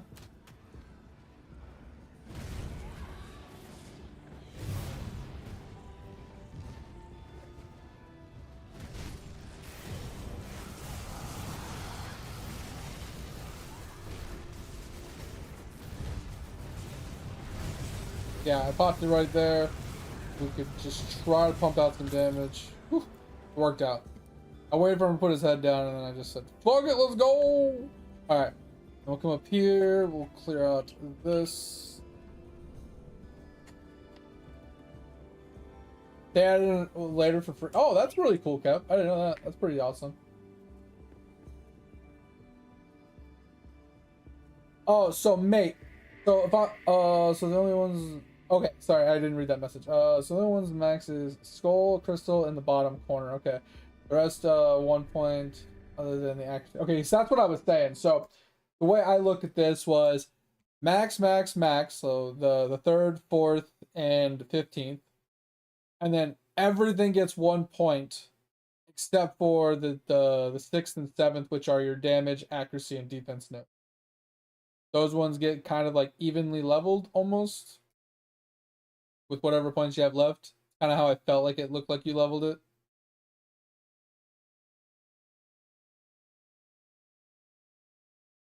So, looked pretty simple. Oh, I fucking hate this boss. Oh my god, I fucking hate this boss.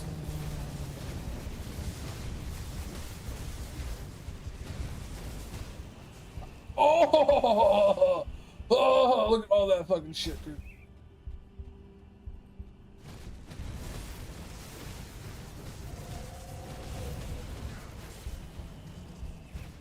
Ah, I can't be in the middle of all of that with all like the void spheres and stuff. All those void spheres on top of all those tentacles, it's so much.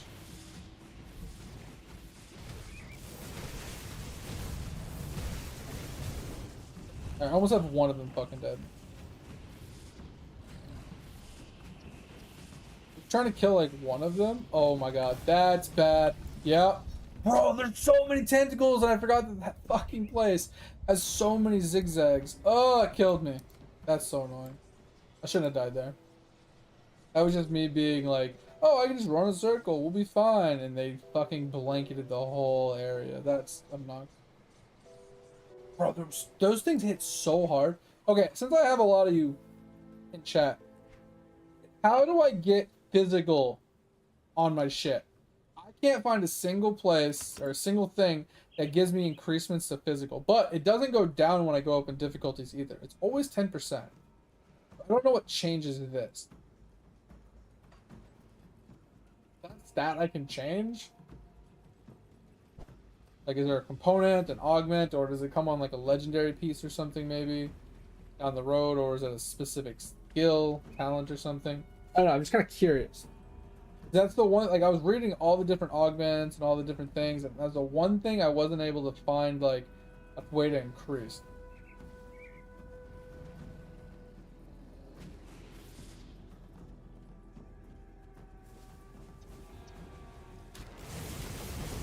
There's one.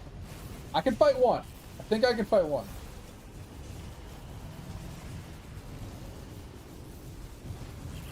Can't fight like 7 of them at the same time, I don't think.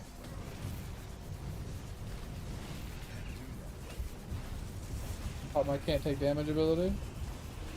Alright, one's down. Alright, one down. Can we pull one more?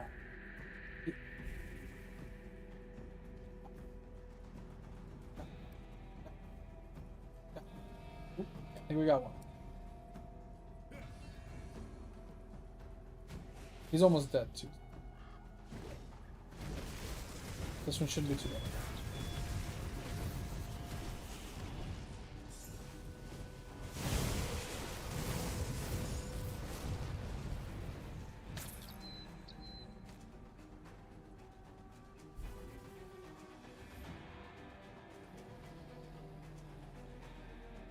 Is that kind of janky that I'm doing my damnedest to pull them at max full range, so I only pull one at a time?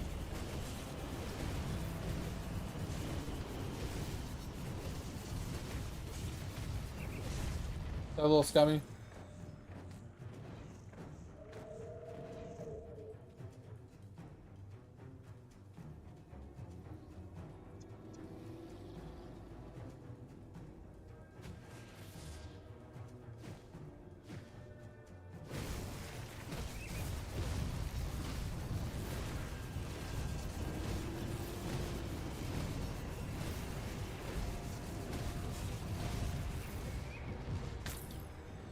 Feels a little scummy.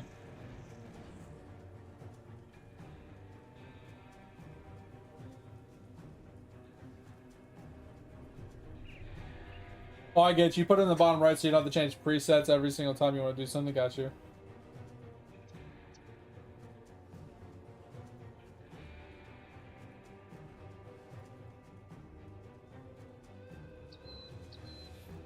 Interesting. So it's hard to obtain, but it needs to be obtained. Yeah, that's why I was curious, because I haven't seen a single way to acquire it. That's why I was asking.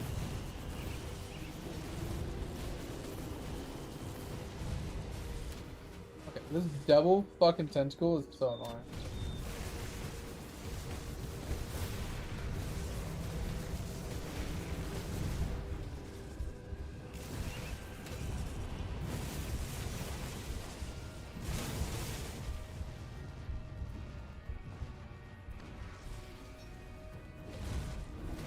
Bro, there's a fucking healer somewhere. That's bullshit. I honestly, that is one of the things that I hate the most about this game, is the healers in this game are so fucking strong. It's ridiculous. Like, they're way too fucking strong. The healers are.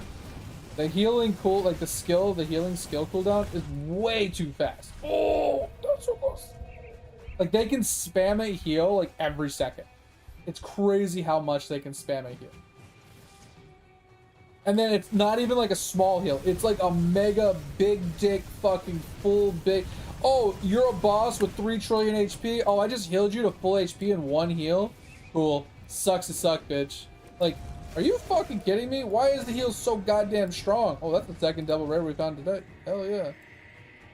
In general, on the account, that's the second one we found. But that's the second one for the day as well. 2 in a day. Pretty solid. Oh, yeah, I just wish the healers weren't just so cracked out of their mind. Like, especially the goblin ones that have chain heal. The chain heal is ridiculous.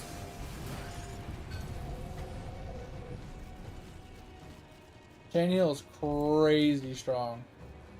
Alright, well, there's that. There is one more item down there. And then we move on. I only died like 3 times. Fine, you know? We're not gonna dwell on it or anything.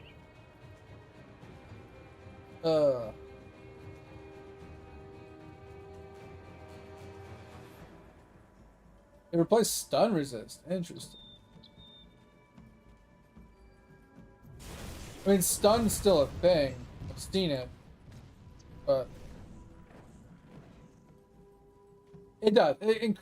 But, okay, so what I was getting at is, I feel like this pack of mobs that has a healer in it, if you're happen to be fighting a boss, let's say it's that tentacle boss, and the mob that, like, he spawns, but he doesn't spawn like a healer as part of his group. Like, let's say I'm running by and I spawn this random group with a healer in it.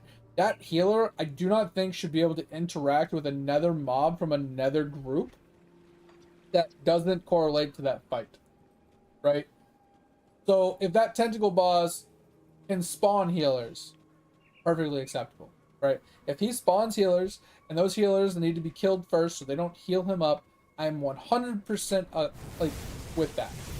But I feel like if you're fighting a boss and you're running around and you're kind of kiting a little bit and you happen to like pull another group from somewhere on the map by accident, or they just randomly spawn or whatever, and then that mob can interact with the other mob and just making it even worse. Now, don't get me wrong, like I said, once again, I'm nitpicking because, you know, other games work the same way. You know, if you're kiting a mob across the map and you're bringing it along with you and you pull other mobs, you know, if you pull like 2 rares together and they have like different mods, those mods will overlap and help each other.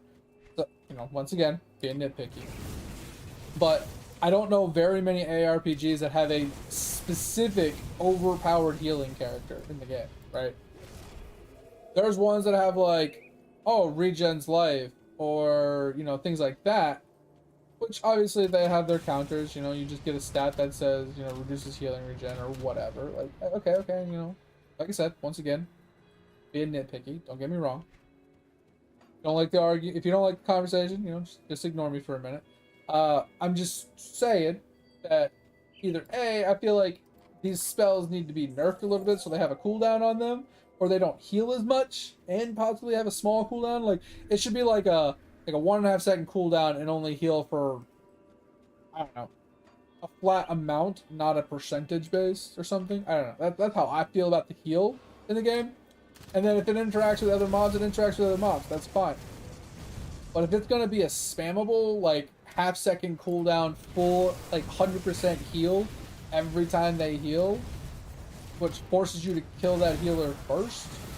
You've been fighting the boss for 10 minutes and then this guy randomly spawns and full heals it. That pissed me off. So that's the only reason why I'm complaining about it. It's just frustrating. I just wish it wasn't such a strong heal or something. Like I like I said, the whole they don't interact with each other is like that's dog shit. That shouldn't happen. They should be able to interact with each other. They should be able to help each other. Like I said, what I said before, ignore it. It's just me being frustrated, speaking about my ass. But I definitely think the heal is busted. I think the heal needs to be nerfed a smidgen. Like I said, either it heals for a flat healing amount with a small cooldown, or it has a big cooldown with a percentage heal. That's how I feel about it. Because when I first started playing this game, the first thing I ran into when I hit the goblins and I started struggling.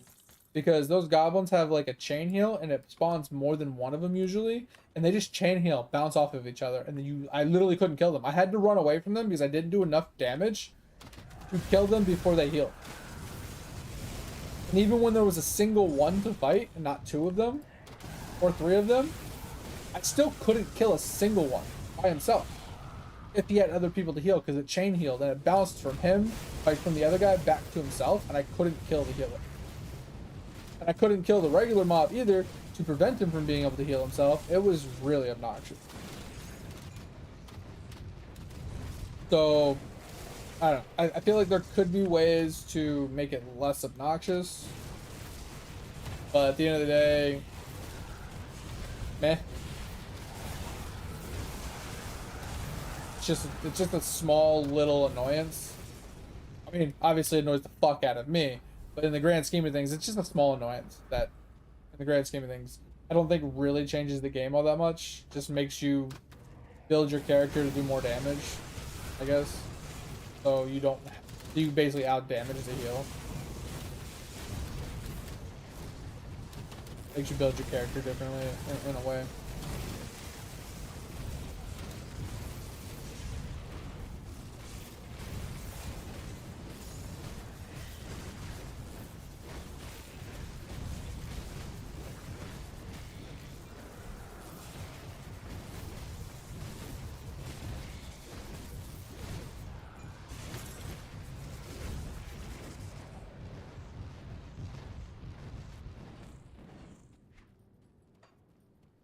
So all that's taken care of. I remember this one, so I have to wrap around, right, and I have to hit the different little entrances or whatever to get the different bosses, to then eventually come back through to go through this entrance right here, get to the next area. This area I have to come, like this exit here, I have to come back through and hit later. Because that's for a different quest, not the quest I'm currently doing, which is killing the different people. Pretty sure the different people are in the different zones as they go through the catacomb.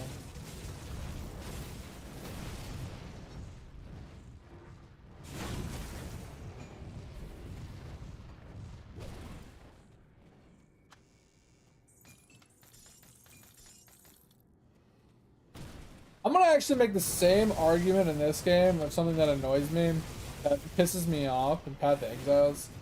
Is if there's a currency that has its own pouch that you will guarantee want to pick up regardless, because it doesn't take up inventory space, it doesn't take up any type of space, and you always want to pick it up because you need it for everything. AKA this iron fucking shit that drops on the ground that is your basic currency, this shit right here, whatever the fuck this shit's called. Why the hell does it not just automatically go into your pockets? Why do you have to walk over it to pick it up? Right? Well, I argue this in PoE because PoE is like a really speedy type of game, right? The goal of BDO or of PoE is blanket the screen, kill things off screen, speed run the game, speed run the maps, kill things as fast as possible, and loot as little as possible, right? You want to go as fast as possible to get as much loot as possible, just killing as much as possible. If you have to literally backtrack every map to loot every single piece of gold in the map to actually walk over it to auto pick it up, why the fuck doesn't it just go right into your pockets from killing the mob? Why not just simplify the process for us instead of annoying us? Because like the problem I have with PoE is like if you play like a dot build or you have like a lot of AoE, let's say you're over here killing a boss and you kill stuff over here and hypothetically you kill stuff over here, maybe stuff in this like doorway, stuff over here. You then have to run around the entire room to pick up all the currency. After everything's already dead, you have to pick it all up and then you got to keep going. And then let's say you don't kill something right away, but the dot kills it after the fact. Now I'm all the way over here and I have to backtrack to go pick up my gold, to then go all the way back to where I was. Like, it's just annoying. It's just annoying. Like I said, it's not nothing. It's not going to change the game in any way, shape, or form. It's just going to be less of an annoyance, make the game a little bit less just okay. Fuck that. I'm not backtracking. Right?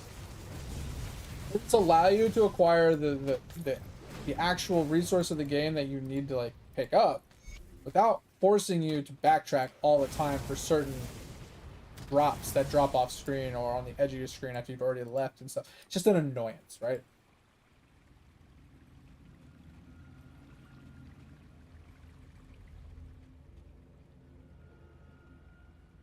Yeah, and I get that too, Dig. Like at a certain point, you don't need any more because you've already bought all the items, you've already crafted a bunch of things, you just have an abundance of it, and there's no need to keep farming it. I get that, but I feel like even if there's an abundance of it and you don't need it anymore, it doesn't mean that it can't just still go into your pockets. It's not gonna hurt you to have an abundance of it, right?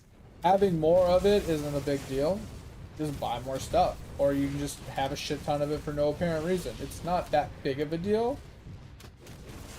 I think it's more of a big of a deal that you have to go out of your way at low levels when you do need it, and maybe you don't have a lot of movement speed or whatever. You open a chest, now you have to stand there at the chest for 5 to 10 seconds waiting for the loot to come out to pick up the iron so you can keep going. It just completely and utterly slows you down for no other reason than just to slow you down. There's no actual practical reason to stand there and stare at a chest watching iron drop out of it one after the other, after like sitting here. It's like, oh, iron, iron, iron, iron, iron. Oh, an item I want. Like, if it was just the items, fine. Put the iron right in my pockets and I just pick up the items. If I want the items, I want the items. If I don't, I don't. But the iron should just go in my pockets. It should just... You're not trying to make my life annoying. You're trying to make my life easier. Because the easier my life is playing your game and the less annoyed I am, the longer I'm going to play your game. Like, do you really think me standing there waiting for iron to drop on the ground and backtracking to pick up all the iron that's dropping is the reason why I'm playing your game?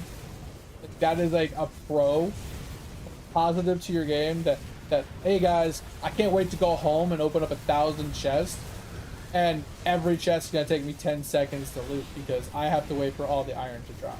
Like, do you really think I'm sitting there like waiting and like hoping to like loot iron? Do you, like, honestly, I don't have a problem with the game. I actually like the game. Like I said, I do talk a lot of shit, but it's just little things that I see that I wish that I can talk the same shit about PoE. I love PoE. You guys know how much I love PoE. I talk the shit up about PoE. But I fucking hate the fact that I have to manually pick up the gold. It's just such a stupid, just an annoyance. It's so dumb. And I thought, since, okay, Settlers League, they first introduced the gold, right? That, you know, usually when they keep a mechanic around and they add it to the core game, they modify it in some way. You know, like Harvest or whatever, right? Harvest was fucking atrocious when it first came out. And then they modified it, and modified it again. They made it better, they made it worse, they made it better, you know. It's less tedious, it's less annoying, it's actually an enjoyable content, or simple, content to actually get into and actually pay attention to. It's not tedious, right? It's pretty simple. But when it first came out, it was super tedious, super annoying, and super, like, worthless. And but I thought they would do the same thing with the gold, right? Take feedback from the players and, you know, kind of, okay, we're going to add it to core. Let's adjust it now that we're going to keep it in core and either tone it down here, make it easier here, do this, do that. I thought they would at least change it. They didn't do a fucking thing with it. And now I'm just pissed about it because I literally, like, let's say you can run a map in a minute, right? You can literally speed run through the map in a minute, killing every single mob on the entire screen, including the boss, and everything is dead in less than a minute. You now have to spend 5 minutes running around picking up all the damn gold. Not really 5 minutes, but you have to spend like another, like, 1 whole minute running around the map looking for the gold that you missed from the mobs that you killed off screen or that died to a dot or whatever the fuck. So fucking obnoxious. You literally doubled my time per map purely because I have to now go and look for all this stuff on the ground. That's the same thing with these chests. Like, clicking it is fine, but I shouldn't have to sit there and wait 2 to 3 times the amount of time it takes me to walk over and click it, waiting for the items to drop. It's just a waste of my time. And are you going to play a game that's wasting your time or a game that's prioritizing you at the end of the day? Like I said, food for thought, any game company, right? Like, it's just one of those things that I feel like gamers would rather you value their time. I couldn't tell. I know. Like, I would rather a game company value my time of me being in your game playing it than to try to inflate the amount of time it takes me to play your game to make your game look like it's more valuable because I'm playing it for longer, purely because I'm standing here staring at loot dropping out of a chest slowly. Get it? Kind of why I'm annoyed. But once again, it's just a small little thing. Yes, I'm pissed about it, but I get pissed about little things, right? It's the little things that matter more to me than the big things usually. Usually, not always, but usually, right?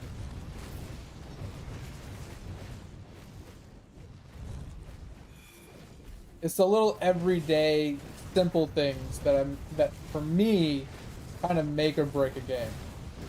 The random one-off, oh, I fought this boss and he was super cool or whatever, blah blah blah. Like, yeah, that's like a very small portion of the game, right? Like, even if you're going and fighting that boss endlessly to get a specific drop from him, it's still, in my opinion, a small portion of the overall grand scale of the game that I would rather than focus on, like, making my enjoyment of the core game itself and just progression of just overall the game to be a little bit smoother, a little bit more time oriented, that it's not fluffing it. I'm gonna go look for this, see if we can craft this item, a cold stone. Don't know if we've learned it yet. We're gonna go check it out.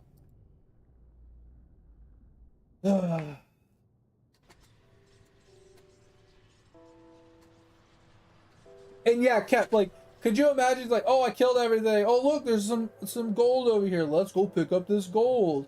You walk over and then you just get instigated by some random ass death mechanic or something. You're like, motherfucker. All right, so we are looking for a cold stone. Yeah, okay, so let's craft that. Let us learn this, this,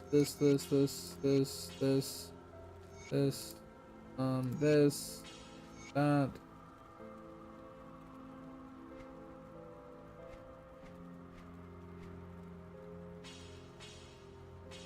Let's sell these 3. Get a little bit of money for them at least.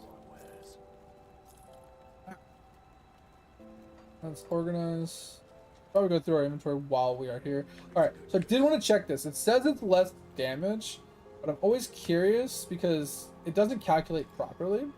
And the problem is that this does have 2 augments on it. It's got 22 LE with 90% LE, and it also has the component for even more fire damage, so I have a feeling going to be less. I don't know if there's a way to compare it. Yeah, see how much less it is with the components? Oh. So 74,000, 54,000, yeah, so, like, unless I component this and augment this, I can't truly compare it. Kind of sucks. That's a sick looking weapon. Too bad I'm not doing bleed. That looks dope. Oh, that looks so cool. I think this is why I was like leaning towards a bleed build, because they just look cool. Anyway, let's just sell a bunch of stuff super quick. So sell, sell, sell, sell. So I'm not even gonna look at these offhands and stuff.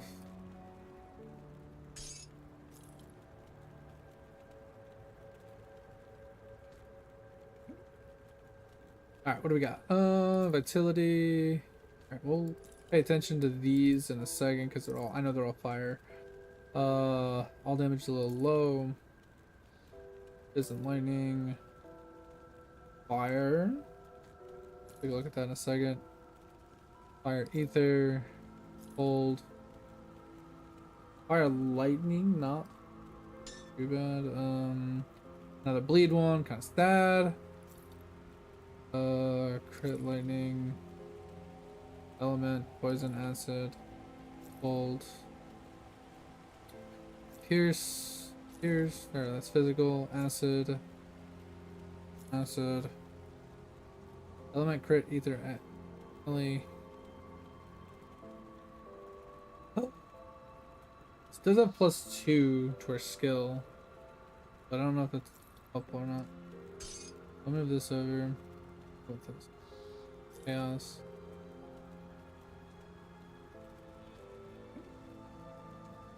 Damn, that's a big one. Sorry. Came out of nowhere. Alright. Hold. Pierce. Lightning, Ellie, burn. That sounds pretty insane. Doesn't give me any skills to things. Resist is kind of meh. We can hold on to this. This might be okay. Cold, chaos. Yeah, because this is the one we. Okay, we're gonna get rid of this. This is the fizz one. I think we're gonna get rid of this. We're just gonna get rid of all this stuff at this point. These are the new rings we did have. I just don't know if they're gonna be better, especially since we just put new components on them. But the components are armor absorption, so we could probably make new armor absorption ones. Let's double check. So what brings you to my village? Yeah, I think it's these. Oh, that's not what we're looking for. Maybe not.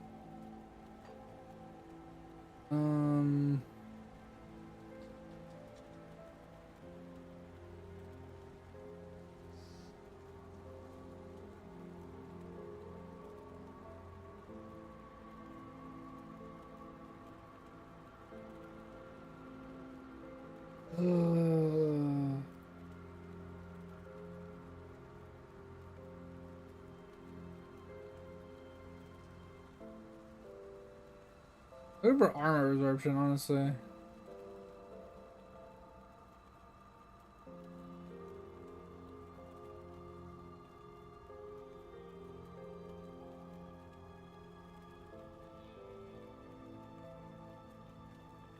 Gale high. Okay, this is really cool. Yeah, this is good, but that's not. Oh, okay, never mind. What is the one for this? Yeah, Colossus Spine. It gives. Oh, maybe not. Colossus Spine. Oh yeah, so it's armor percent and armor absorption. And this gives armor with armor absorption. That's 20%. That's chest. So that's not the one we're specifically looking for.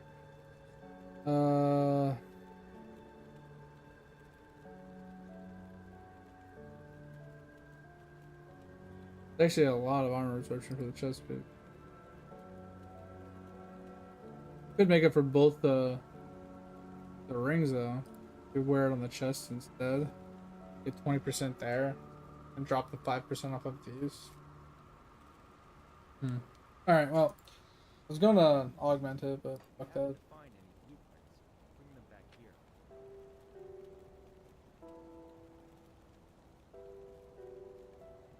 here. Ugden bloom? I don't know what an Ugden bloom is, Cup. Sorry.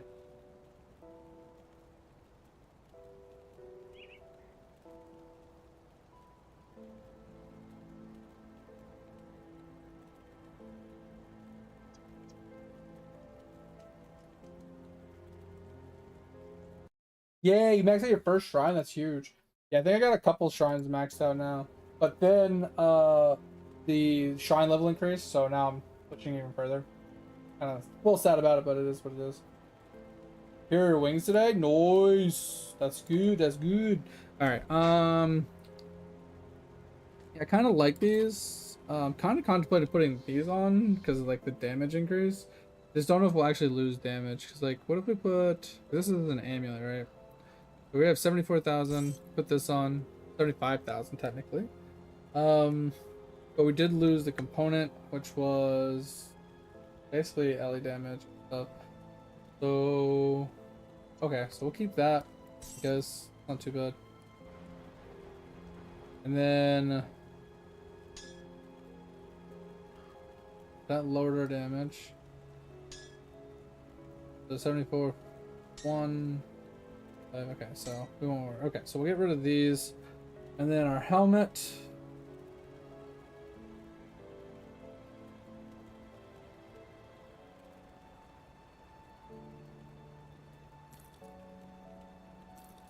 Very small increase in armor or an HP, but I lose all that resist. Not worth it. Yeah, because he just gives us chaos and bleed. It's very low, so probably not worth it. This just gives us chaos only. Mine has so much resist. Like, I don't mind losing the fire res on it. I just need to keep the all res and probably the poison. Our poison is fucked now. I don't remember what I just changed. Did I even change a piece of gear? Oh, my amulet. Bro, I don't know if I can change my amulet because I lose so much poison. Yeah, I gained some damage, but I don't think it's worth the amount of poison I give up. Holy hell, that's a lot of poison I give up. Alright, so let's look at chaos and bleed. Chaos. This is chaos. This is chaos, all res. Okay, so all res match. Chaos is good. We lose bleed. Bleed's a problem. Chaos is a slight problem. So I can't even change any of this because of my reason. So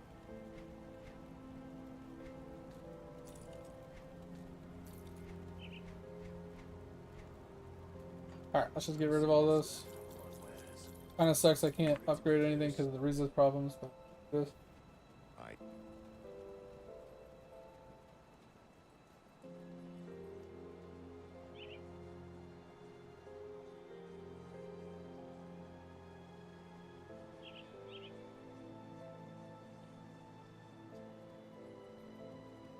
Steel of Destruction. I have no idea what that is. Let's look. Best I can with what I've got.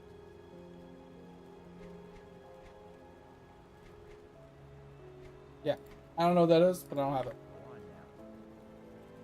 Well, the thing is, too, Cap, I haven't gone to all the vendors to purchase all of the craftables or anything either. So since I haven't gone to do that, we are also lacking, right, in craftables, right?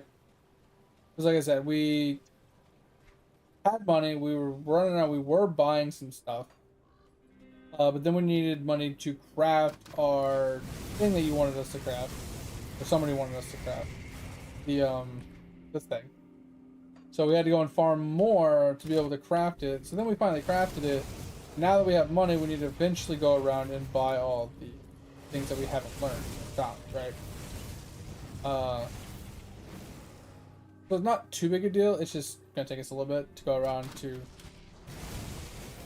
purchase whatever we can from the faction guys, and like you said, the RNG from the drops is another big part, right? So every time we like clear one of those things, we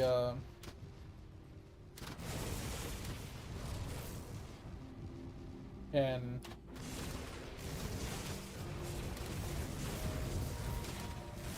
sorry, I kind of fucked up here. I gotta go back. Yeah, every time we clear one of those things and we get a drop, like we have a chance to get like something we don't have, obviously. So, what up? I'll call you Fruster. Frust? I'll call you Frust. Welcome, welcome. Thank you very much for joining us today. Hope you're having a good day. Hope you're enjoying the stream so far. How you been? How you been? Oh, that's an O. Is that F-R-U? Kind of. Frostbite? Okay, I can get that. That makes more sense than Frust. Makes more sense. Okay, so that is taking Karov.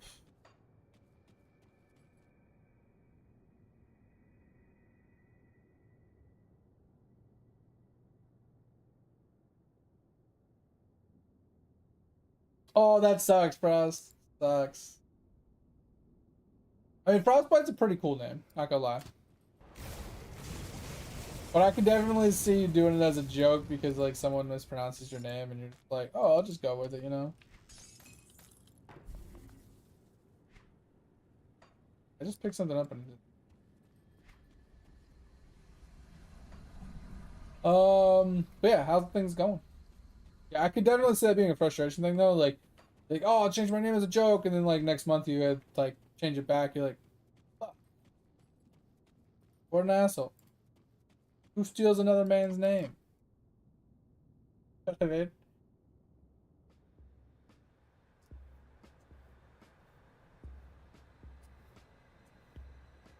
Oh, you're trying to learn about it? Yeah, I'm relatively new. Like I said, my 10th day. I do have some vets in here that are hanging out, giving me some information, showing me the ropes and stuff like that.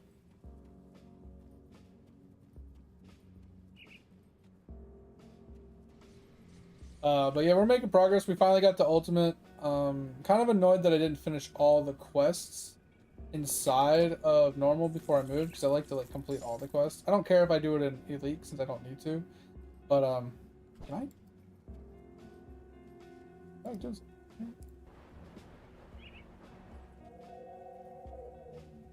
But yeah, so far we're enjoying it.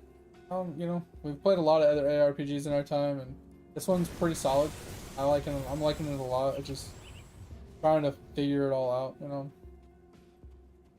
I don't know how long it's been since you played, but one thing I will definitely tell you that they told me, and kind of really nice to know, is you don't have to do all 3 difficulties anymore.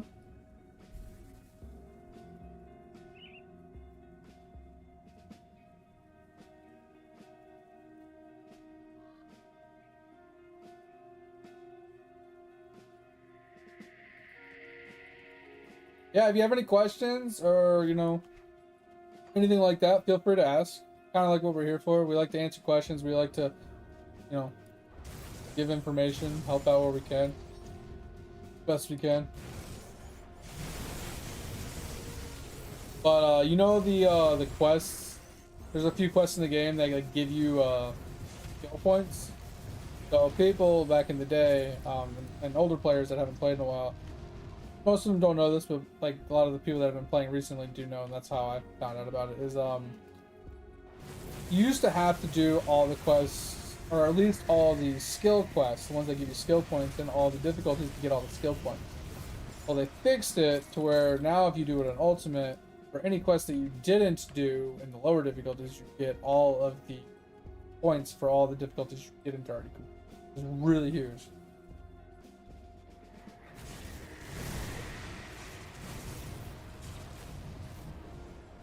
Oh yeah, and there's the changing faction thing. Kind of still a thing.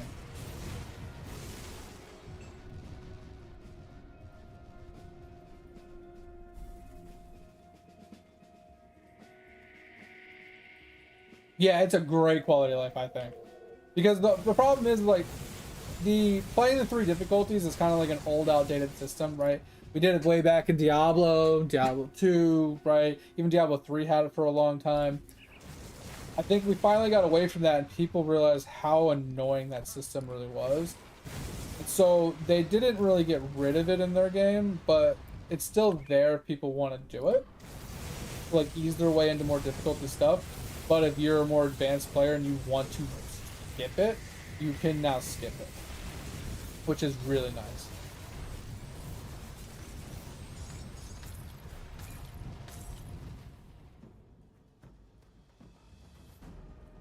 So I think that change was kind of huge. Like I said, I never really had to worry about it because it's been like that since, you know, I've been playing. So it's not a big deal for me. But I could see that being from like a vet being like, oh my god, thank you. You know what I mean?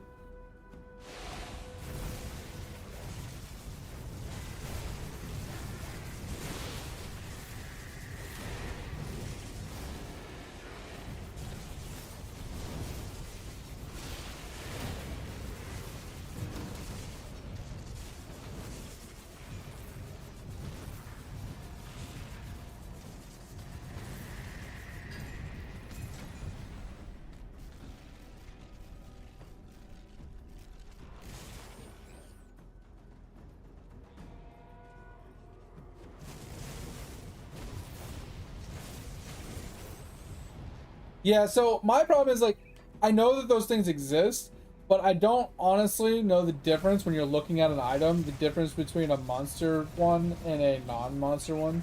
You know, like a rare, double rare, triple rare. Those ones are obviously noticeable, but the difference between the monster infused one or whatever and the non-monster infused one, they look the same, right? Like when they're on the ground, they look the same. So what somebody had me do, and I like them for it, is right here, the item filter, they had me just make sure that monster infused or frequents or whatever were actually checked.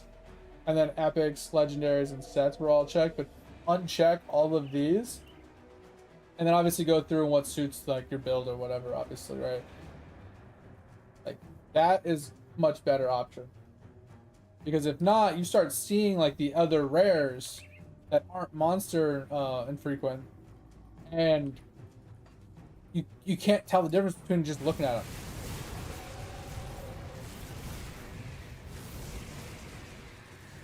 Super frustrating, right? But you don't like. Not saying that rares are bad, but you want the monster infrequents. You want those ones specifically because those are the strong ones, right? So not being able to tell the difference between them unless you turn on that one little thing or turn it off, you don't see regular rares, you only see monster infrequents, is a nice little quality of life change there too.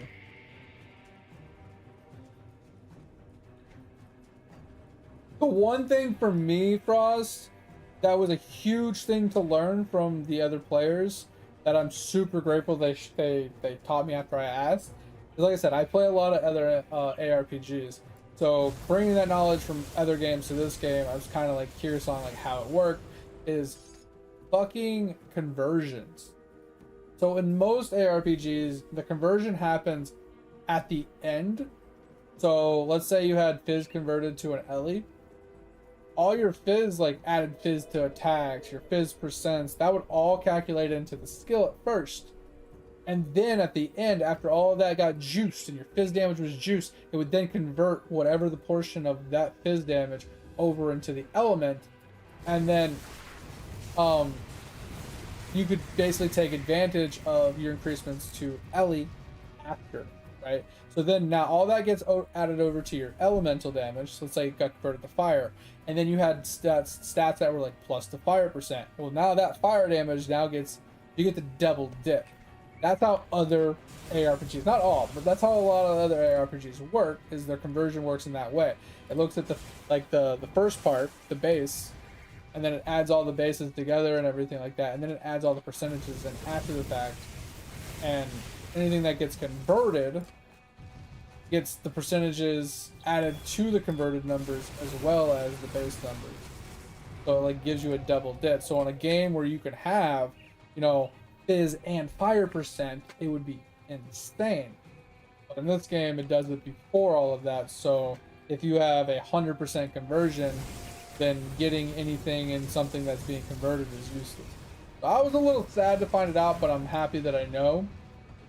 So I don't make the mistake of thinking I'm double dipping and I'm not.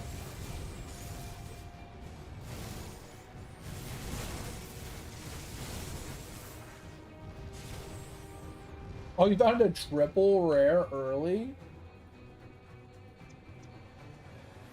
Yeah, well, it sucks though, is like, even though it's a triple rare, or even though it's like double rare or whatever, doesn't mean it's even gonna be good for your build, right?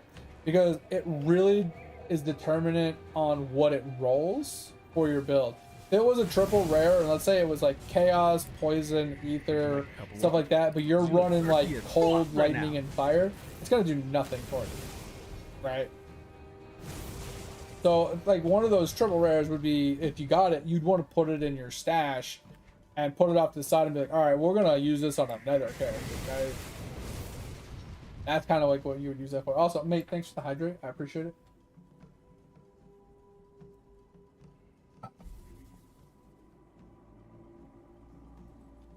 Yeah, so you got lucky that you got a summoner one. That's pretty dope. Ooh, found another little secret. This is one of the things in the game that I think is really genius, but also can be really fucking frustrating, are these little secrets you find. Like, the game has so many built-in just Easter egg secrets. It's absolutely phenomenal. It gives you so much, like, just exploration satisfaction to finding all these different fucking little, like, cubby holes and little things where you have NPCs or items from chests and stuff that pop up, you know, when you find them. It's super cool.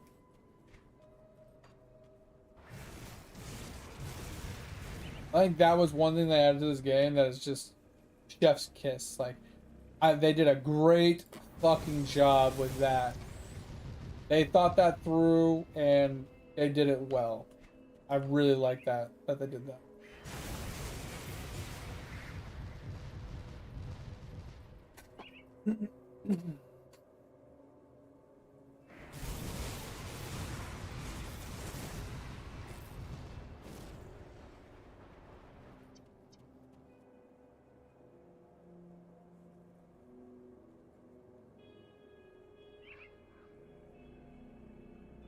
Yeah, that's pretty good.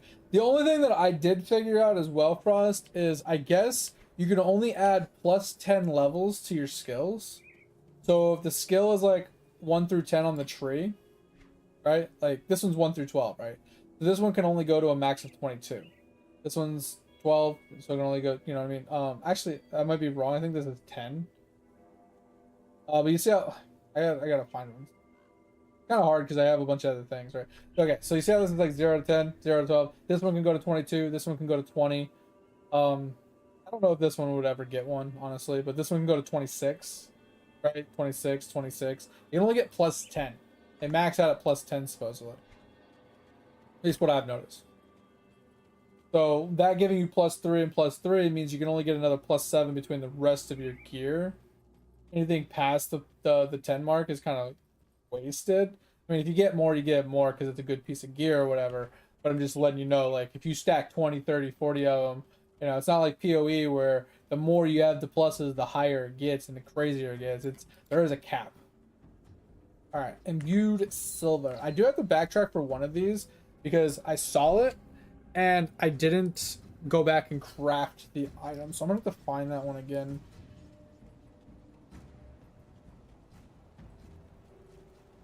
Your scholars are plus 9? Yeah, so then you're pretty much at cap. You can get plus 1 more, basically. And the way you can, like, confirm this for yourself is if you go to the actual wiki of, or Grim Tools or whatever, of the skill, you can actually look at it and it'll say, to show you like the base skill, you know, levels 1 through 16 or whatever, and then it says something underneath it in the second portion that says something like ultimate version or something like that, where it goes up by 10 more levels. So if it was a 16, it shows you what it would be at 26, kind of thing.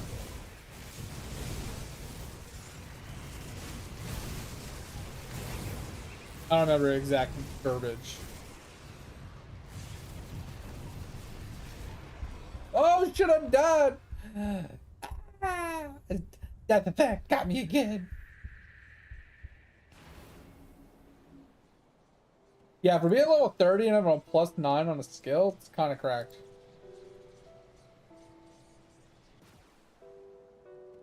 But it's probably feeling super strong, right? Wait, are you even using skellies? I'm just kind of curious. That, oh, you are? Okay. I know you said something about, I haven't quite made it to yet. I wasn't sure what you didn't make it to yet, but.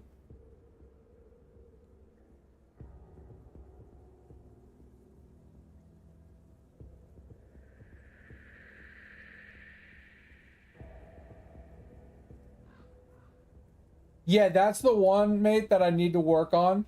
So it costs less mobs to spawn the portal. Watch your back. That's the one I really need to put effort into.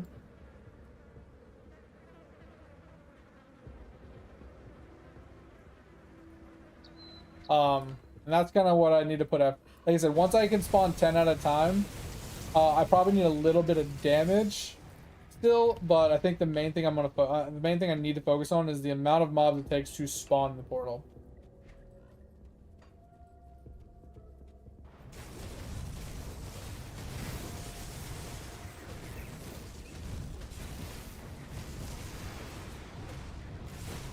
Also, Frost, I don't know, are you having any energy problems early on? Like, are you running out of energy frequently and, like, running into problems where you can't kill something because you're, like, waiting on energy and stuff? Not at the moment? Okay.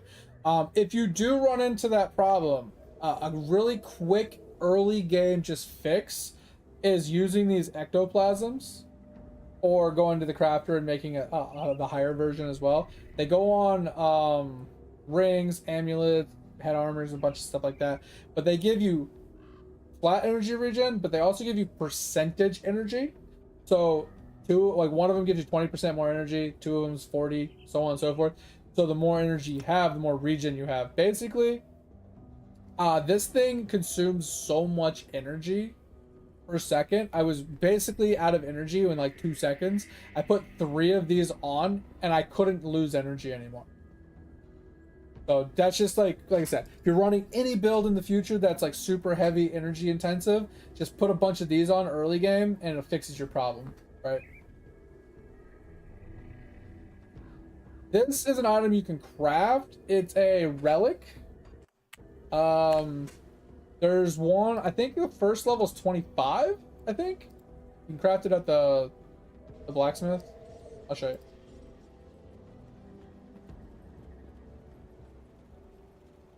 So you go to this dude, and they're right here, relics and runes. So you got regular relics, which are, this is 18, 25, 18, 25, 25, 25, 25, 25, whatever. 18 to 25. So 25 is the max level for these. You can scroll through them. So this is like fizz damage, acid damage, LE damage, lightning damage. They also have ones that have like increasements to pets, right? So if you're a necro and you want to do pets, they're probably down here somewhere. Yeah, pet bonus, all damage plus all percent health. So this one, the hysteria, is pretty cool. And then you got a couple of these, and all of them have like rampage, chance to do this on a crit, or this is granted by the skill or whatever. So you go through these if you want something for your personal character to make him tankier or whatever, or you want a specific skill granted to you for some apparent reason, or you want something to boost your minions, and then when you get further into the game at like level 35, 40, you unlock tier 2s, which tier 2s require you to have the prerequisite one, like Spectre, right? You need the Spectre plus, Haunted Steel plus Petrified Salt to make, this more mortified one or whatever. And then you get the higher tier ones at like level 60. You're probably in an ad, so let me know when you guys are out. I'll wait to continue on until you guys get back like that from that.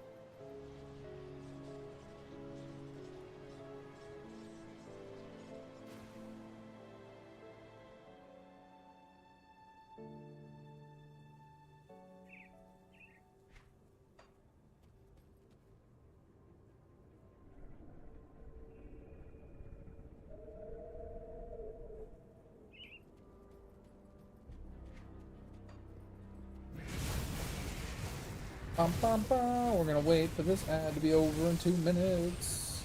then we'll continue reading chat, answering questions.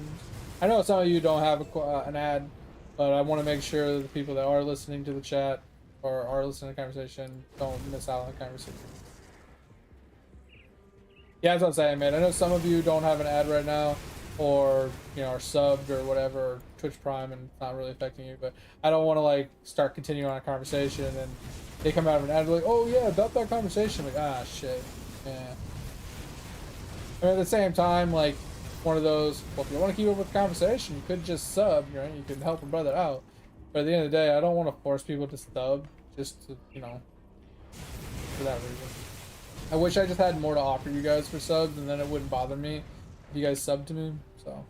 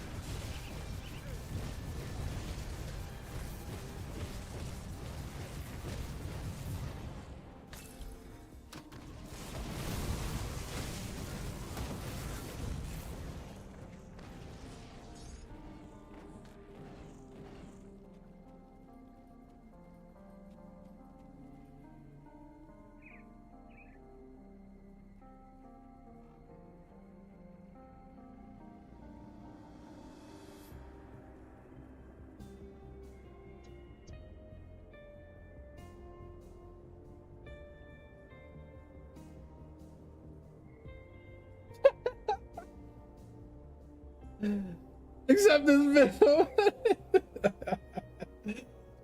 You can Venmo this and you can Venmo that. You can Venmo this and you can Venmo that. That Venmo commercial, dude, is so catchy. I fucking watch it so many times though. I hate it. Oh my god. No, you can use Venmo for that. You can Venmo this and you can Venmo that. I know, I hate it. I've never used Venmo and I never will, but I get hit with that ad so many fucking times. Crazy. Oh man. But anyway, so what were we talking about again? Oh yeah, I haven't looked up my build either. Like I've looked up information on my build, as in like I wanted to see what people have done in the past, like on their builds, like oh, so they went with lightning, or oh, they went with fire, and like I wanted to like see their tree. I'm like, oh, that skill does work with this. It kind of prompts me, you know, to like think about it in a different way. But I'm not following a specific build. I'm kind of trying to do my own thing. But when it comes to those relics, the only problem, like you said, you don't see them yet, or maybe not the one you want. So a lot of it, some of it you might have to purchase from the vendors. So the reputation with some of the vendor guys, right? You have to like level them up to be able to buy certain blueprints from them, or you might have to find a specific hidden vendor in one of the hidden locations, like those Easter egg places I was telling you about, or it just is going to be one of those random drops when you clear out some of these like shrines and things like that, right? So make sure, if you haven't already, if you press your map button, right, these things right here, these desecrated shrines, you want to make sure you clear out every single one of them for your devotion points. So you know, this one's a check mark. I need to go and kill this one, right? Actually, that one might be completed. I don't know. But like these ones, oh, they're restored. Okay, yeah. So I haven't done this one. So this is an X. I need to do that one. I need to do this one. Right, so I got to do the ones or whatever that I either missed or didn't do or whatever the fuck. For my devoted things, but they also drop a lot of patterns. And then there's also the other one that's more of like a totem thing. I have to find one to show it. I don't know what it's called. But when you click on it, normally bosses spawn. You want to make sure you're doing every one of those that you see, because they typically drop a lot of blueprints. And those blueprints are really what's going to allow you to craft like weapons, armors, you know, relics, components, things like that. So you need to eventually farm all those up too.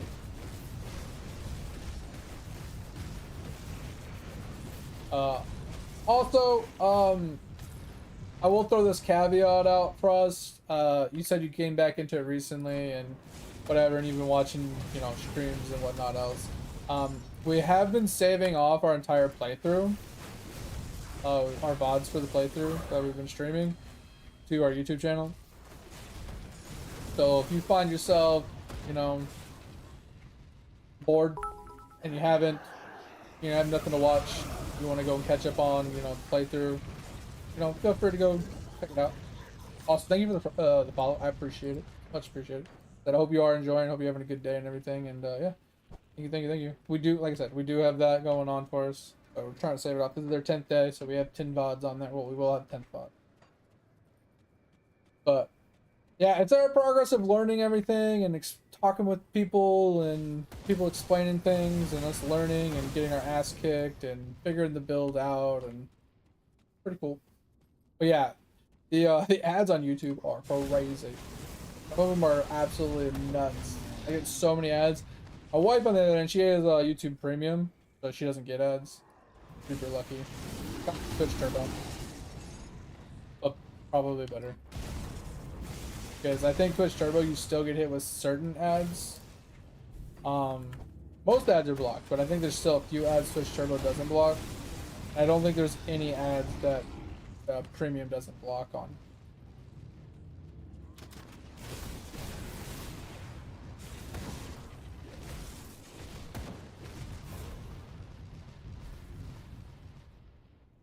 So if you want my advice, give me just a second. I'm gonna pee and then I'll continue on. Hold on.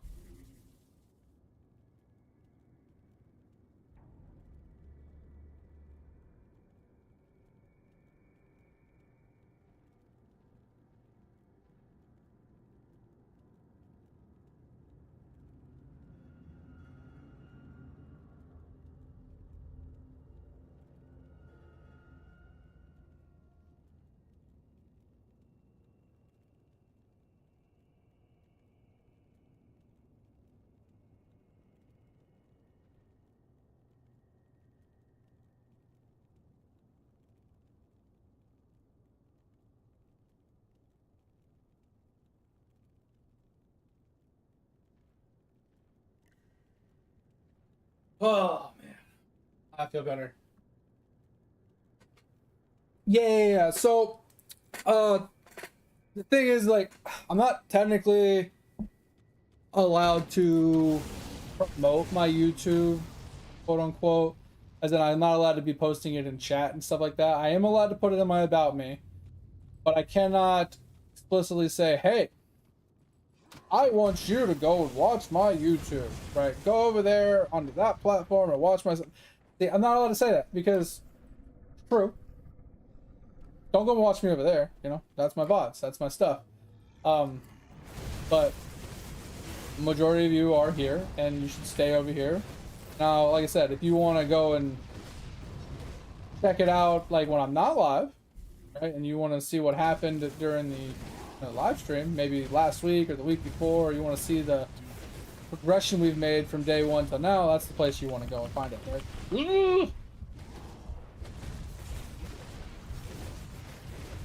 So yeah, they have allowed, you know, like Twitch specifically has released the information saying, yeah, you guys are allowed to multi-stream to different platforms, but you are not allowed to promote the other one. Which, you know, makes sense, you know, business is business, you know. You don't want your competitors getting free advertisement from your streamers. Like, that's dog shit, right?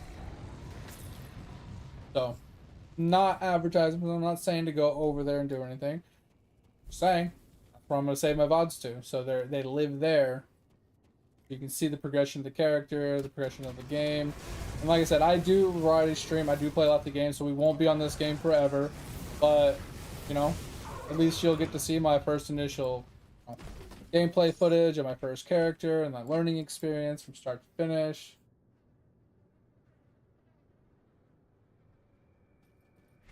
You saw nothing. I dig. You saw nothing. Anyway.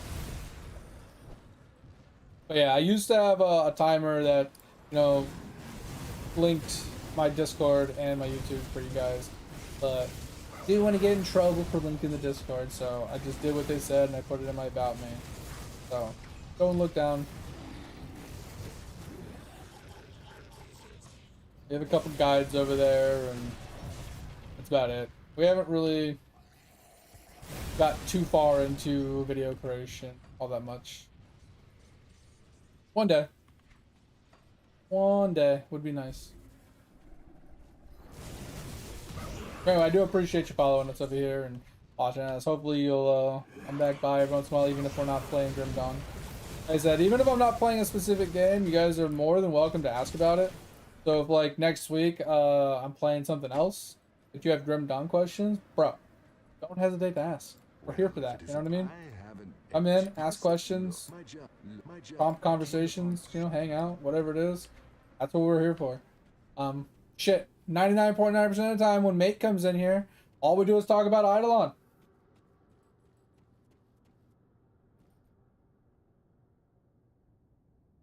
Yeah, I don't either, mate. Ever since I switched it to every 30 minutes, I have no idea how the ads are working. I don't know if you only get hit with it once an hour, but it catches people every 30 minutes. So anybody that came in like between the last ad and like the next ad, they're on that hour rotation, right?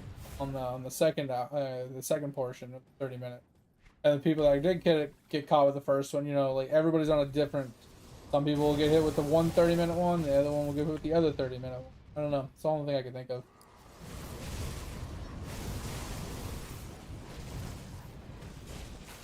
But yeah, like I said, if you have any questions about any game, no matter what game I'm playing, I'm more than happy to talk about it, answer questions, maybe pull it up to give more context or to show it or whatever. Like, we do our best to, you know, answer anything and everything when we can and how we can. Oh, I go away. Thank you. That would be the most annoying thing in any ARPG. Is on death effects are so fucking obnoxious. Like, you kill a boss or you kill like a named mob or something, and it's like, all right, cool, he's dead, and then he drops this like puff of smoke on the ground, and you're like, all right. 45 seconds later, the shit is still there, and you're waiting to go and loot the goddamn shit because it's just laying there on the fucking ground. It's like, why? Like, we already are pissed about the whole fact that I have to go and pick up the currency. Right? That shit's annoying. Now you're gonna add, and the items that are fucking falling out of the chest. I gotta wait for all the items to fall out of the chest before I can fucking loot it. Now you're gonna add an on death effect, so I have to sit there and fucking wait for the on death to fucking dissipate before I can actually go and loot the fucking gear. Bro. Can we come up with a better solution here? Give me more content, not fluff. Like, I'm just saying, if you want to fluff me, bro, don't do it in game. I mean,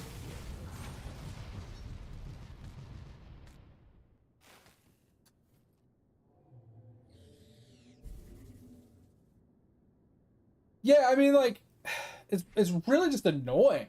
It's not like it even adds, like, okay, don't get me wrong, I don't mind on death effects. I think the time of it needs to be dramatically reduced, right? So if you're fighting something and it has an on death effect, but you're also fighting like a big group of mobs, right? It makes sense that the on death effect lasts for a little while because, you know, you have to fight around that on death effect while you're fighting the other mobs still. But if you're fighting something and everything's freaking dead, I shouldn't have to stand there for 20, 30 seconds waiting for it to dissipate. So an on death effect should be either A, shortened to a fixed amount of like 5 seconds, or something short. So if it's dead, yes, it does a short time period of on death effect, but it's not very long, so it doesn't impact you that much, but still does impact you and slows you down a little bit, but can still hurt you in like a boss fight or something, or like a big group fight. Or B, the second you finish that group of mobs and there's nothing currently targeting you, all death effects should go away. Something like that. Like, if you still have a mob that's like in combat with you or targeting you or trying to fight you, then all death effects should last until you're no longer in combat. That makes sense to me. Because then, like, you're not trying to speed run away. I mean, you might be able. It's like one little ganky ass mob trying to like fight you. Like, okay, yeah, you're just trying to run away. Like, who the fuck cares? But if there's an item you want, then just kill the damn mob, and then it goes away. Like, that makes sense. That It like solves all the problems of like the on-death effect was being a problem and not letting you loot your stuff and everything, but still being viable in the fights and causing the fights to be a little bit more annoying. I don't know. Like I said, I do bitch a lot. I do complain a lot. I do have a lot of things in games that I wish were slightly different. I won't ever be able to make a game any better than these people do. These people are definitely above and beyond what I would ever even dream to be able to make. So I mean, it's not like I could do better. I have no real room to talk here. It's just coming from a like an aspect of being a gamer and enjoying playing video games and playing so many other games. There's just certain things when I'm playing a game that just annoy me. I'm like, God, I wish this wasn't a thing. Oh my God, why is this here? Like, just that dreadfulness that just, oh my God, I have to stand here for 20 seconds waiting now. Like, just annoying, right? Those are the types of things you like learn from just playing games that you just don't like, you don't enjoy. You don't see the additive bonus that it adds to the fight or the game or the experience of the game or whatever. So it gets kind of lost on you. Just like, oh, I wish that wasn't part of it. Basically all it is.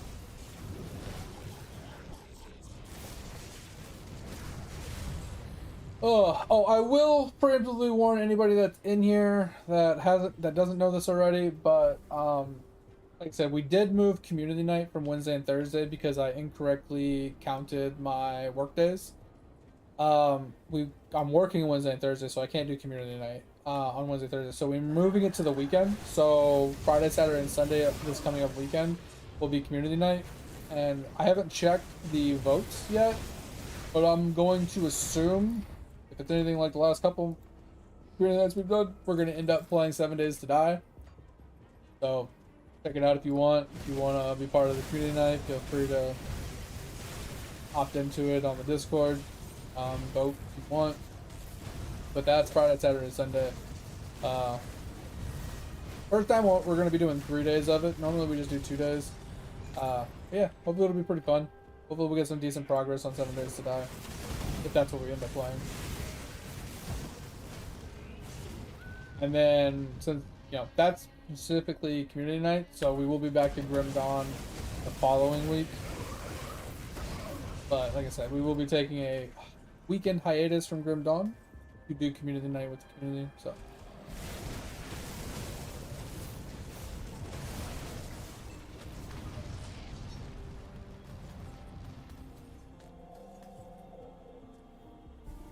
Hero Siege sounds familiar.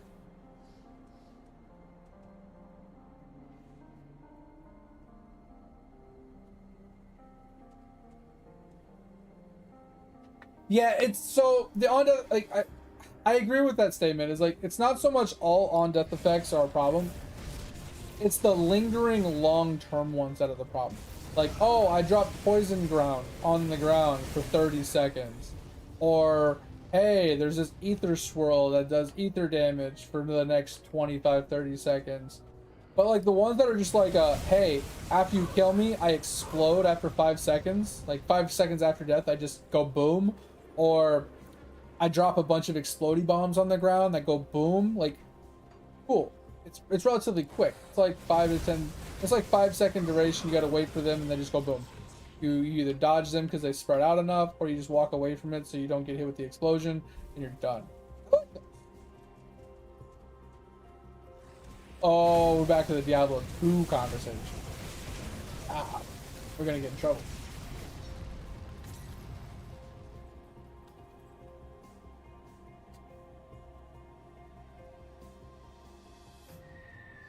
Oh, no, but Diablo 2. They actually added Enigma into Hero Siege. That's kind of funny. That's the Mage Blood. No shot, man. Rip-offs. Let's go. Copyright. That's funny, though. And to this day, I've still never obtained a Headhunter or Mage Blood for myself. But it's just such a niche item to farm for. It just takes so much grinding. Or just gambling. And I'm not a gambler. It's just an item I probably will never actually obtain. Unless I get really fucking lucky. Well, the problem is, like, there's only a few ways to obtain them, right? Obviously, you can farm apothecary cards, which is very RNG, right? And takes a lot of map grinding and a handful of scarabs to really like juice out the potential of obtaining them and stuff.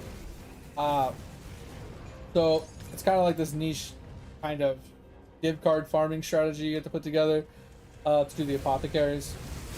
And then you can obviously gamble with harvest on top of that. So you, let's say you do the div card farm, you get 2 to 4 of them to drop, and then you go and harvest craft them to try and gamble it to, you know, max stack, and then ooh, you got yourself a mage blood. Cool, right?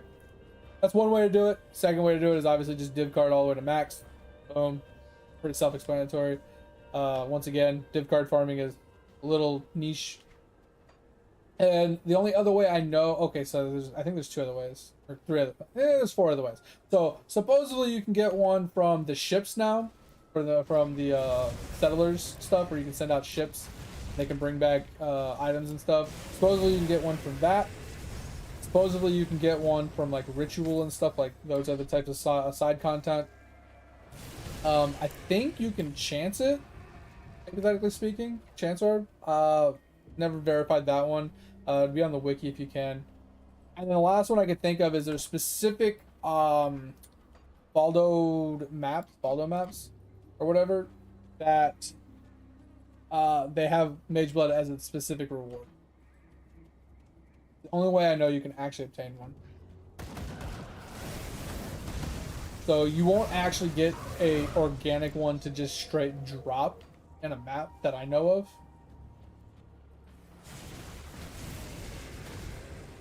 So if you're just map blasting and like alching and going and stuff, you'll never, I don't think you'll ever see one drop. I don't think it's possible. Same thing with the Headhunter. I think Headhunter follows like the same premise. Like, I know you can like, I'm pretty sure you can chance orbit and stuff, and it has like similar things where you can div card it and things like that, but once again, it's not, there's no organic drop for it. It's not like Ashes or Progenesis Flasks or anything like that where you can just farm a boss until it finally drops.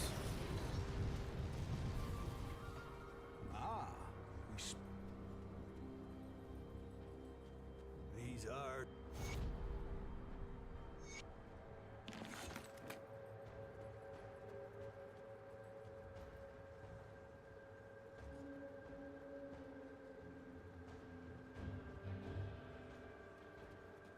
Oh, well, okay, so let me caveat that. There is a chance for them to drop if you're using shrines, like Eater of Worlds or Searing Exert, I'm pretty sure. But I think that's very niche. Alright, let me pull it up. PoE Mage Blood. Right. So this is basically like what I do.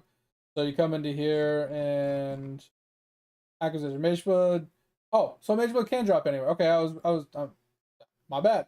I thought it was a restricted drop, so it can only be chanced and found in these. Okay, so I am wrong. I've never seen one drop, but it's a tier 0. Okay, so I take that back.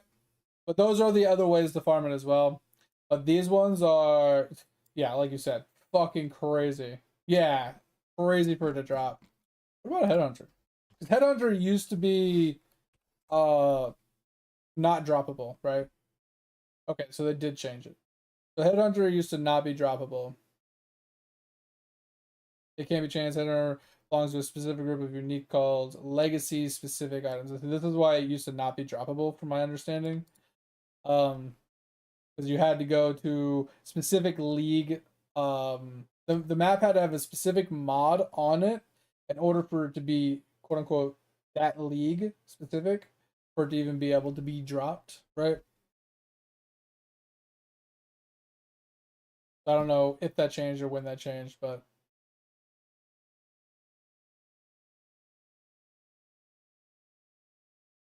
decrease the drop rate. Oh no. Anyway. Yeah. Hot damn. Yeah, I'm working right now on testing out a blood notch righteous fire build. We leveled it up last night. Took us like 6 hours. A little rough, but it is what it is. Alright, so we need to go back, talk to some people so we can open up this. Alright, so we needed to go back to here, I think.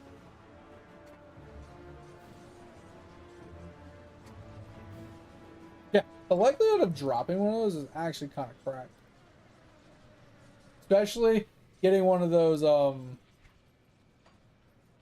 altars to dupe a drop and then that actually to drop. So how good work. Kind of crazy if you think about it. That's nuts. You get an organic fucking T0 to drop and with the shrine that duplicates or has a chance to duplicate and then it actually duplicates it. Nuts.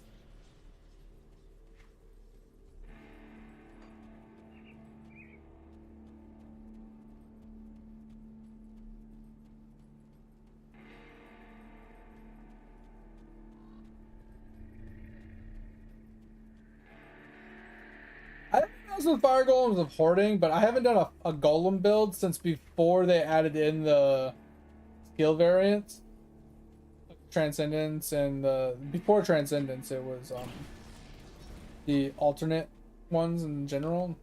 So it's been a long time since I've actually done a golem build. One of my friends does a lot of like minion builds and stuff. So I haven't done a golem build in a hot minute. But those ones are always pretty cool. I don't know what the hoarding does. I think it just increases the amount of golems you can have, right? Or some shit. And I've never actually played Power Siphon, or whatever it's called. This is the first league I actually made a spell character since like, I don't know, 10 years ago. And it was a kinetic blast build on the champion. It's actually pretty simple. I don't like it a lot, but still not my Righteous Fire. I play Righteous Fire every league and I fucking love it, and I'll never not play it. It's one of those things that like we argue about it on stream every once in a while because I'm like, oh, I wish there was more freedom in this game. I wish there was more things I could play, more things I can test and try. And they're like, yeah, but you don't play, you don't test and try things. You don't play lots of things. You like, why would you ask for something that you wouldn't, take advantage of? And I agree that I am kind of set in my ways once I find something I like, but I have to test things to find what I like before I set myself into stone, right? And just keep playing one thing. That's kind of the problem, is like, I want that to be available so I can play and do whatever I want and test a lot of things, but once I find what I like, I kind of just stick to it. I don't try lots of things. I don't play lots of different things once I find what I like, but up until that point, I will play hundreds of different combinations and builds and different things to just see what I like and don't like. How am I supposed to know if I like something unless I try it, right? You don't know what you don't know.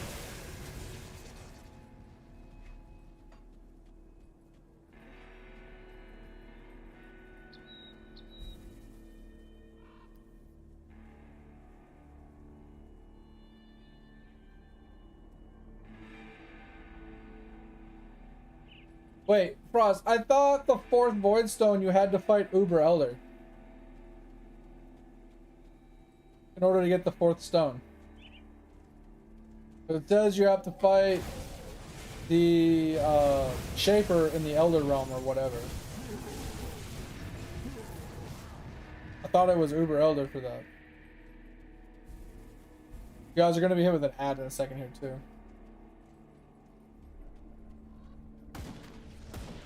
That's true. I mean, I personally have never... I only ever get 2 Void Stones every league because I'm just too lazy to do the boss fights. Maven's a big fucking dick punch and a half. The memory game can suck it with the beams. Like, doing the memory game while avoiding the beams can straight suck it. Unless you get, like, a good memory game, it's just fucking awful. And then fucking Uber Elder can blow my dick hole as well.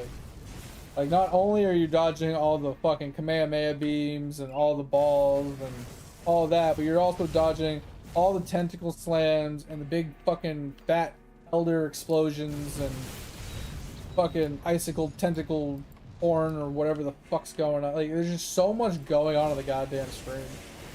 It's obnoxious.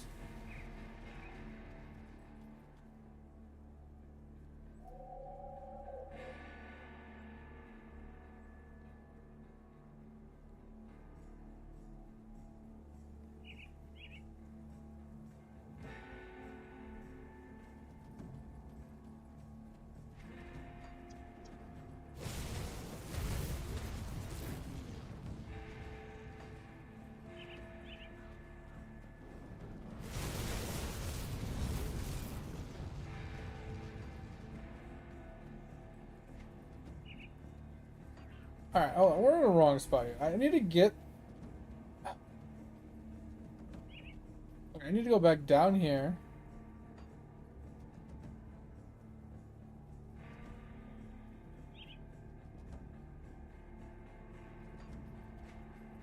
To get the quest to come and kill these things.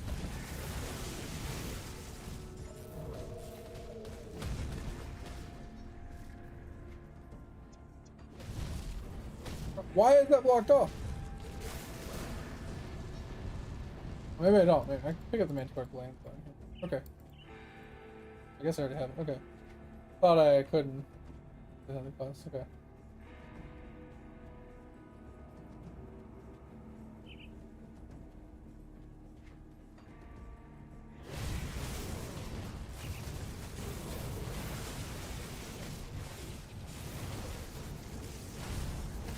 Dude, 30 minutes goes by so fast. I'm like just sitting here talking. I'm like, God damn it, it's an ad already.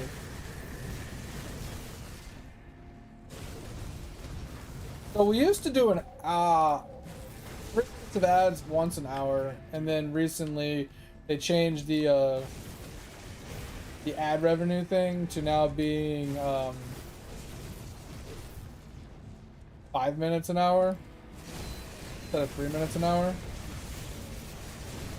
But you can only do a max of 3 minutes ad at a time. So I can't do 5 minutes of ads once an hour. I have to do either 3 minutes of ads every 36 minutes, which is an odd timing, which I might switch it to just because I don't give a shit about, you know, the extra 30 seconds of ads, but give me 6 more minutes of like length would be kind of nice. Or it's 2.5 minutes of ads every 30 minutes. I thought the 30 minutes would just make more sense, but I think I'm going to change it to 36 minutes to give as much time between ads as possible. It's so annoying, like just constantly popping up.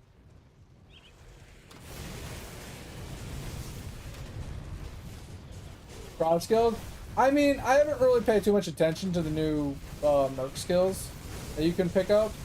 Some of them are pretty insane, supposedly, and I think a lot of people are using, what is it? The Bladefall one, and they're using it so they can auto-proc, like, curse on hits and stuff like that. Which I think is kind of genius, but at the end of the day, it's, like, really necessary. Because it attacks often, so you're constantly applying curses, and you're constantly applying whatever it is that you're trying to apply, but at the end of the day, you could just do the same thing to like your movement skill. So like, let's say you had shield charge, curse on hit, life tap with, you know, whatever fucking curse you're trying to do. Boom. Same thing as having Troth, Bladefall with curse on hit and then whatever curse. I mean, that is true though. That's only a 3-link versus like a 4-link. I mean, typically what I do is I do Frostblink with curse on hit with the curse, right? And since Frostblink is level 1 anyway, I play RF. It doesn't cost like anything, so I can always just cast it. And then I only need the curse to pop on like when I Frostblink. It doesn't need to be on 24/7 on like every mob, just like the big dick mobs. So that's how I always do it. It's basically the same thing as doing it with Troth Bladefall, but Troth Bladefall is automated versus me having to actually Frostblink to apply it. So I guess, you know, the fact that it's automated is like less to think about. Makes sense.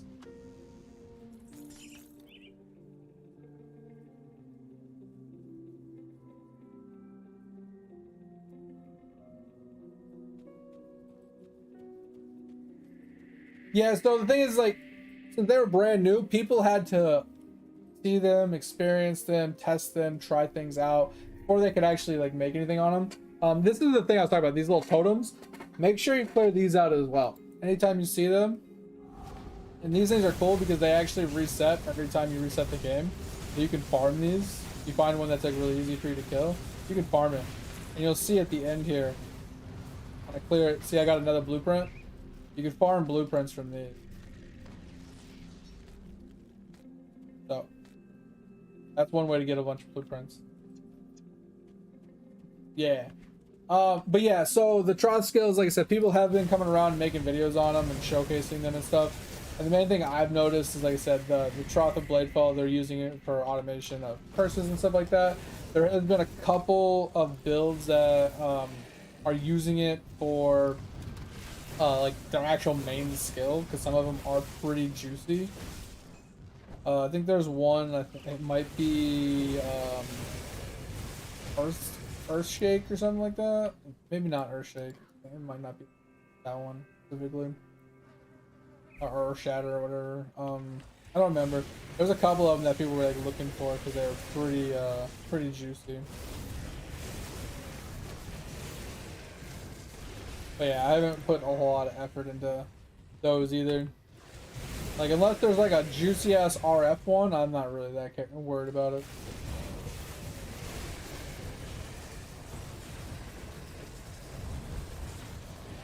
So from my understanding, most things that you can farm have a level cap. That if you get too far above the level, it'll stop dropping loot for you. For example, you know those ether crystals that you can farm? From like those little like purple things, these little crystal things on the ground. Supposedly there's a place you can farm them. I don't remember exactly where. There's a couple places that are pretty nice to farm, but if you get above level 50 in normal game, they stop dropping in that zone. So if you want to keep farming them, you have to go to a higher difficulty to keep farming them. You know, whatever. So that's something that, you know, you'll eventually run into, is if you're farming those totems in a certain area, once you get to a certain level, it'll probably stop dropping you blueprints.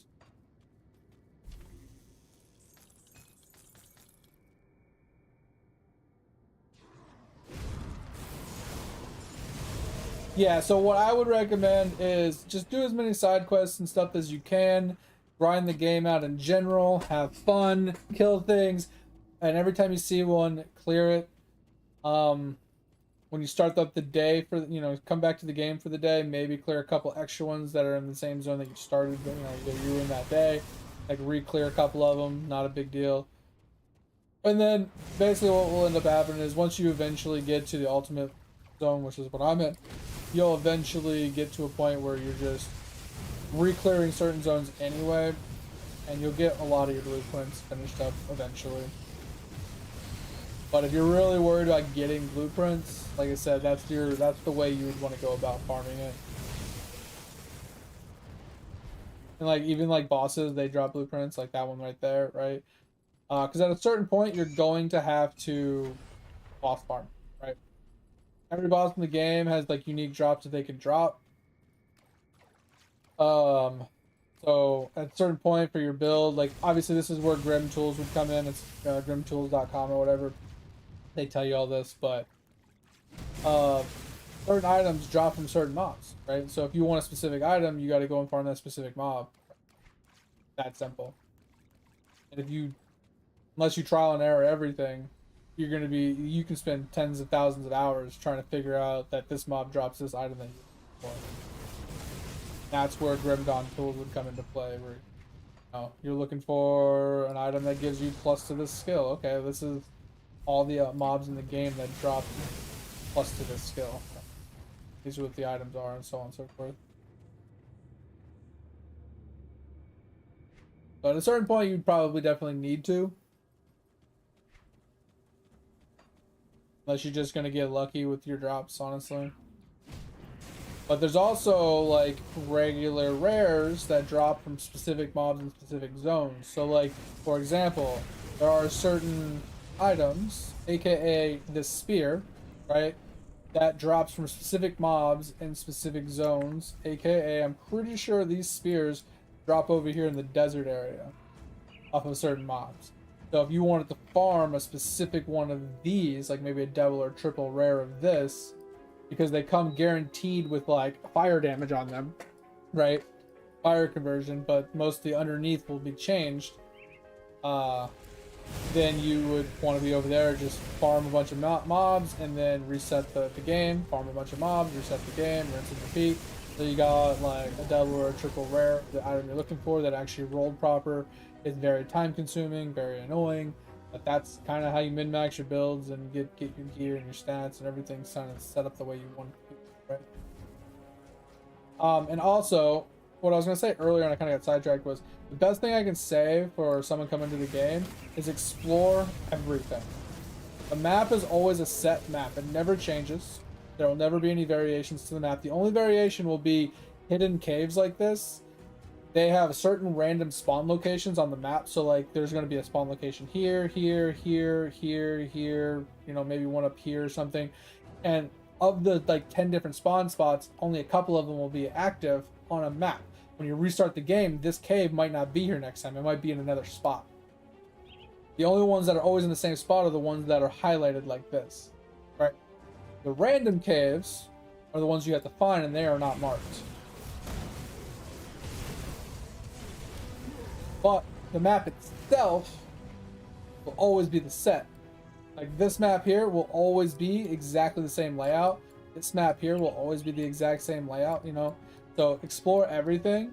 Try and find as many of the secret areas as you can. What's going on, demon? Just explore and kill all the bosses you can find, the uniques you can find, the mobs you can find. Grind up your reps and your zones, right? So if you go to your rep thing, you can see like this one here, headquarters is Underbog. To gain rep, you got to kill these people. So you got to do the quests, you got to do bounties in that area, or you got to kill whatever these Chothothians are, which I'm assuming are like little boss guys in the area. And you'll get rep for them. Every time you kill like one of the bosses in that zone, you'll get 75 rep, and you can continue to grind it. You know, keep on keeping on. And then grinding your rep up once your rep is maxed out. You know, you don't have to keep doing that, but yeah.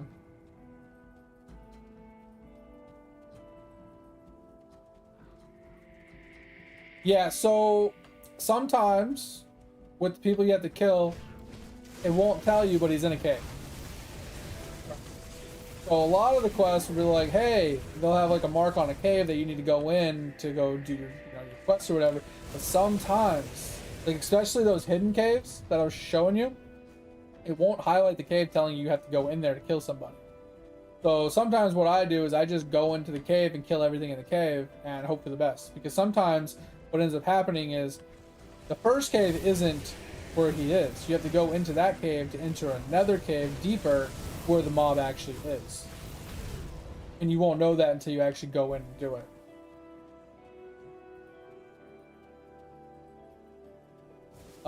Let me pull it up. I'm really bad with names. So what is it? Can you just tell me really quick? Is it under Devil Crossing? And what's the quest called?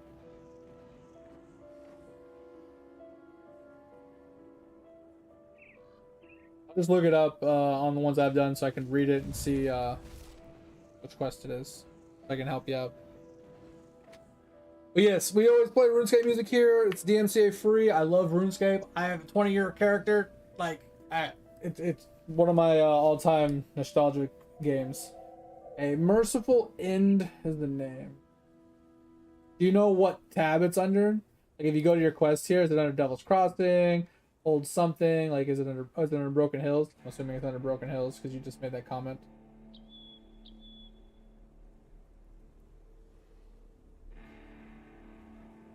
Yeah, I don't play it every day or all day. I'm just saying, like, it's a game that I have 20 years in. I'm basically max level except for the some things aren't 120 yet. And I haven't pushed the 200 mil yet, but I'm just looking for the quest name. Merciful something.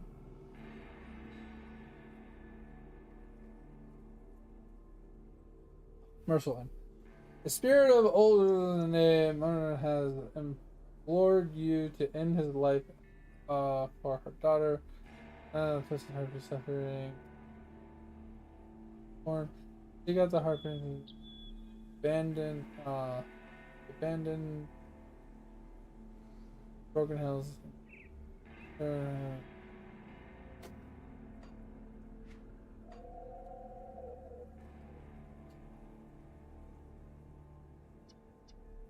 Where are these Broken Hills at? I'm gonna go to the so I can remember. I'm really bad with this stuff. I'm more of a visual person.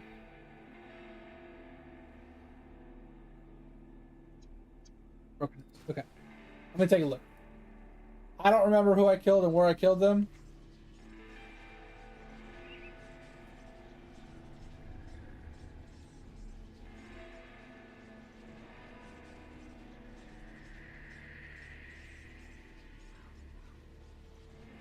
So you come in from this side, you come into here, right? And then you can go through this way, which is kind of a dead end. You come up this way.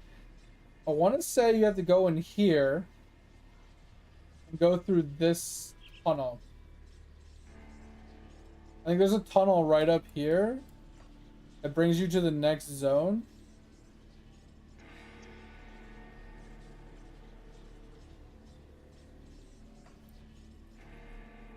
Might be wrong. I mean, I can always Google it for you. To, like, just to prompt my memory so I can help you out. I obviously just did this quest because I just came through this zone. Just found her? Okay. Say, I don't remember off the top of my head. Or was she? Was she randomly in one of the caves around the area, or is she in the one that I told you?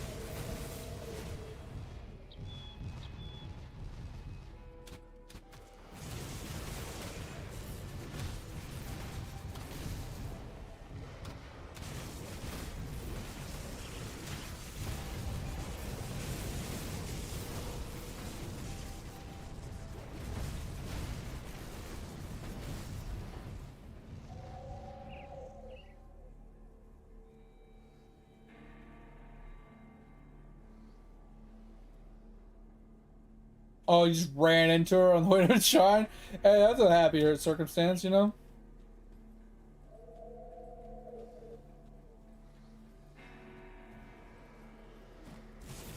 Yeah, I gotta find one of those shrines, because there's one that looks like I haven't completed, and I don't know what zone it's in. I know for a fact I missed one, because I saw it and required me to, like, I didn't have one of the items, so I just left, and I didn't think about just going and crafting it really then and there, so I kind of cucked myself a little bit. Whoa, that hurt.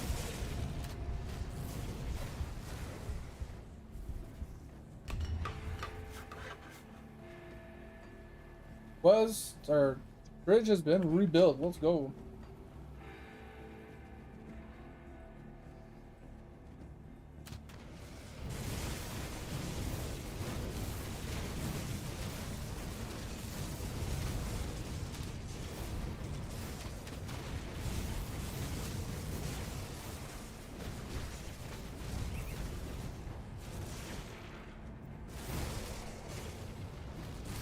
Oh, it's 5 a.m. Hell yeah. All right, mate. I appreciate you. Tomorrow. We'll be on tomorrow. and then we'll be working, and then we'll be on the weekend.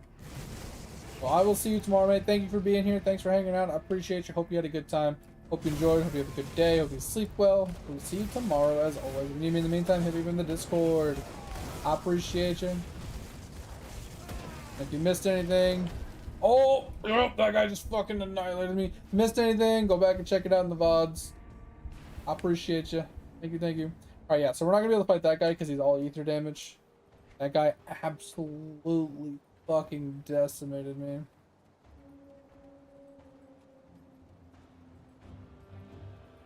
I wasn't sure you. I wish I'm going to.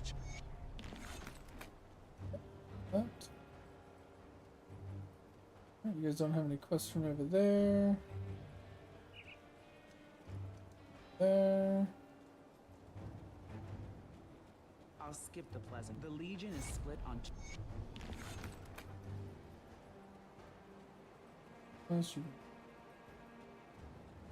Ugh.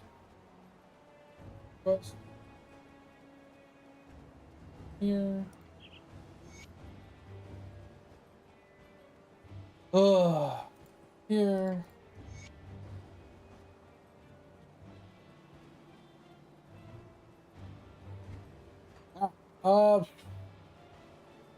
I don't know where most of these fucking quests are. I feel like we did most of this. Kind of feel bad for not finishing that up. Is there a portal down there? I think this is kind of close because we TP'd out right around that. Okay, that's pretty nice. Yeah, we cannot fight that dude. There ain't no fucking way we fight that dude. We don't have enough ether resistance to actually fight him. Now, we could pop our invulnerability, go hit him like once or twice, run away before he hopefully kills us, but that's a lot of effort. Kill him without having range.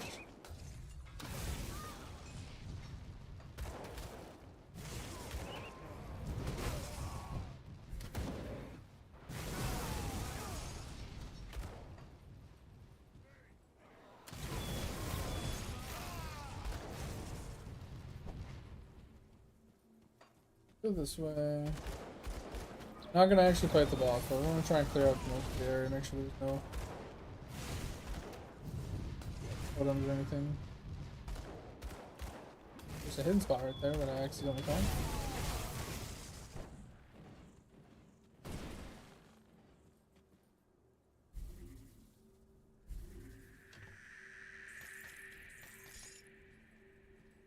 Wow, it's anticlimactic.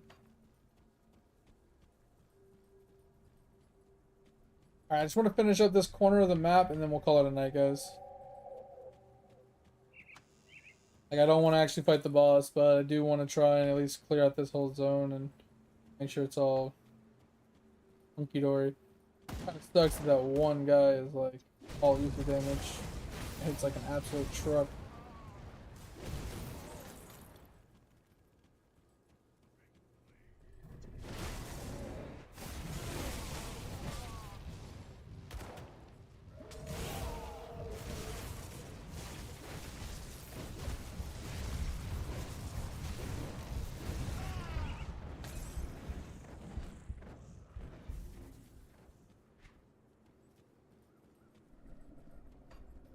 I gotta deal with that. We'll go up here, clear up this side. Yeah, it kind of sucks that a boss has so much ether damage. That's what it is.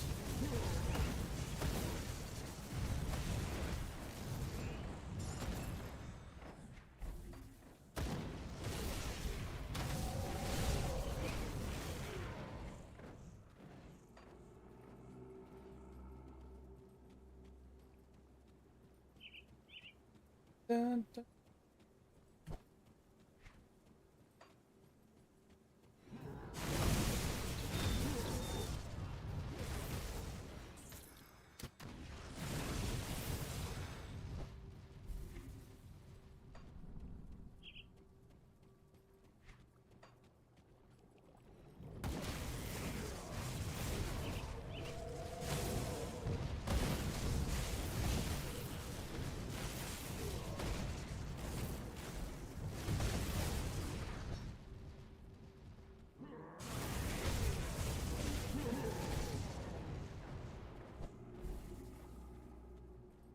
Got skills not ready.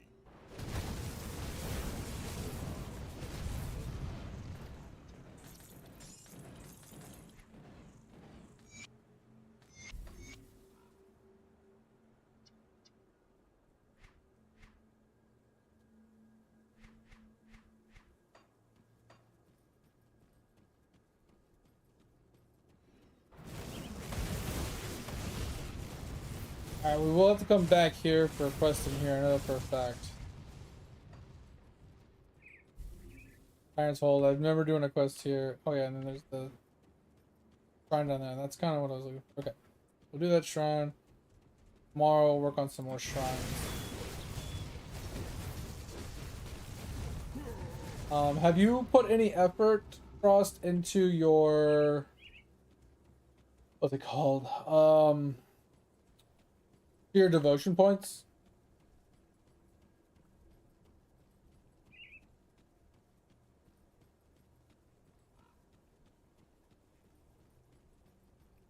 I will say they definitely put a lot of emphasis into resist. For sure, I will agree.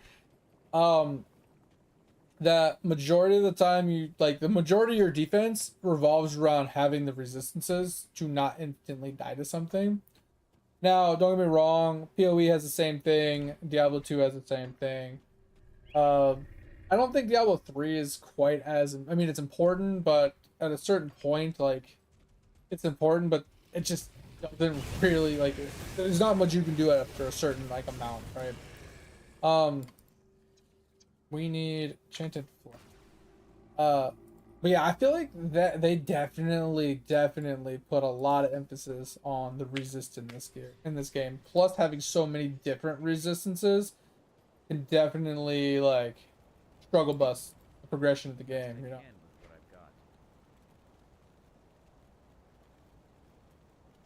Hey, don't get killed out there. So I definitely agree with that. Can be real rough if you don't get the right resist and stuff.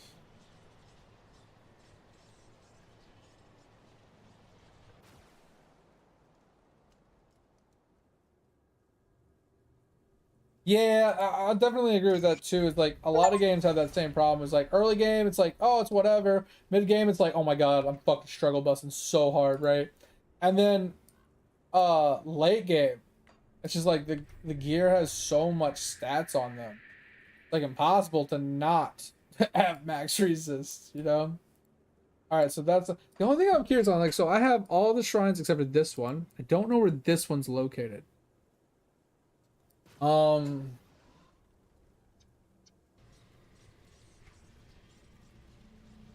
Is it this one? That looks like it's completed. I'm not 100%. It doesn't have a check mark. Go look. I might get lucky. Find the one we're looking. There was one up there too. It doesn't look like I actually ran up to. So that might be the one. Let's check this one first. Oh, okay. Yeah, this one needed Vengeful Wrath.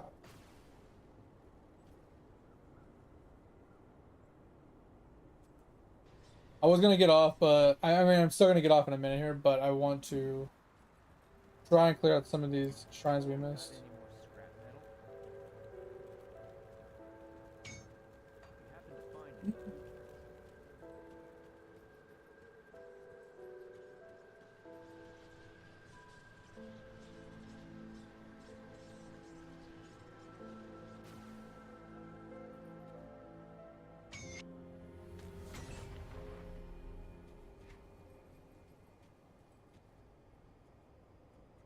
Alright, I need to get over to here.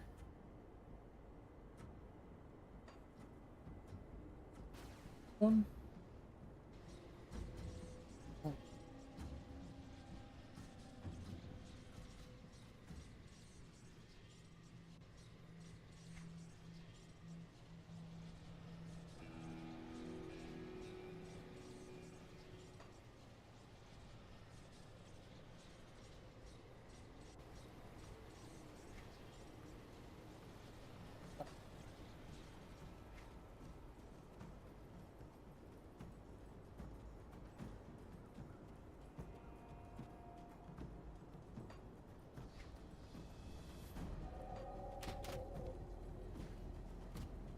Go this way. Let's see. Really dark. What the fuck? Oh yeah, Dig. How's your Gideon coming along?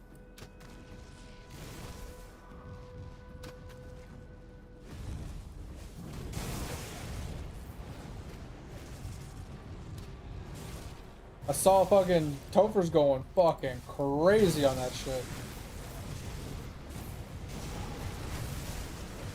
Topher like super juicing.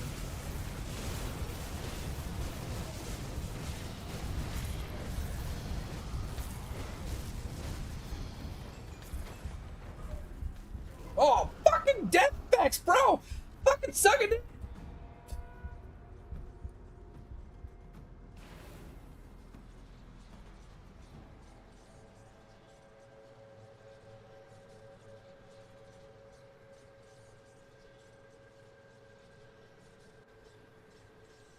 Yeah, if they added more points, give you more like things to access, that'd be kind of insane. 38 right now? Nice, yeah. I think I hit 38 this yesterday, like before I went to sleep. I think I'm close to 30. No, am I 37 or 38? I'm 38, yeah. So I'm close to 39 roughly. And when I get to 39, I'll sacrifice, then go back to 39. I'm tempted to not actually sacrifice at 39, if I'm being honest. I'm tempted to just hold on to it, push to 40, then sacrifice after I unlock the incursion upgrade.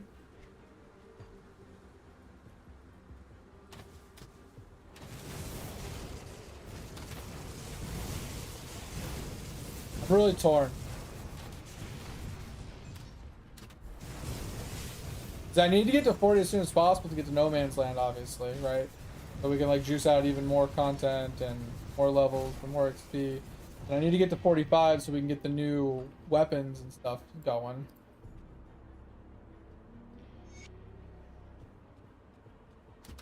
So do you think it would be best to not do the sacrifice? Specifically do this sacrifice at 39 since we're one level away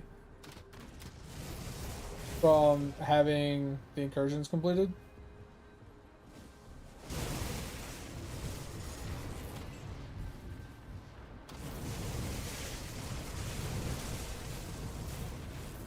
Like, yeah, the sacrifices are definitely necessary and worth it, but I'm just thinking, it's like, would it be better to just hold off on the one sacrifice while we hit 40? Kind of thing. It's just temporarily holding back one sacrifice. I feel like that's not a hindrance. Anything, like to push for the 40 for the version upgrade, I think it's worth holding off on it. Honestly. I'm not 100%. Like that's at least my thought. I don't know if that's like a bad thought or.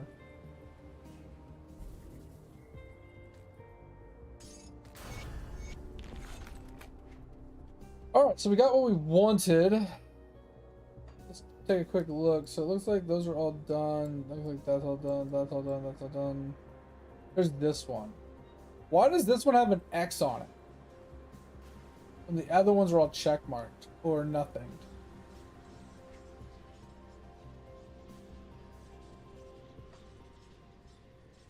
I wish I knew where it was at. Well.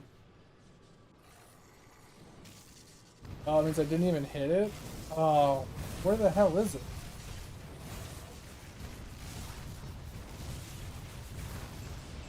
Everything's so red. My thing is I don't even know what zone it's in. Right? I don't know if it's in this zone or this zone, or is it even in like, or is it back here?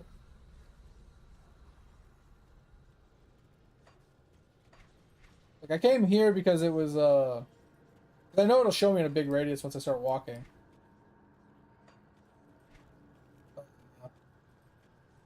I don't want to get through this. Go this way. I just don't know which zone it's in. That's the only problem. If I knew what zone it was in, I would just like go right to that zone and like run around for it. But like I said, I can just pay attention to the minimap. It'll pop up if I'm sure. Not that big a deal. I think that's the only shrine I haven't found so far in the ultimate playthrough. Dumb question. Do I need to find the shrines in the elite playthrough as well? I know we were talking about like the quests per se are, they give you all the points for all the difficulties, but do the shrines do the same thing?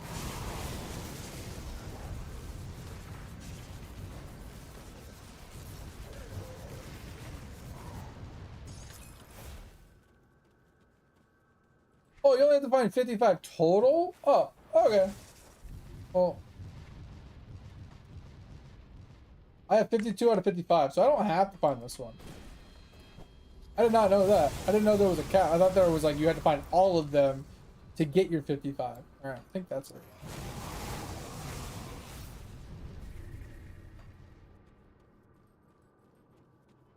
Well, that's cool knowing I'd only have to go to a certain number. But granted, I would definitely do more than 55 because they drop loot. That's kind of nice. Oh, that's why. It didn't really look like it was.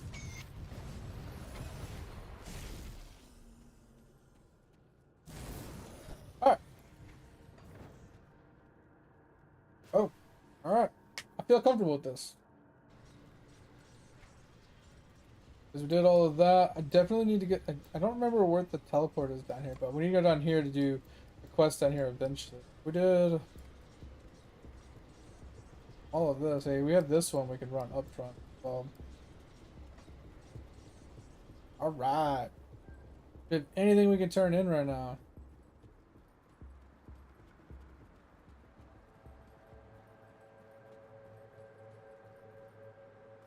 Go through our inventory real quick, empty everything out, clear ourselves out, get us prepped for tomorrow, and then take it from there, I guess. Alright, yeah, let's just do that really quick. What do we got? Alright, first things first, let's get rid of any papers we can find.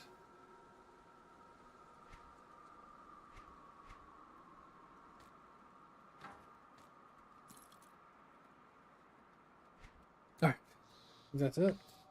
I'll give you a good price on what I've got left. What do we got? Utility. Hold.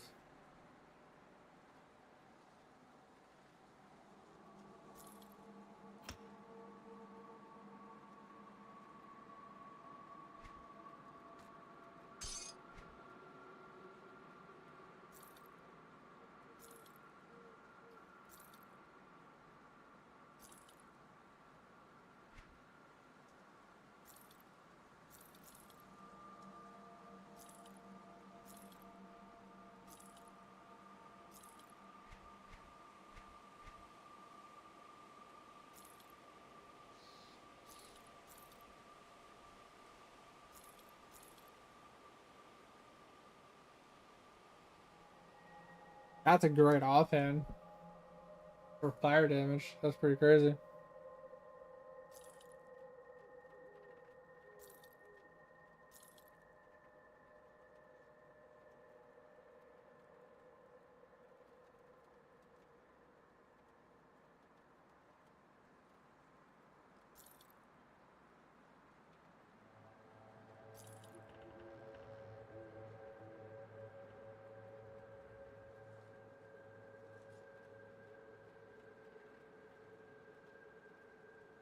Oh.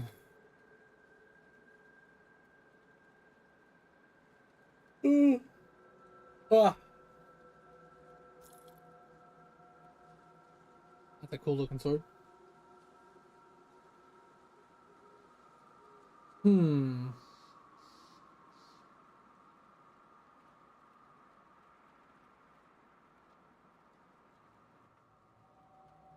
This is pretty cool. I think I'm gonna hold on to this one.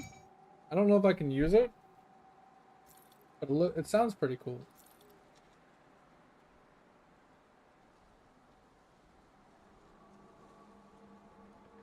Hmm. That's huge Ellie. Got burn, which is good. Conversion means nothing. Ability is fine. Energy is fine. The all res is huge, but we only get 3 fizz, which kind of blows. But this is possible. Throw that over. Throw that over.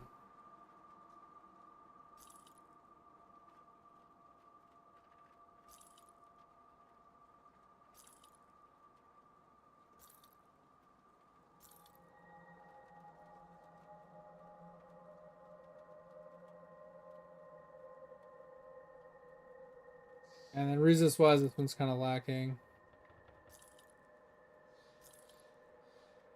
Hey, it's the first one of those I've seen. What's this for? Destin head. Get one of those yet. Alright. Yeah, this one seems pretty cool. Like, it says it does less damage, but like that huge Ellie roll, either resist is kind of cool, +2 to all Arcanist skills, which is kind of good. And then it also grants me another skill. I don't know how good the skill is. Could be okay.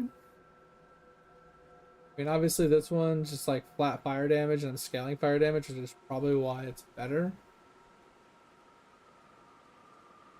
But like, for example, like 74, almost 75,000. Drops to 47,000. Like, that's just insane. What's funny is like, yeah, this one says almost 10k increase. I people put me to 57k, but like with all the other stuff, because it's 74k, like that's crazy. That's a huge difference. This just looks cool. So everything is taken care of. Everything is cleared out. I think we're gonna call it here, guys. Oh man, it was great. We're doing some good progression. If any of you guys haven't joined the Discord and want to join the Discord, feel free. The only thing I ask is don't be a dick. If you have any gaming questions, ever need any help, ever want to share something, show something off, or help somebody else out, feel free to chime in at any time. On days that I don't stream, I am still sitting on my computer, so you guys can always at me if you need me. In the meantime, like I said, it doesn't have to be the game I'm currently playing or showing or streaming or whatever. Just ask, and I'll do my best to help you out no matter what. But I appreciate you guys for that. And yeah, if you want to go check out the VODs at some point when I'm not live, go check out my VODs on the YouTube. I appreciate you guys. Have a good time. We got some guides over there too. Check it out on the About Me.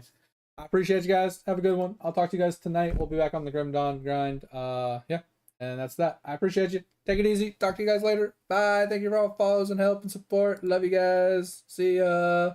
Bye, Frost. Yeah, Frost, like I said, join the Discord. If you have any questions, just add me. Like I said, if you want to carry along with the journey, check it out over there. And, any guides or any type of support you'd give over there would be appreciated as well. But I appreciate you. See you tomorrow, hopefully. Have a good rest of your day, guys. Bye.